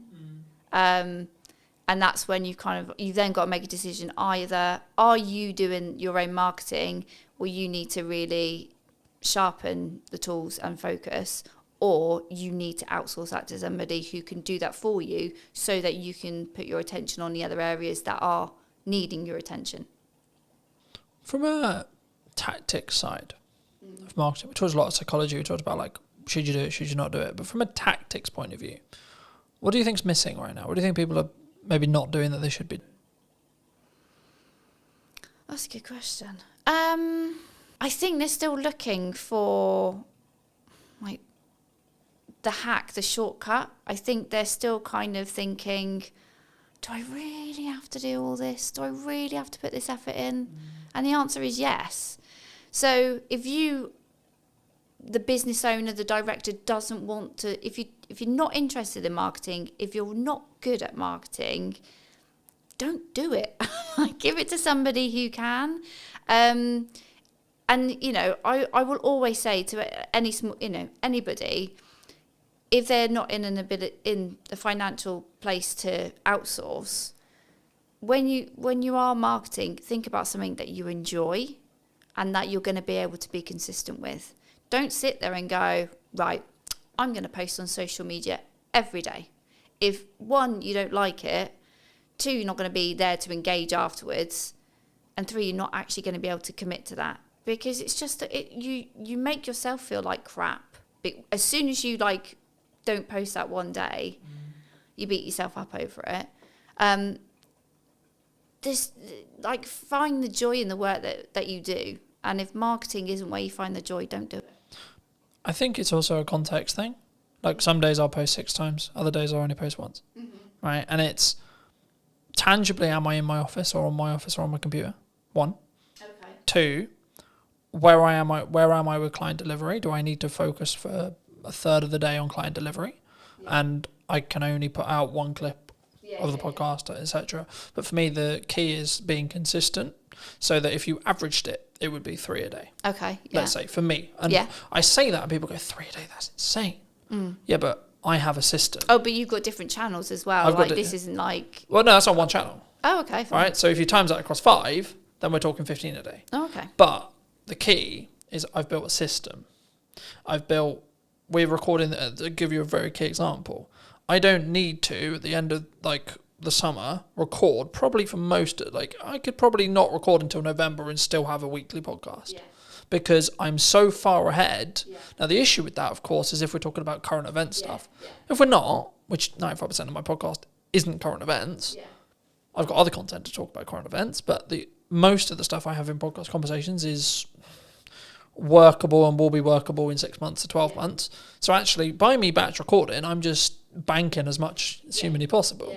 So then if I get really busy with client work, if I have to fix problems in the business, if I have to expose these on, I then don't have to allocate resources and time necessarily into the podcast, or I can limit that cost on a month where it is a bit tighter because I'm so far ahead. But the key is I'm focusing on the consistency. So, and this is where I've used the analogy of like, you need to make the hay while the sun shines, because if you don't, you'll just be left with sludge. And I think for me, the important element with marketing especially is if you're really busy, that's when you should be accelerating your marketing. Because then you're actually going to, and even if you don't have capacity, right? So let's say I don't even have capacity, I still am going to push hard on marketing because I want demand in 3 months. And actually, I trust that by the time I finish those projects, if I've pushed with marketing, I'll have some stuff left. I'll have some people who are ready. And just being honest with clients and saying, look, I don't have the availability until September.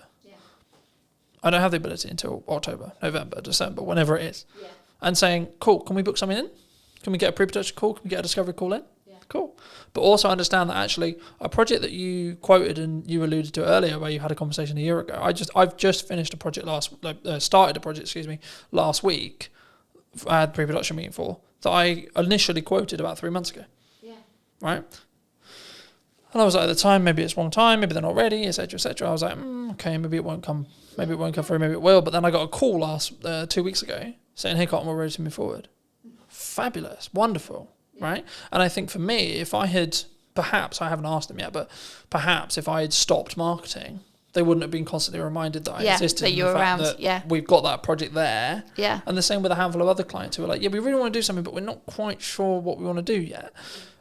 And I think that's the key sometimes. And I think that's why when people maybe don't look, maybe they fall off their consistency. And I think the reason why the podcasts are very different this series than it was last series was I was in that boat of I'm trying to do too many things and not doing them well enough.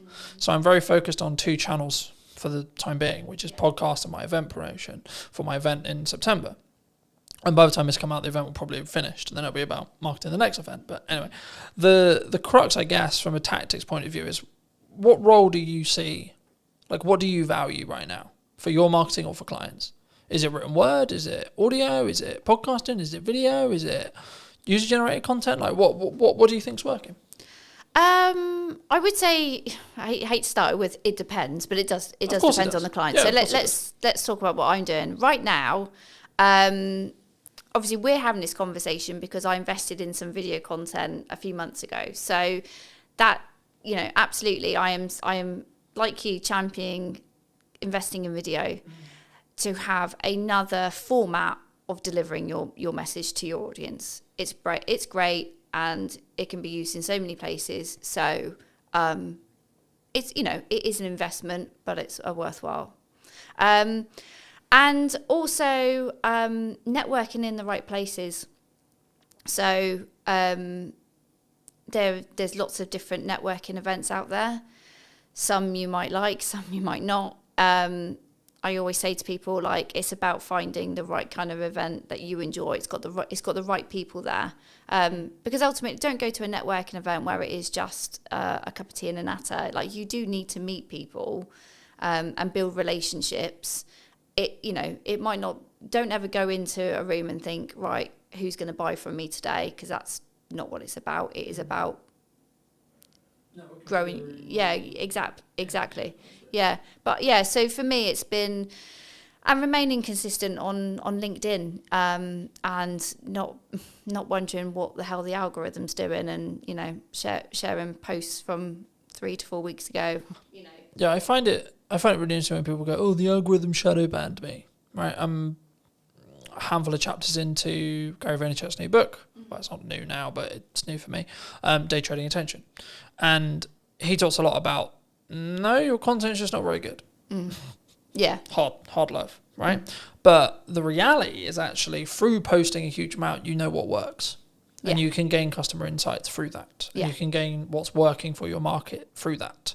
And I think that's the key there. I think it's, my next question was going to be about volume, but like the simple takeaway I have is you have to have a level of volume to understand what works, because something will over-index. A video will get 1,000 views when your average is 300. Okay, why? But then if you do that consistently and you keep learning, then your average will become 700. Okay, cool. But then what happens when something gets 1,600 views? Then what is it about? Then when you analyze, what was that hook? What was that this, etc. Do you think people struggle with the volume? Maybe they see someone like me who posts a lot, right? And they go, I can't possibly do that, so I'm not going to bother. I think people are overwhelmed. And I think when you're feeling overwhelmed, you then procrastinate and then you just don't do anything. So I think that's when you've got to have a strategy. You've got to bring it back to what your goals are, what you're looking to achieve. And then utilize someone like me who can kind of say, like, look, if we can do this one thing, so let's say invest in video, these are all the things that we can do with the content from that video, not just the physical video itself. And these are all the places we can put it. And it's not about constantly thinking about new ideas and new things to say. It's taking one piece of content and repurposing it and making it relevant for the different channels. That's where you get your visibility is amplified, but your effort is, you haven't had to invest less than it could have been. Exactly. So I think people do panic and feel overwhelmed, and then that's when they just don't make a decision. And that's where you do need an expert then to kind of say, like, look, it's not, you don't have to be overwhelmed. This is the plan. This is what we're going to do. This is how it's going to be used. But ultimately, you just need to sit in front of me for 45 minutes and talk about what you do. Easy. Where does AI fit into this? Because a lot of people are scared about it, right? People think they're going to take their jobs. Yeah. They're going to be out of a job. The robots are going to take over the world. Yeah. What do you think? AI is a tool. They are all tools to help you be more efficient. But ultimately, they can't replace human creativity. I've heard some people, talk about, AI is for lazy people. It's like, it's not. If you want to use AI correctly, you've got to invest the time. You've got to invest the time in understanding how these tools work and how you get the most out of them. And that is not just by going, chat GPT, please write me a blog about X, and taking that and posting it. Like, no. It's a bit like, I don't know, I was thinking about this today. Like a sat nav, okay? So a sat nav is a tool that tells you how to get from A to B. It's really great if you have no idea, but also you could work out using a map yourself, but it takes a little bit of the thinking time away from it. But you might also just want to go for a drive and enjoy whatever route you decide to take that day.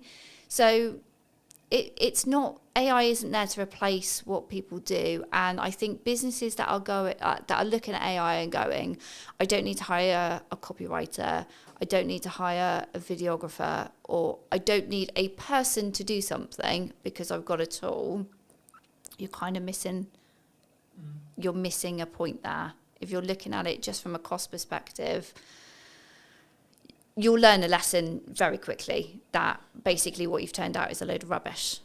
I think it's from my point of view at least, right? I think for me, it's understanding what tool is best for the job. And the analogy I've started using used to be, you don't want to necessarily put up shelves with a hammer, right? But actually, it's actually more, I think now, you want to sharpen the knife before you use it. AI can help you sharpen the knife, but you still want to be the one using it. And I think for me, the key, I guess, in that is actually, and this is where I think the trend sort of shifted originally, because originally it was, we're all going to be out of jobs because of AI. I think in reality, which I agree with, which is where the trend went, which was people who utilize AI as a tool are going to output more, be more efficient and be better than someone who doesn't. So in turn, it's human v human again, right? And I don't like saying human v human because it implies that everyone's a competitor, sure. But for me, it's actually more about it's you v you and focusing on that mindset, just on a mindset shift really quick. But for me, I don't see AI, I see AI as maybe a leveler or a tool rather than it's going to take my work. If you're in a corporate landscape and your client's looking at you and saying, we need to cut some costs, or we're going to cut some costs and we're going to get an AI agent to do the thing you were doing. Okay. Ask yourself what you can control about that. The answer is probably not much. And then ask actually, well, did the client actually value what you were doing as much as they probably should have done, or actually, in the nicest way possible, are you actually that good? Are you actually better than a computer? Yeah. Right? And that's harder one to ask ourselves, I think, because we then have to be vulnerable with ourselves. We have to say, hold on, shit, I might not be. Yeah. Right? Do you think you're better than a computer? Yeah. Yeah, because the computer. And if so, why? Well, the computer hasn't got all that experience that I have picked up and all those situations and scenarios I have been in where I've had to think, what we're going to do about this problem, what we're going to do for this campaign, and pivot and react. It's not, that's not what AI is built to do. But AI is built to do what you tell it to do. So, like you, I use it as an assistant, and it's an opportunity really, because if AI can do some of the heavy lifting in your job, in the work that you create, if it can do some of the stuff and save you time, you then go, I've got more time, what can I do with it? And whether that is I can take on a new client, great, more income, or I can upskill in something else. I can use my brain in a different way. And I think that's the way I'm sort of looking at it. I think for me, there's a couple of ways that you can think about it in general, right? And I think you can tell a lot about how someone looks at their business when that you ask them about what happens and how they feel about losing a client. My perspective personally, as someone who's been in business for a while, long enough to, I would hope, know what I'm doing, I would say there's a couple of ways you can look at it.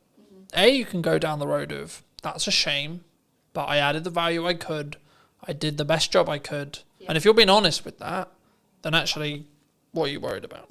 Because if you genuinely did the honest thing, and it might just be, they have to cut some spend to stay alive. And you happen to be the thing on the cutting block.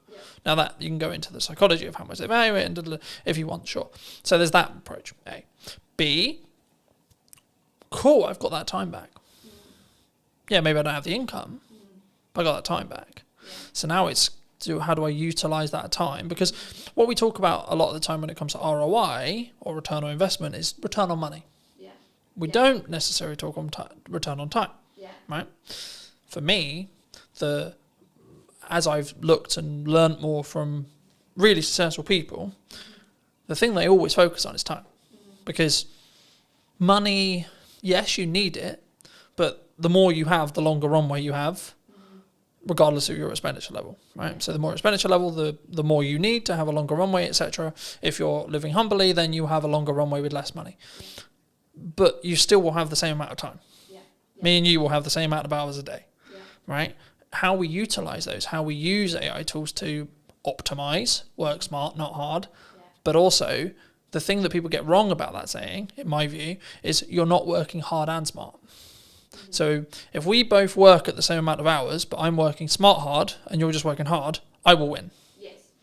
if you're working half the hours, but you're working smart and hard, and I'm working double your hours, I'm also going to win. Because I'm not just outputting more, I'm also working smarter and then harder on top of that. So I have a volume metric and then a optimization metric as well. I think the key sometimes that we do in marketing and sales is we don't necessarily look at, it is a volume game, it is a quality game, but you get to those results, as I was alluding to earlier, through volume, because you don't have metrics otherwise. We can sit here theory, right? We can say, this is a good idea, this podcast is going to do really well in theory. Or I can tell you, I know it's going to do well because the last 15 episodes have had consistent growth of 2%. Okay. So now I know by the time this comes out that it will be however much further down that line, as long as I continue the trajectory and continue the learning that I've got. But also people, what they don't count in when they have a podcast or something like this is also the knowledge they gain from the guest and the knowledge exchange we have. So actually what I'm doing is I'm creating content out of it so I can like go to many, but also in our one-to-one conversation, you might say one thing to me that I might go, actually, hold on, I could implement that. And actually, what's the knock-on effect there? So it's not even, because I think sometimes we go, oh, it's got 3 views, right? Especially when you start out with a video. Oh, it's got 5 views. Does small numbers of views matter in marketing? In an ideal world, we want thousands and thousands, right? But yeah, like you want that, but don't ignore the fact that there's lurkers. Like that, you know, not everybody who sees your content goes, I'm going to indicate to you that I've watched this video, that I've done something that, you know, it's resonated with me, it's given me an idea. Not like people do on the periphery, observe from the background and go, okay, yeah. And they don't show up in the engagement, you know, and if you just only focused on, you know, analysing your engagements, comments, likes, all that kind of stuff, you go insane. You know, you need to be having the conversations outside of it. So yeah, okay, people might have looked at it, but what else are they doing? How else are you engaging with them? And that's where it's like, you can't focus on one channel. You can't focus on posting one video. Like, you know, those 3 people might have seen it, but what else have they seen? What else have they digested? What else have they taken on board? And are you going to talk to them? Because that's the other thing, is like, this is not one way. Marketing is not one way. You have to create that dialogue, find out, dig deeper, get them to know you, you know. It's like, you know, today we're here, but we had a conversation before. So it was great to, you know, understand what we were both thinking, have a, you know, chat around a conversation, so that you obviously felt like, oh yeah, I think Gemma would be interested on the podcast. And I obviously feel comfortable being interviewed by you. I think sometimes, I think it depends on the context, right? Like if you're fortunate enough to get a guest who's quite high profile and they've done 100 million podcasts and they're very good at very quick rapport building, different conversation. But also, to be fair, you may not have a longer term relationship after that podcast episode. Because in most cases, they're there to film their half an hour section with you or 45 section with you that they're also going to use as content. And then that's it. That's the transaction. Cool, I'll come on your show, but I'm going to film it so I can cut it up for my socials. Cool, sick. But actually, potentially what we're doing is what I've now replaced networking with. Because in the nicest way possible, networking is incredibly good when you're not time poor. When you're incredibly time poor, it's not overly efficient unless you're in the very targeted specific room, and that's specifically what you really enjoy doing. Everyone thinks, well, some percentage of people think I mock networking. I did networking for nearly all of my business, and I still do now. I do it slightly differently now because I'm very focused on content delivery. But the reason why is just because I sell content delivery service. So for me, the highest return on time, energy, and resources is content delivery, because it allows me to hit every single bucket I want to hit. But also, something which I was doing when I was networking and doing content, and this was I was doing them all poorly. Instead of doing one incredibly well and getting reap the rewards of doing those things well, I was actually trying to do all of the things really badly. So I think maybe as a takeaway, do you think people should do lots of things? Or do you think people should just focus in on, actually, I really enjoy talking to people, so I'm just going to go to networking and talk to people?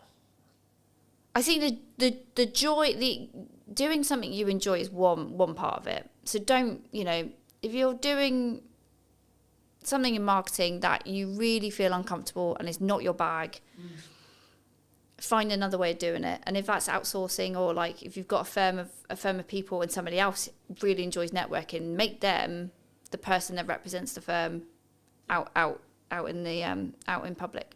Oh, just lost my thought then. So you were asking me about should they do lots of things? Should you do lots of things? Yeah. Or should you just narrowly focus on? So I'll give you. So Alice Mosey would say you just do content. Yeah. You just do ads. You just do networking. You pick one, and because you have either decision fatigue or optimization fatigue or etc. or performance fatigue in when you're trying to pivot from I'm going to do content, then go do networking, then go do this, then. So yeah, my answer would be no. Don't just put all your eggs in one basket, because I don't think that's efficient. And again, with my B2B buyer's hat on, they won't make a decision. They won't get to know you just through one channel. So you need to be in other places of where your prospects are going to be. You need to, because they need to hear from you directly, but also they need to hear from other people that have worked with you to kind of, you get that stronger credibility, and it's built up quicker when they can hear from a third party who might be a client or might be an advocate, to hear what it's like to work with you. And then to really kind of think, yeah, okay, this is a company I think I want to engage with a bit further. So I would always say, like, no, you can't just focus on one area and ignore everything else. But if you've got limited time, budget, resources, you've really got to go back to, well, why are you doing this? What are your goals? What are you looking to achieve? And you've got to be really critical and say, okay, I want to grow the brand. Okay, I'm going to focus on these activities. But if it comes back down to a goal, then you've got to focus, and then you've got a reason to help you make a decision. Like, decision fatigue happens when you probably don't really know what you're trying to achieve. I also think we don't give ourselves the time window. So I was alluding to it earlier. For the next 3-ish months, but just under 3 months, I've got 2 focuses. Podcast, event. That's it. Yeah. Nothing else. Everything I do is in one of those 2 buckets. Yeah. The byproduct of me doing that is I'll probably win more production work, I'll probably win more marketing work. Cool. But the main 2 content focuses is those 2 areas. Yeah. Now, after the event, when there's a bit of downtime between the event, I might add another one for 3 months. Yeah.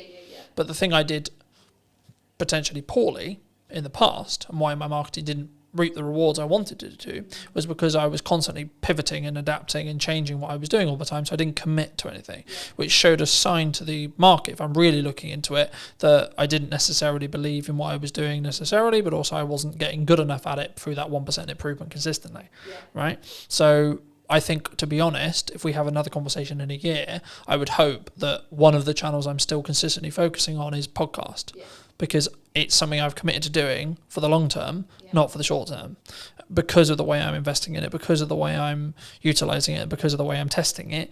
It will reap the rewards in a window of time, either 6 months or 12, but I don't need it to reap the rewards now either, all right?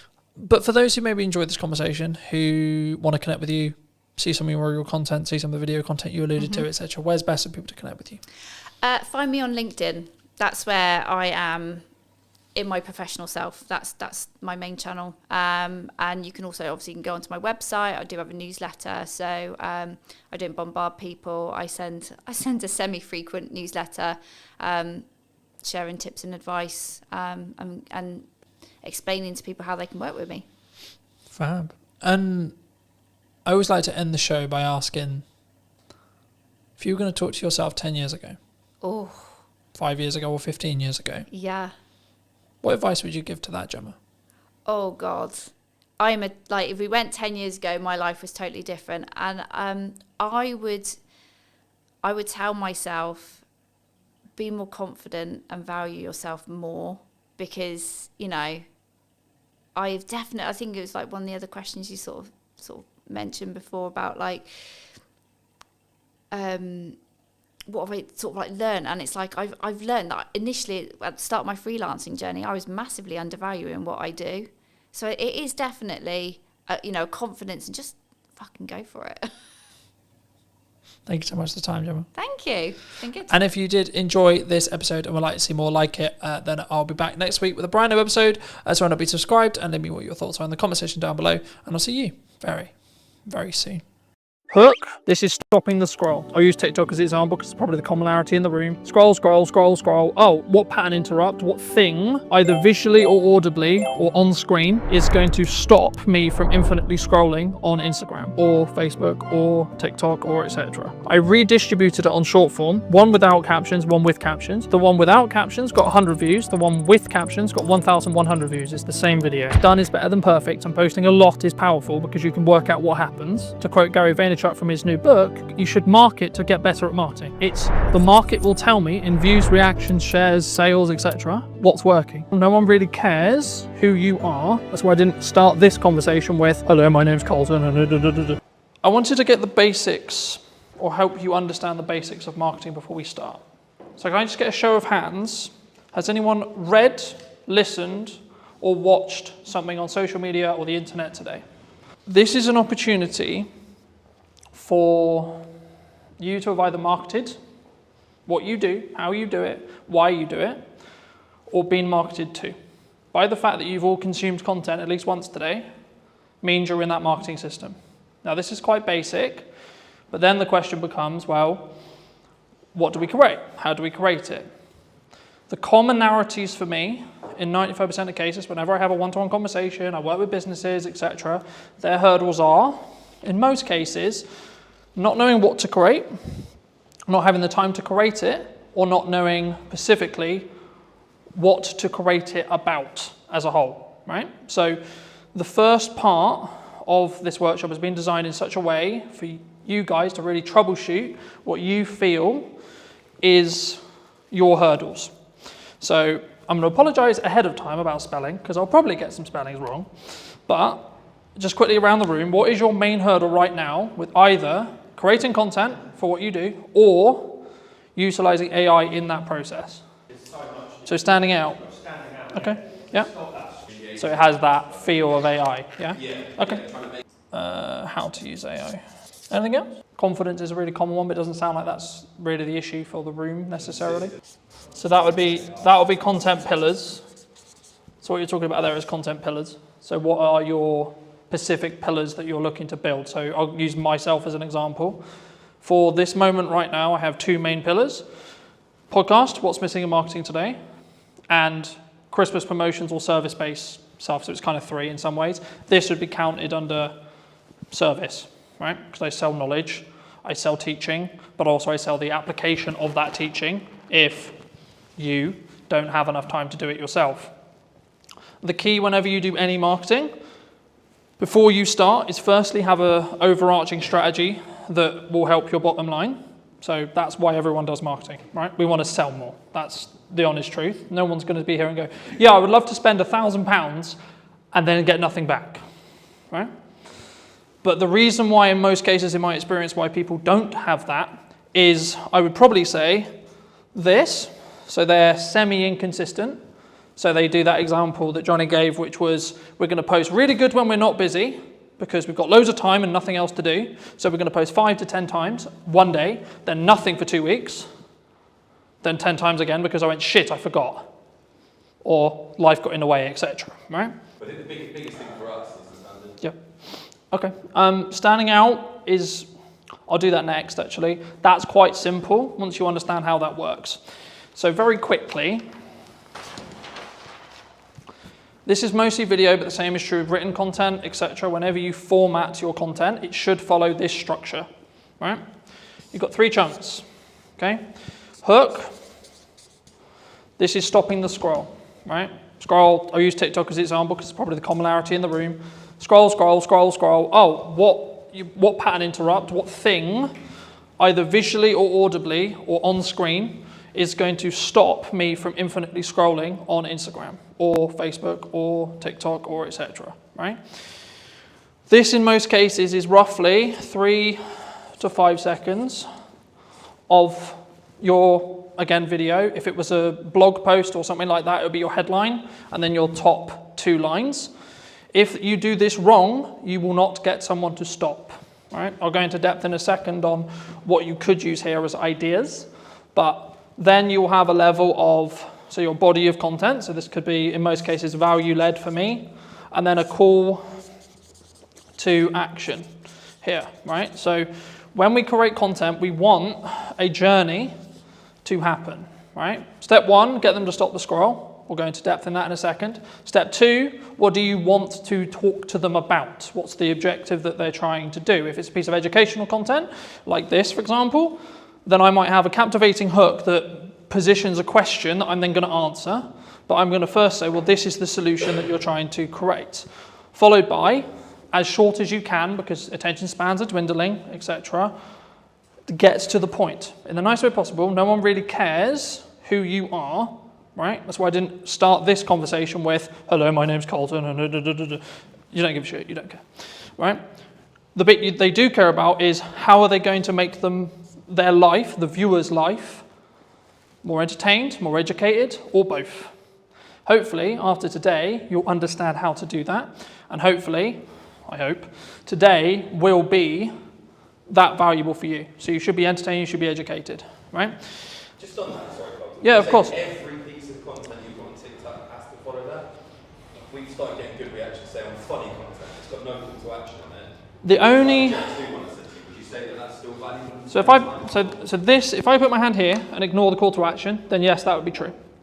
Every single piece of content has to have a hook, because you aren't going to stop the scroll. It doesn't have to be anything complicated. It could just be like, this is my opening line. So the things I'm focusing on for podcast clips, for example, is what's the first line of the clip, right?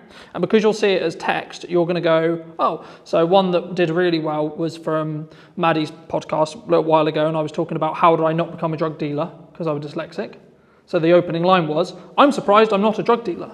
So if you saw that on social, you're probably like, hold on, what the fuck? But then I gave the context, right? Straight away, here. So ideally, it should follow this format, yes, in every post. So you would say for us to stop messing around and spending half an hour filming a Jet 2 on trend TikTok with no value? So this is mostly for thought leadership. I will come on to trends in a second, because trends is a little bit different, and it depends on where it sits in the funnel as a whole, overarching. But this is mostly focused around B2B thought leadership stuff. But you could also do it for everything you do as well. Because if you follow this format, it's a known format, right? We were talking about marketing funnels yesterday. This is a mini marketing funnel that then leads on to your, so this could just be, so for example, a lot of the content I did for this event was, here's the thing I'm going to talk about. Here's the value I'm going to add. Hey, if you would like to see more like this, come here today. Yeah. Happy days, right? Or try and blend the trend in almost, like the Jet 2, yeah. We could have finished it with, come and grab your pint here, yeah. It's happy hour. So it doesn't need to necessarily be, especially at the start, you don't necessarily need to follow this format. It's being aware that this is the ideal format and then using it in the content where possible. When you specifically look at trending, so on TikTok, it's kind of controversial in some ways because some people think, yes, you should trend jack, okay? I'm of the mind of, you should if you see an opportunity to be able to gain eyeballs that you otherwise wouldn't be able to gain, okay? But it should be additionally, not instead of, additional content to doing this consistently, right? This is where content creation gets hard because you need a lot of it to be able to do it, right? If you can do this well, then you can do this. If you can't do this well, don't do this. Because I personally believe it distracts from this focus, right? For me, the issue with this is you know you're going to hit your demographical things, right? So I put out a video, I know it's roughly going to be hit by people in Salisbury because that's my following, right? The issue with trending is because you're in a trending sound, I'll use TikTok as the example, but Instagram, etc. is true too, you have no idea demographically where that's going to go. So you might get, let's just put a big number there, 100k views, okay? Wonderful. Okay, but if we look at ROI on a business and we ROI on time, What would you rather have? 100 views to 200 views on something like this, or 100k on a random video that's actually mostly spread across the Philippines, China, America, the UK, so on?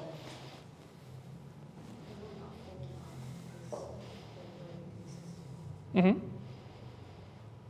What do you think? We'd rather have free and real people rather than 100,000. Because 100,000 looks good. Yeah, but 100,000 looks good. Right? Yeah. But when we... 999,000 aren't ever going to come, or probably might not be close to your venue. And that's why chasing virality, yes, it looks fun, yes, it looks sexy, but does it really do much for your business? I'd much rather have consistent of the right people at 200 to 300, maybe up to 1,000, but I know that each one of those views is going to potentially mean that I get more people sat in a room, I have more people to work with, I have more people I can help in my location, or in your... How do you do that location on TikTok? Facebook's very simple, physical business. So social media's changed, right? If I did this presentation or talk 3-4 years ago, I would only be talking about social graphs. Okay, I'll explain both in a second. But on this side, we've got social graphs. Okay, that's how everything worked before TikTok or Musical.ly arrived. Okay, here we have interest graphs that I'm definitely going to spell wrong, right? But the job of the team of two. So this was basically what TikTok created. Kind of their algorithm created it. It was in other places like Tumblr, etc. But like modernized and actually like popular, it was TikTok who did it. So what happens here is and this is why I said yesterday, following doesn't matter because we're now over here. But just for those who don't know, socially, what happens is I would follow someone, I would like, share, or comment on their post, right? This would send or say to the platform, hey, cool, this person likes and enjoyed this content. Cool. Okay, so the platform goes, we're going to show more of that to that person, right? So you followed me. Okay, cool. So that means you're telling to the platform, I like Colton's content. Can you show me more? Sick, right? Same with likes, same with shares, etc. Now, the bit where it got interesting is because when they started changing the weighting, you wanted to target different things. That constantly changes. There's no point me going into it because by the time we finish, it'll probably have changed. The main difference when TikTok launched a handful of years ago was instead of it being followers, like, shares, etc., they are kind of still important, which I'll explain in a minute, but the job here is Craig is going to open TikTok, and if he had previously never installed TikTok, it will just show him videos. And what it's trying to do is it's going to go, right, I'm going to show Craig a picture and a video of a dog. Cool. What does he do? Does he watch the video? Does he interact with the video? Does he like the video? Cool. Keep scrolling. You'll find that the more stuff you interact with, the more stuff you give watch time to, the more stuff you like, the more stuff you enjoy, you'll be shown more of it, right? So that's what an interest graph is, right? So is that what the FYP basically is on Facebook Yes. and Instagram Reels? 100%. That's running that algorithm? Yes. But the main feed is still on the socials? They're moving from this to this. The only place where this is still prominent is LinkedIn. Really? So Every... the same people, use the old Georgia example, right? We post on that a lot. We can get the same 30 people commenting on that all the time. Mm-hmm. So they're still seeing it. Because that's interest-based. Not in an FYP of like TikTok. Because they are interacting on the posts related to that location. Right. So they're signaling the platform to say, hey, I want to know more about this location. So it's not as fully TikTok 100%. The reality of socials, well, it will probably be in this line here for the rest of time, right? The future of socials is going to probably be, there's a debate at the moment, right? In the marketing space, in the etc. with Meta and so on. But my prediction, and probably the prediction which I think most people would agree with, would be in 2 to 3 years, you'll have 2 feeds. One that's like this, and one that's like this. Okay? So this would be your FYP, this would be for you to discover new content. And this is where, to an extent, trending would probably go into. So if you're trend jacking, following trending music, etc. Let's say you like, I'll use the example I used with Craig, dogs, cats, motorbikes, games, pubs, pick your topic, right? This is also where a concept called community talk came from, which was a specific hashtag around a specific thing. So when TikTok launched, everyone thought, oh, it's for dancing. Can I just get a quick show of hands? Who thought TikTok was for dancing? And for kids as well. And for kids, yeah. That was the commonality, right? Everyone thought, oh, I'm going to go on TikTok and I'm going to do a... Thank God that people laughed at that. But the key is that's when it was Musical.ly. So very quick history lesson. TikTok is owned by a Chinese company known as ByteDance, who used to own an app called Musical.ly, where that was what the app was for. Lip syncing, dancing, etc. They bought this. They then launched it in China, did really, really well, and it was strong from an educational point of view. And then it moved to the West, and it became interest-based. But what they didn't realize was that interest-based would work so well, right? And that's why you're seeing, in the last couple of years, Instagram Reels launched, standalone, short-form feed that scrolls forever. Facebook launched, scrolls forever, so on, right? Even LinkedIn's now doing it. LinkedIn will probably have a video-only feed that's interest-based. The only post that will be social graph-based will most likely be carousel or image posts where you tag. So Johnny came to my event today. Thank you so much, Johnny. Do you want to tag you? Cool. How that quickly works, if you tag someone on socials, on a social graph, so this is mostly around LinkedIn, and they don't interact with it, it will be buried as a post, is the current conversation with the algorithm, right? And the reason for that is it stops people going, I'm going to tag whoever I want because I'm going to tag David Beckham in my post just to get more views on my post, right? Because unless David Beckham actually connects and actually, comments, likes, does something related to the post, it doesn't confirm that that actual connection happened. Because you need to remember, LinkedIn specifically is a recruiting platform. That's what it's designed to do. It's designed for you to get a job. Any questions on anything I've discussed so far? So the next thing I'll go into very briefly is creating a content ecosystem. I'll use mine as an example, and then we can go around the room and see where the holes are and see if I can help fill them. My content kind of evolves around, in most cases, 2 long-form pieces. So it could be an educational piece like this, or my podcast. So for this conversation, it'll be a podcast. So this is an hour to 45-minute conversation between myself and a guest of choice, right? So most cases it'll be talking about marketing, could be talking about trends, could be talking about very similar to this. But you might say, okay, well, who's going to sit and watch the 45-minute presentation? Quick show of hands, who would watch a 45-minute presentation? It was interesting. Okay. If I've been booked by, I'm sure. That's the key. Okay. So what most people do, and the reason why most people don't do it, is because they don't have the self-worth and self-belief to be able to put this 45-minute conversation out and it to get 2, 3, 10 views. What 95% of people should be doing is creating this, and then using it to fill their socials, right? I'll show you in a minute. And that's when you get when you scroll through on YouTube. Yeah. So that's called, that is basically about how you structure your short form, right? So very quickly, short form. I'll show you how to use AI to create 20 plus pieces from each one of these, because I do it, right? Every week I do it. For you specifically, you could talk, I'll use an event that you're running for an example, okay? You could talk about every single unique selling proposition and every single thing about the event that you think is really good, okay? So like a Q&A almost? Yeah, with your staff.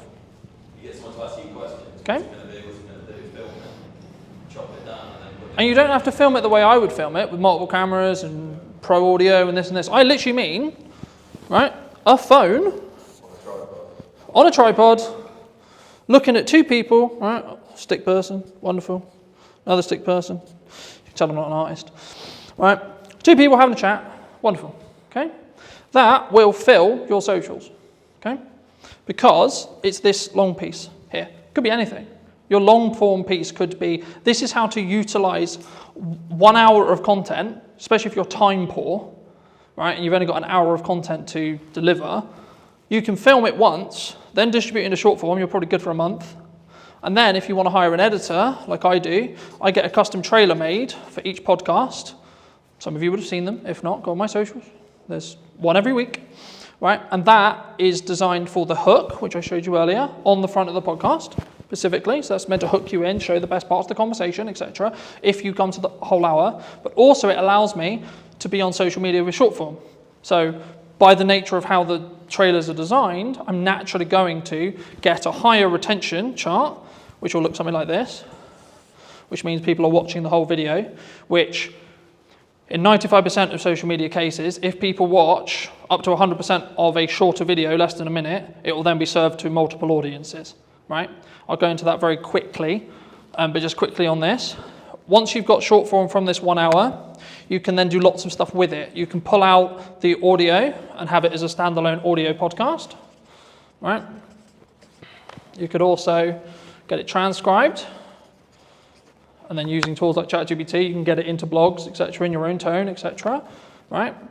And then also, you can then take that blog, turn it into 20 tweets, 15 tweets, right? Or standalone social media posts on their own. Hey, in this conversation, it doesn't even have to have the video, you can just take some pictures afterwards and say, in the conversation we'll be releasing next week, we talk about X, Y, Z, right? This is a very key example of hooks don't have to be anything. You need to do them to then see what works for your audience. Because what works for me is not going to work for you, and vice versa. So that's a social question. 95% of the time, socially, we watch videos in our breaks, when the kids are asleep, etc., right? So you don't want... Yeah, so or the telly's on or something else is on. So in a social scenario where you wouldn't necessarily want to blare out your reel, but you still want to know what's going on, right? And just to give you some numbers behind this, I re-edited some Christmas content that I did, I think about 4 years ago. I redistributed it on short form, one without captions, one with captions. The one without captions got 100 views. The one with captions got 1,100 views. It's the same video. Okay, that's a 10x difference in views with one change. And this is how I'm starting to test stuff. The one thing people get wrong with marketing all the time is they go, this is our ideal profile, this is the person we're trying to talk to, and I know what they like. Do you? You may have known what they liked 2 years ago, but is that what they're into now? Does your ideal profile change through time? Mine does. Personally, my content consumption habits and what I consume will change on a weekly basis. When I want to go really deep on AI, I'll be watching nothing but AI stuff. Okay? When I want to go really deep into content and delivery and how to do it, shift again. So on an interest graph, my feed is going to change dramatically across 2 weeks. On a social graph, I'll probably get some of the same content. So on the Look into the terms and conditions of TikTok, you'll be scared about how much it knows. Well, this was actually a big problem a couple of years ago where I was aware of it, where people would be watching a specific video. So I'll give an example where like maybe it's a motivational video or like maybe they're feeling a bit sad, etc. They're watching something that may be a bit sad. And what the TikTok algorithm did, and they got in a lot of trouble for this, but they would then start feeding more and more, and you would go down this loop of negativity, right? Like I don't want to go into detail on it today, but it's the same with like the quote Redfield spear, right? You are fed what you watch. So people are like, oh my God, my TikTok's so annoying because it only shows me X, Y, Z. I'm like, okay. A, log out, reinstall the app, watch stuff that you don't want, like so watch the stuff you want, and then the algorithm will catch up. Or just when you're on the socials, just stop consuming and interacting with the stuff you don't want to see more of. Or search what you do want to see. Yeah, or manually go in and search, I want to see pretty kittens. I want to see dogs, I want to see positivity, I want to see quotes, I want to see etc. To start, put your video everywhere. Put your blog everywhere. Put your piece of content everywhere the same way. Because the first thing you need to get into the habit of is doing content consistently and getting consistent, right? Because that's where the results will come from. And concentrate on video. I focus on video because it's my best, like building off Emily's point, it's my best way of communicating, and it's what I will also consume, and also I know the power of being able to leverage it because I can use it a million ways. Some people say I don't want to be on video. Okay, that's okay, don't be on video then. But if you're a good writer, then write. Okay? Like, you don't have to reinvent the wheel. The content quality will always rise to the top if you're A, consistent, B, talking to your target demographic, and C, adding actual value. Not fluff, not this looked nice, this was wonderful. The goal for me today is to give you as much valuable the stuff you want to learn as much as possible. That's it. That's my only objective today. Very quickly on how algorithms work in most cases. This is a video algorithm, but the same will be true in blogs, the same will be true in articles, and you can swap the words. So whenever I say video, there is a similar algorithm for every other form of content and will work very similar to these principles. Okay? So when you post a video, I'll use Instagram Reels, for example. This is your video. Okay? The first thing it does is it will send it to, these numbers are rough because they change every week, right? And we actually don't really know. It's roughly about 10%, maybe lower, maybe 5% sometimes, of your audience. Okay?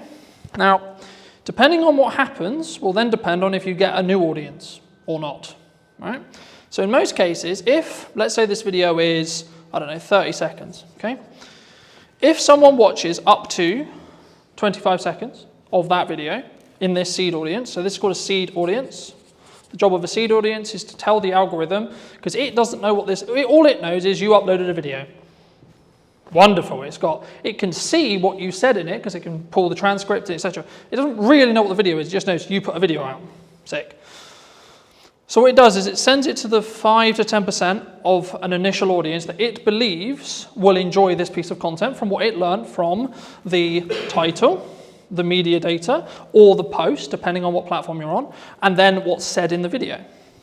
And then depending on what happens with things like watch time,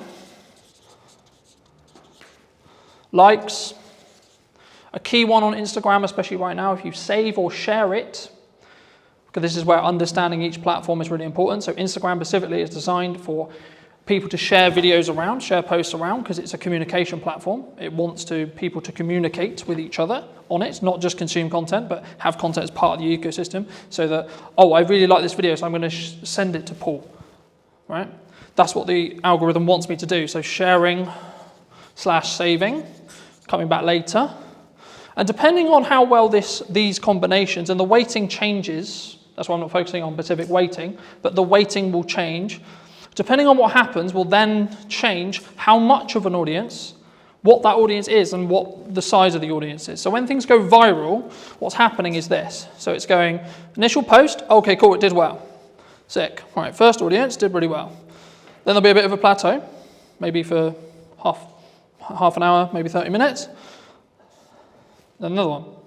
Did it do well again? If so, and so on. And eventually, it won't have a good reaction. And that's when it will stop. But if you can keep that loop, so there was a trend a little bit ago on TikTok where it would be a 2-second video with a load of text on it. Why do you think people did that? They were farming watch time. Because it's a 2-second video. So TikTok was going, is people who watch this video in that seed audience watching the whole video? Because it's 2 seconds. But to read it, you need about 15 seconds. So actually, the percentage watched on that video was close to 500%. So TikTok went, oh my God, 500%? So people are watching this video 5 times? Cool, we'll send it to loads of people. Now, they got on top of it because they realized that was the game. But for a long time, it showed a very clear example of how your seed audience can snowball your views. And it will copy the audience. Because every single algorithm wants to understand and wants... Okay, no, I'll ask you. Before I tell you, I'll ask you. What do you think the job of an algorithm is? To keep people on social media. For example. What does every single social media platform want? Eyes on it. How do they make money? So the sin, you could say, is taking people off platform. Because Instagram doesn't make money if you send them off platform. If you send them to YouTube, you're sending them to a competitor. That's why people started getting quite clever with their link in bios, because link in bio became a term which TikTok itself would suppress, because it was sending people to the website. For a marketing brief, that's what we want to do, right? We want to send them to a landing page, we want to send them to a YouTube channel, we want to send them somewhere else off-site so we can potentially sell to them or retarget them or etc. or get their email so we can then email market it to them, etc. But purely from how does it perform point of view, and this is what I said at the beginning, where you need to start really delving into your content and really start working out, okay, so this one's going to be a very value-led piece, this one's going to be trend, this one's going to be for this purpose. And it can be overwhelming, but hopefully you're just going to get some ideas from today. If you can get some videos, and this is why done is better than perfect, and posting a lot is powerful because you can work out what happens. To quote Gary Vaynerchuk from his new book, you should market to get better at marketing. Right? So it's not about I'm going to market because I know what I'm doing. It's the market will tell me in views, reactions, shares, sales, etc. what's working. So I'll give you an example. A phone video over-indexed than a professional video in most cases for me. I follow the same format, hook, content, call to action, but because I story-told in the video and it felt more real, it got, I think, 4 times more views than my average. I think it's on like 1,300 now, because I told a clear story. So for those people who are like, I don't have a camera, I don't have this, I don't have that, I don't have all the kit, I can't create content, who doesn't own a phone in this room? You all own a phone, right? So then you don't have an excuse. Because especially if you create it in-app, you can outperform, because there'll be a small performance bonus. For example, on Instagram at the moment, they launched their own editor. It's called Edits.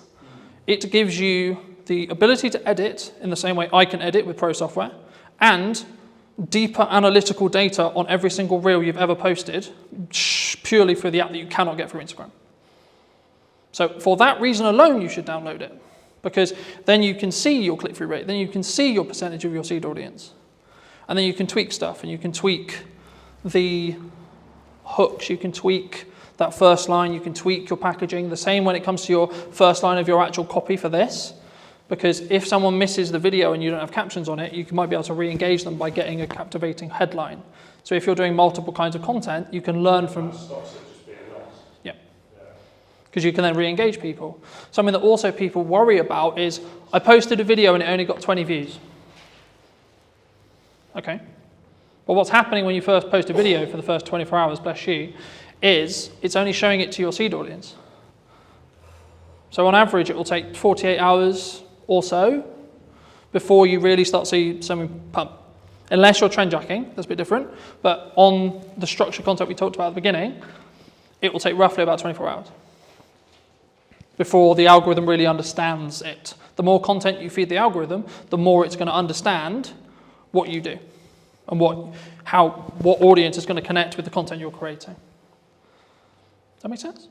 So what stage do you start paying for it then? So at the minute you don't need to, nothing I've talked about today is paid ads. I know, that's what I'm trying to think. If you want to do paid ads, you can follow all of these principles, and what I'd recommend you do very quickly for those who are interested in doing paid ads, you should post a load of content, see what does best in regards to views, retraction, etc., and then take the best performing pieces of content and then amplify them with ads. Because then you don't have a question mark on whether the creative or the video or the blog or the post, etc., is actually going to do well or not, because you already know, because it did well organically. So that way you're not wasting money on amplifying bad creative, because you know that it's going to be good, because you've already tested it organically. Does that help? Yeah, no.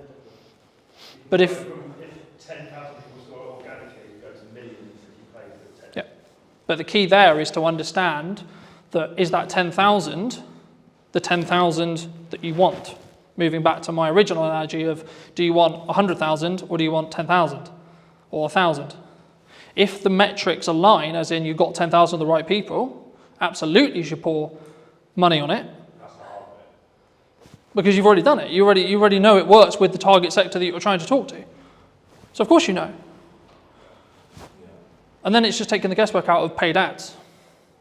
Yeah, you should tweak the copy, you should tweak the text that goes next to it, maybe add a stronger call to action on the end to be a bit more salesy if you're going to, or maybe tweak the hook slightly, or tweak the video very slightly, but you know the bulk of the content's going to work for creative because it's already worked organically. How important is something like LinkedIn for a business owner or a filmmaker? Yes, LinkedIn is essential, I think, for any business owner. I've been posting regularly there for 8 years, I think, something like that. How do they up their prices? Because they struggle to actually put that into practice. If you're paying a freelancer £300 a day, that's way more than 30 grand salary for a full-time editor. Did you reach out to the brands you were looking to do the spec ad for? Because I think some people, when they look at spec ads, there's kind of like two approaches. One is like, do it, tag them in it, or send it to them and sort of see what happens. How did you navigate that initial process of making that spec ad? Anybody looking to scale their video business needs to double down on the brand, and people want to work with the brand, not necessarily just me. Does speed really play a factor, or is it more kind of standard to think about? Did you know that 93% of you are not subscribed? So if you could please do me a favor and you're enjoying the show, then subscribing would mean the world to me, and it would allow me to grow the show and continue to get larger and larger guests and continue to bring what's missing in marketing today. Thank you ever so much for joining me, and I'll enjoy the episode. Hello, my friends. Hope you're well. Hope you're having a good day. Today I'm talking to Carl from over in Manchester specifically. He runs a really I would say a upper class or like premier video production agency on the higher end. And today I really wanted to talk to him about specifically branding, but also how I think a lot of filmmakers, we're stuck in this rut of like being quite maybe lowball or midball or just working on ourselves. I mean, how does would you say, and feel free to give any context you want, Carl, and do you think that people really struggle to sort of scale their business as a whole? Firstly, I've never been called upper class in my entire life, so that's really just thrown me off big time. We're definitely a premium offering though, so I get what you're saying there, so thank you for that. So yeah, I run a production company called Dead Pixel Films, doing video and photography for a variety of FTSE 100 clients, online brands, TV commercials, that sort of stuff. And what was your question? How do they differentiate themselves? Yeah, because I think a lot of people, they're very maybe solo space, and they're maybe worried about like how do they up their prices, because I think that's maybe the dream or the objective of a lot of filmmakers, but they struggle to actually put that into practice. Yeah, absolutely. So for context, we're a team of 5. So I'm not a solo shooter anymore. I started off shooting weddings, same as a lot of videographer journeys, I guess, shooting corporate videos, went to universities, then jumped into freelancing pretty early on. So I was a solo shooter for 4 years. I did weddings, corporates, bits of football, bits of TV, all sorts of stuff. And, I made a really good living doing that. And there was nothing wrong with that. And I loved doing it. And the wedding specifically was amazing. I was working with really happy people, and it was really, really good fun. But I eventually reached a cap where there's only so much time in the day I have. There's only so much I can charge. And I just realized I was I was at a peak, I suppose, in terms of camera operating in Manchester as a technical skill and what I could therefore charge or how I could scale that into a business. So my next step was to go from a freelance camera operator, solo shooter, to a production company owner. And that was a monstrous leap because I alienated all my clients literally overnight, because all my clients were other production company owners. And so suddenly they're like, oh, hang about, now you've gone from Cal Thompson camera operator to Dead Pixel Films, video production agency. You're now a competitor. You're not a collaborator. At least this is how it was perceived 8 years ago when I first set up the company. So I had to kind of start again, really, in terms of finding new clients and developing those relationships. I had some crossover for a year or two, but eventually it just fizzled away, and I had to then go after bigger and better clients that would, and then focus more on relationship building and then scale it over time. And it's taken 8 years to get to where we are now. There's 5 of us full time. We've got a production studio downstairs, so I'm in the it's like a meeting space that we're in at the moment, and then we've got a 1,000 square foot production office, and that's where all the edits are being done. And then this downstairs is a 4,000 square foot studio space.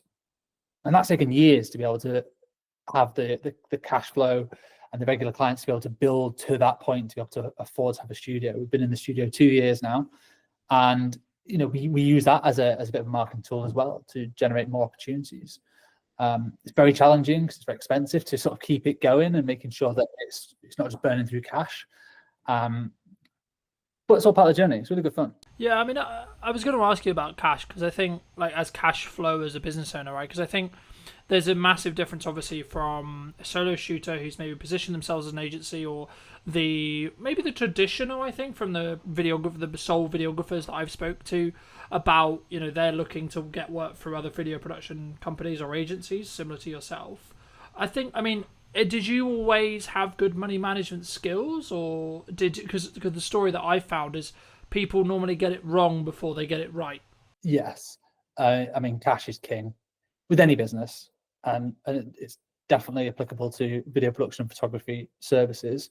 I've always been good with money. You have to be a business owner fundamentally, but even as a kid, I was always quite tight, I guess, with money. Didn't intend to be. I always did what I wanted to do. And I went traveling all over the world and stuff like that, and I had some great experiences in my 20s.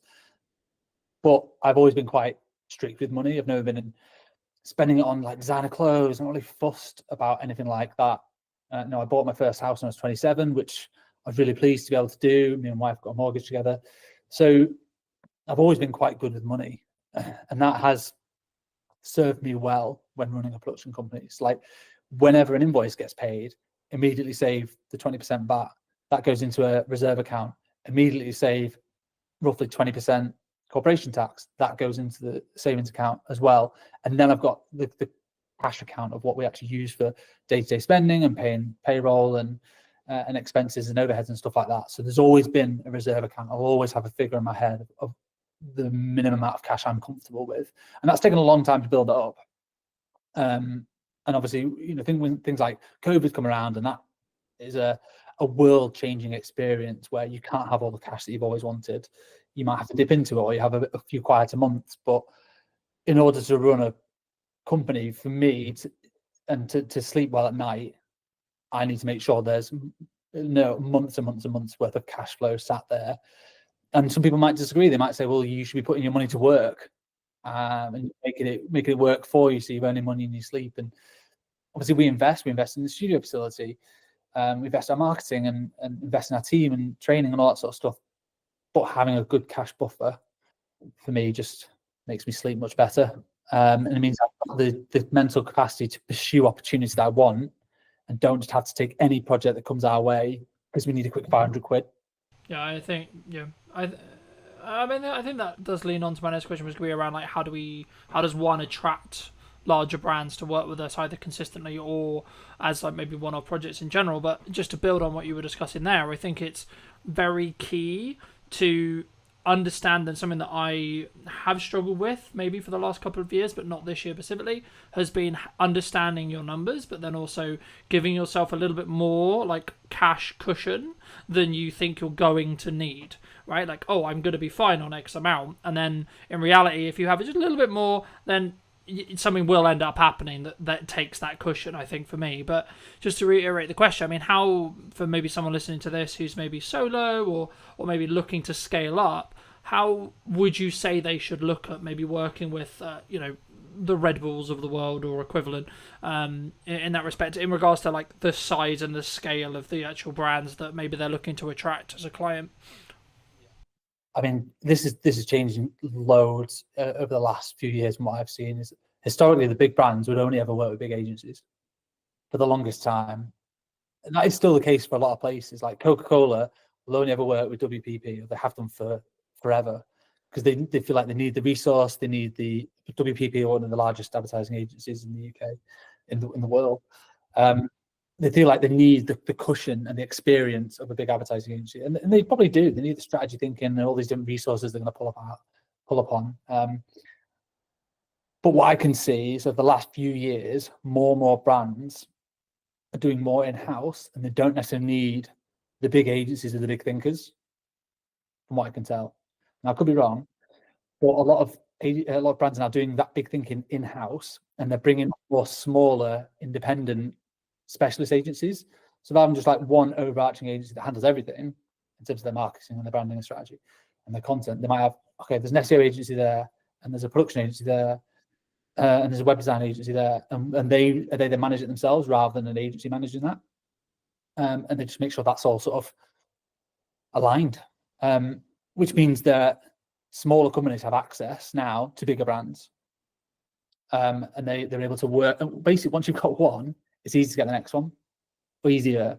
You still have to chase for it. It's more competitive for sure, but once you have a few bigger brand names under your portfolio, and the work can start speaking for itself.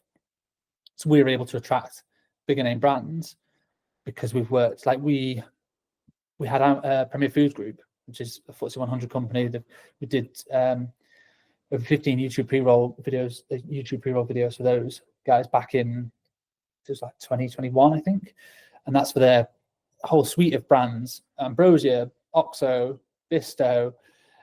Anyone in the UK will have heard of these brands. They're in every shop ever. So we did loads of ads for them. And by doing work for those people, it opened up doors to more foodie brands. So then we're suddenly able to work for BBC Food. There's another project we got off the back of that. Yeah, we had to pitch for it. We went up against 27 different agencies on a public tender to win that particular project, but suddenly we got that. And then I marketed the fact that we worked with BBC Food for a 9-month content retainer on LinkedIn. That then led to one of our current biggest clients, which is Uni, and they're the pizza oven company based in Scotland. And that's because I put out one post on LinkedIn about working, like a blog post about how we work with food and break down that process. So it went from one to the next. So you can, when you look back, when you're in the thick of it, it's hard to tell what's going on. It's just like, shit, where's the next client coming from? And you just want to do the best work you can. But when you kind of step back, you go, okay, I can see how that one has led to that one, has led to that one, has led to that one. But it's been I've been self-employed for 12 years. It's 12-year experience to be able to get to this point alone. And some people are way further on than me in terms of their career, but I'm really happy that we get to work with like some world-class brands. And just by working with one does tend to lead to working with the next. So I bet your next question is, well, how did you get the first one? Because that is the challenging bit. And the way I would say doing that is work for free, which I know everyone here is going to hate. By free, I mean make a spec ad. Speculative. I don't know if you've ever done it, but you basically need to prove your skills and your services and the quality of your work off your own back. So that's how we won we started getting into super slow-mo. That's one of our core specialisms, which works with food and drink kind of content, is the 1,000 frames a second super slow-mo videos. We shot an ad for free with Whitley Neal Gin in a little corner of a studio. Me and my business partner at the time just kind of messing around, working out how does the kit work, how does the lighting work. This was years and years ago. And we put together a little 20-second montage. We partnered with a kit hire company who lent us the camera for the day. So that was very generous. All it costed was our time and the ingredients. And then we pieced that together. And we used that piece of work as a marketing asset, piece of collateral, to then go and win the next one, and then win the next one, and then win the next one. And that just snowballed. We then became the specialists in super slow-mo and food and drink, which then led us on to the next project and to the next one. So that's always my advice to anyone looking to get into it. How do you attract bigger brands? Is you can't just go to university, study a bit of film, and then go, well, now I'm just going to either have my own agency or go work for another agency, and I'm going to be balling working on these big bad projects. Like, you've got to prove it. Education, you've got to prove it with your skills and your portfolio and your work. And if you've got to just go out and do it. Yeah, no, I completely agree. And I guess the question that comes from that is, did you reach out to the brand you were looking to do the spec ad for? Because I think some people, when they look at spec ads, there's kind of like two approaches. One is like, do it, tag them in it, or send it to them and sort of see what happens. The other one is like, hey, start building that client relationship, etc., and be like, hey, we would love to work with you, or etc., but can we make one for free? Like, how did you navigate that initial process of making that spec ad? Depends how big they are. If they're massive, if they're like a high street name, if you're suddenly I want to do a spec ad for Gymshark, they've already got amazing commercials, an amazing in-house team. They don't need your spec ad. So you emailing them saying, I'm going to do this ad for free. If you want to use it, use it. They just won't. They don't need it. So in that sense, I would just go and do it and just tag them. Like, massive fan of you guys. I hope you don't take offense to this. We've made our own ad. We want to tag you in it. And if Gymshark will unlikely see that and then want to just hire you immediately, but their competitor might. So someone else who maybe slightly smaller than Gymshark might see that and go, oh, I love what these guys have done. Or you can use that to market to Gymshark competitors. So you can reach out to people directly. Made this little piece for fun, just showcase our skill sets. Be really honest and transparent. Don't suddenly try and pretend that Gymshark are your client. You've done it as a paid project. That's the last thing you want to do. but just be honest about what you've done and how you made it to showcase your skills. And would you be interested in that for your brand or business? We did one for like Innocent Smoothies, massive global brand.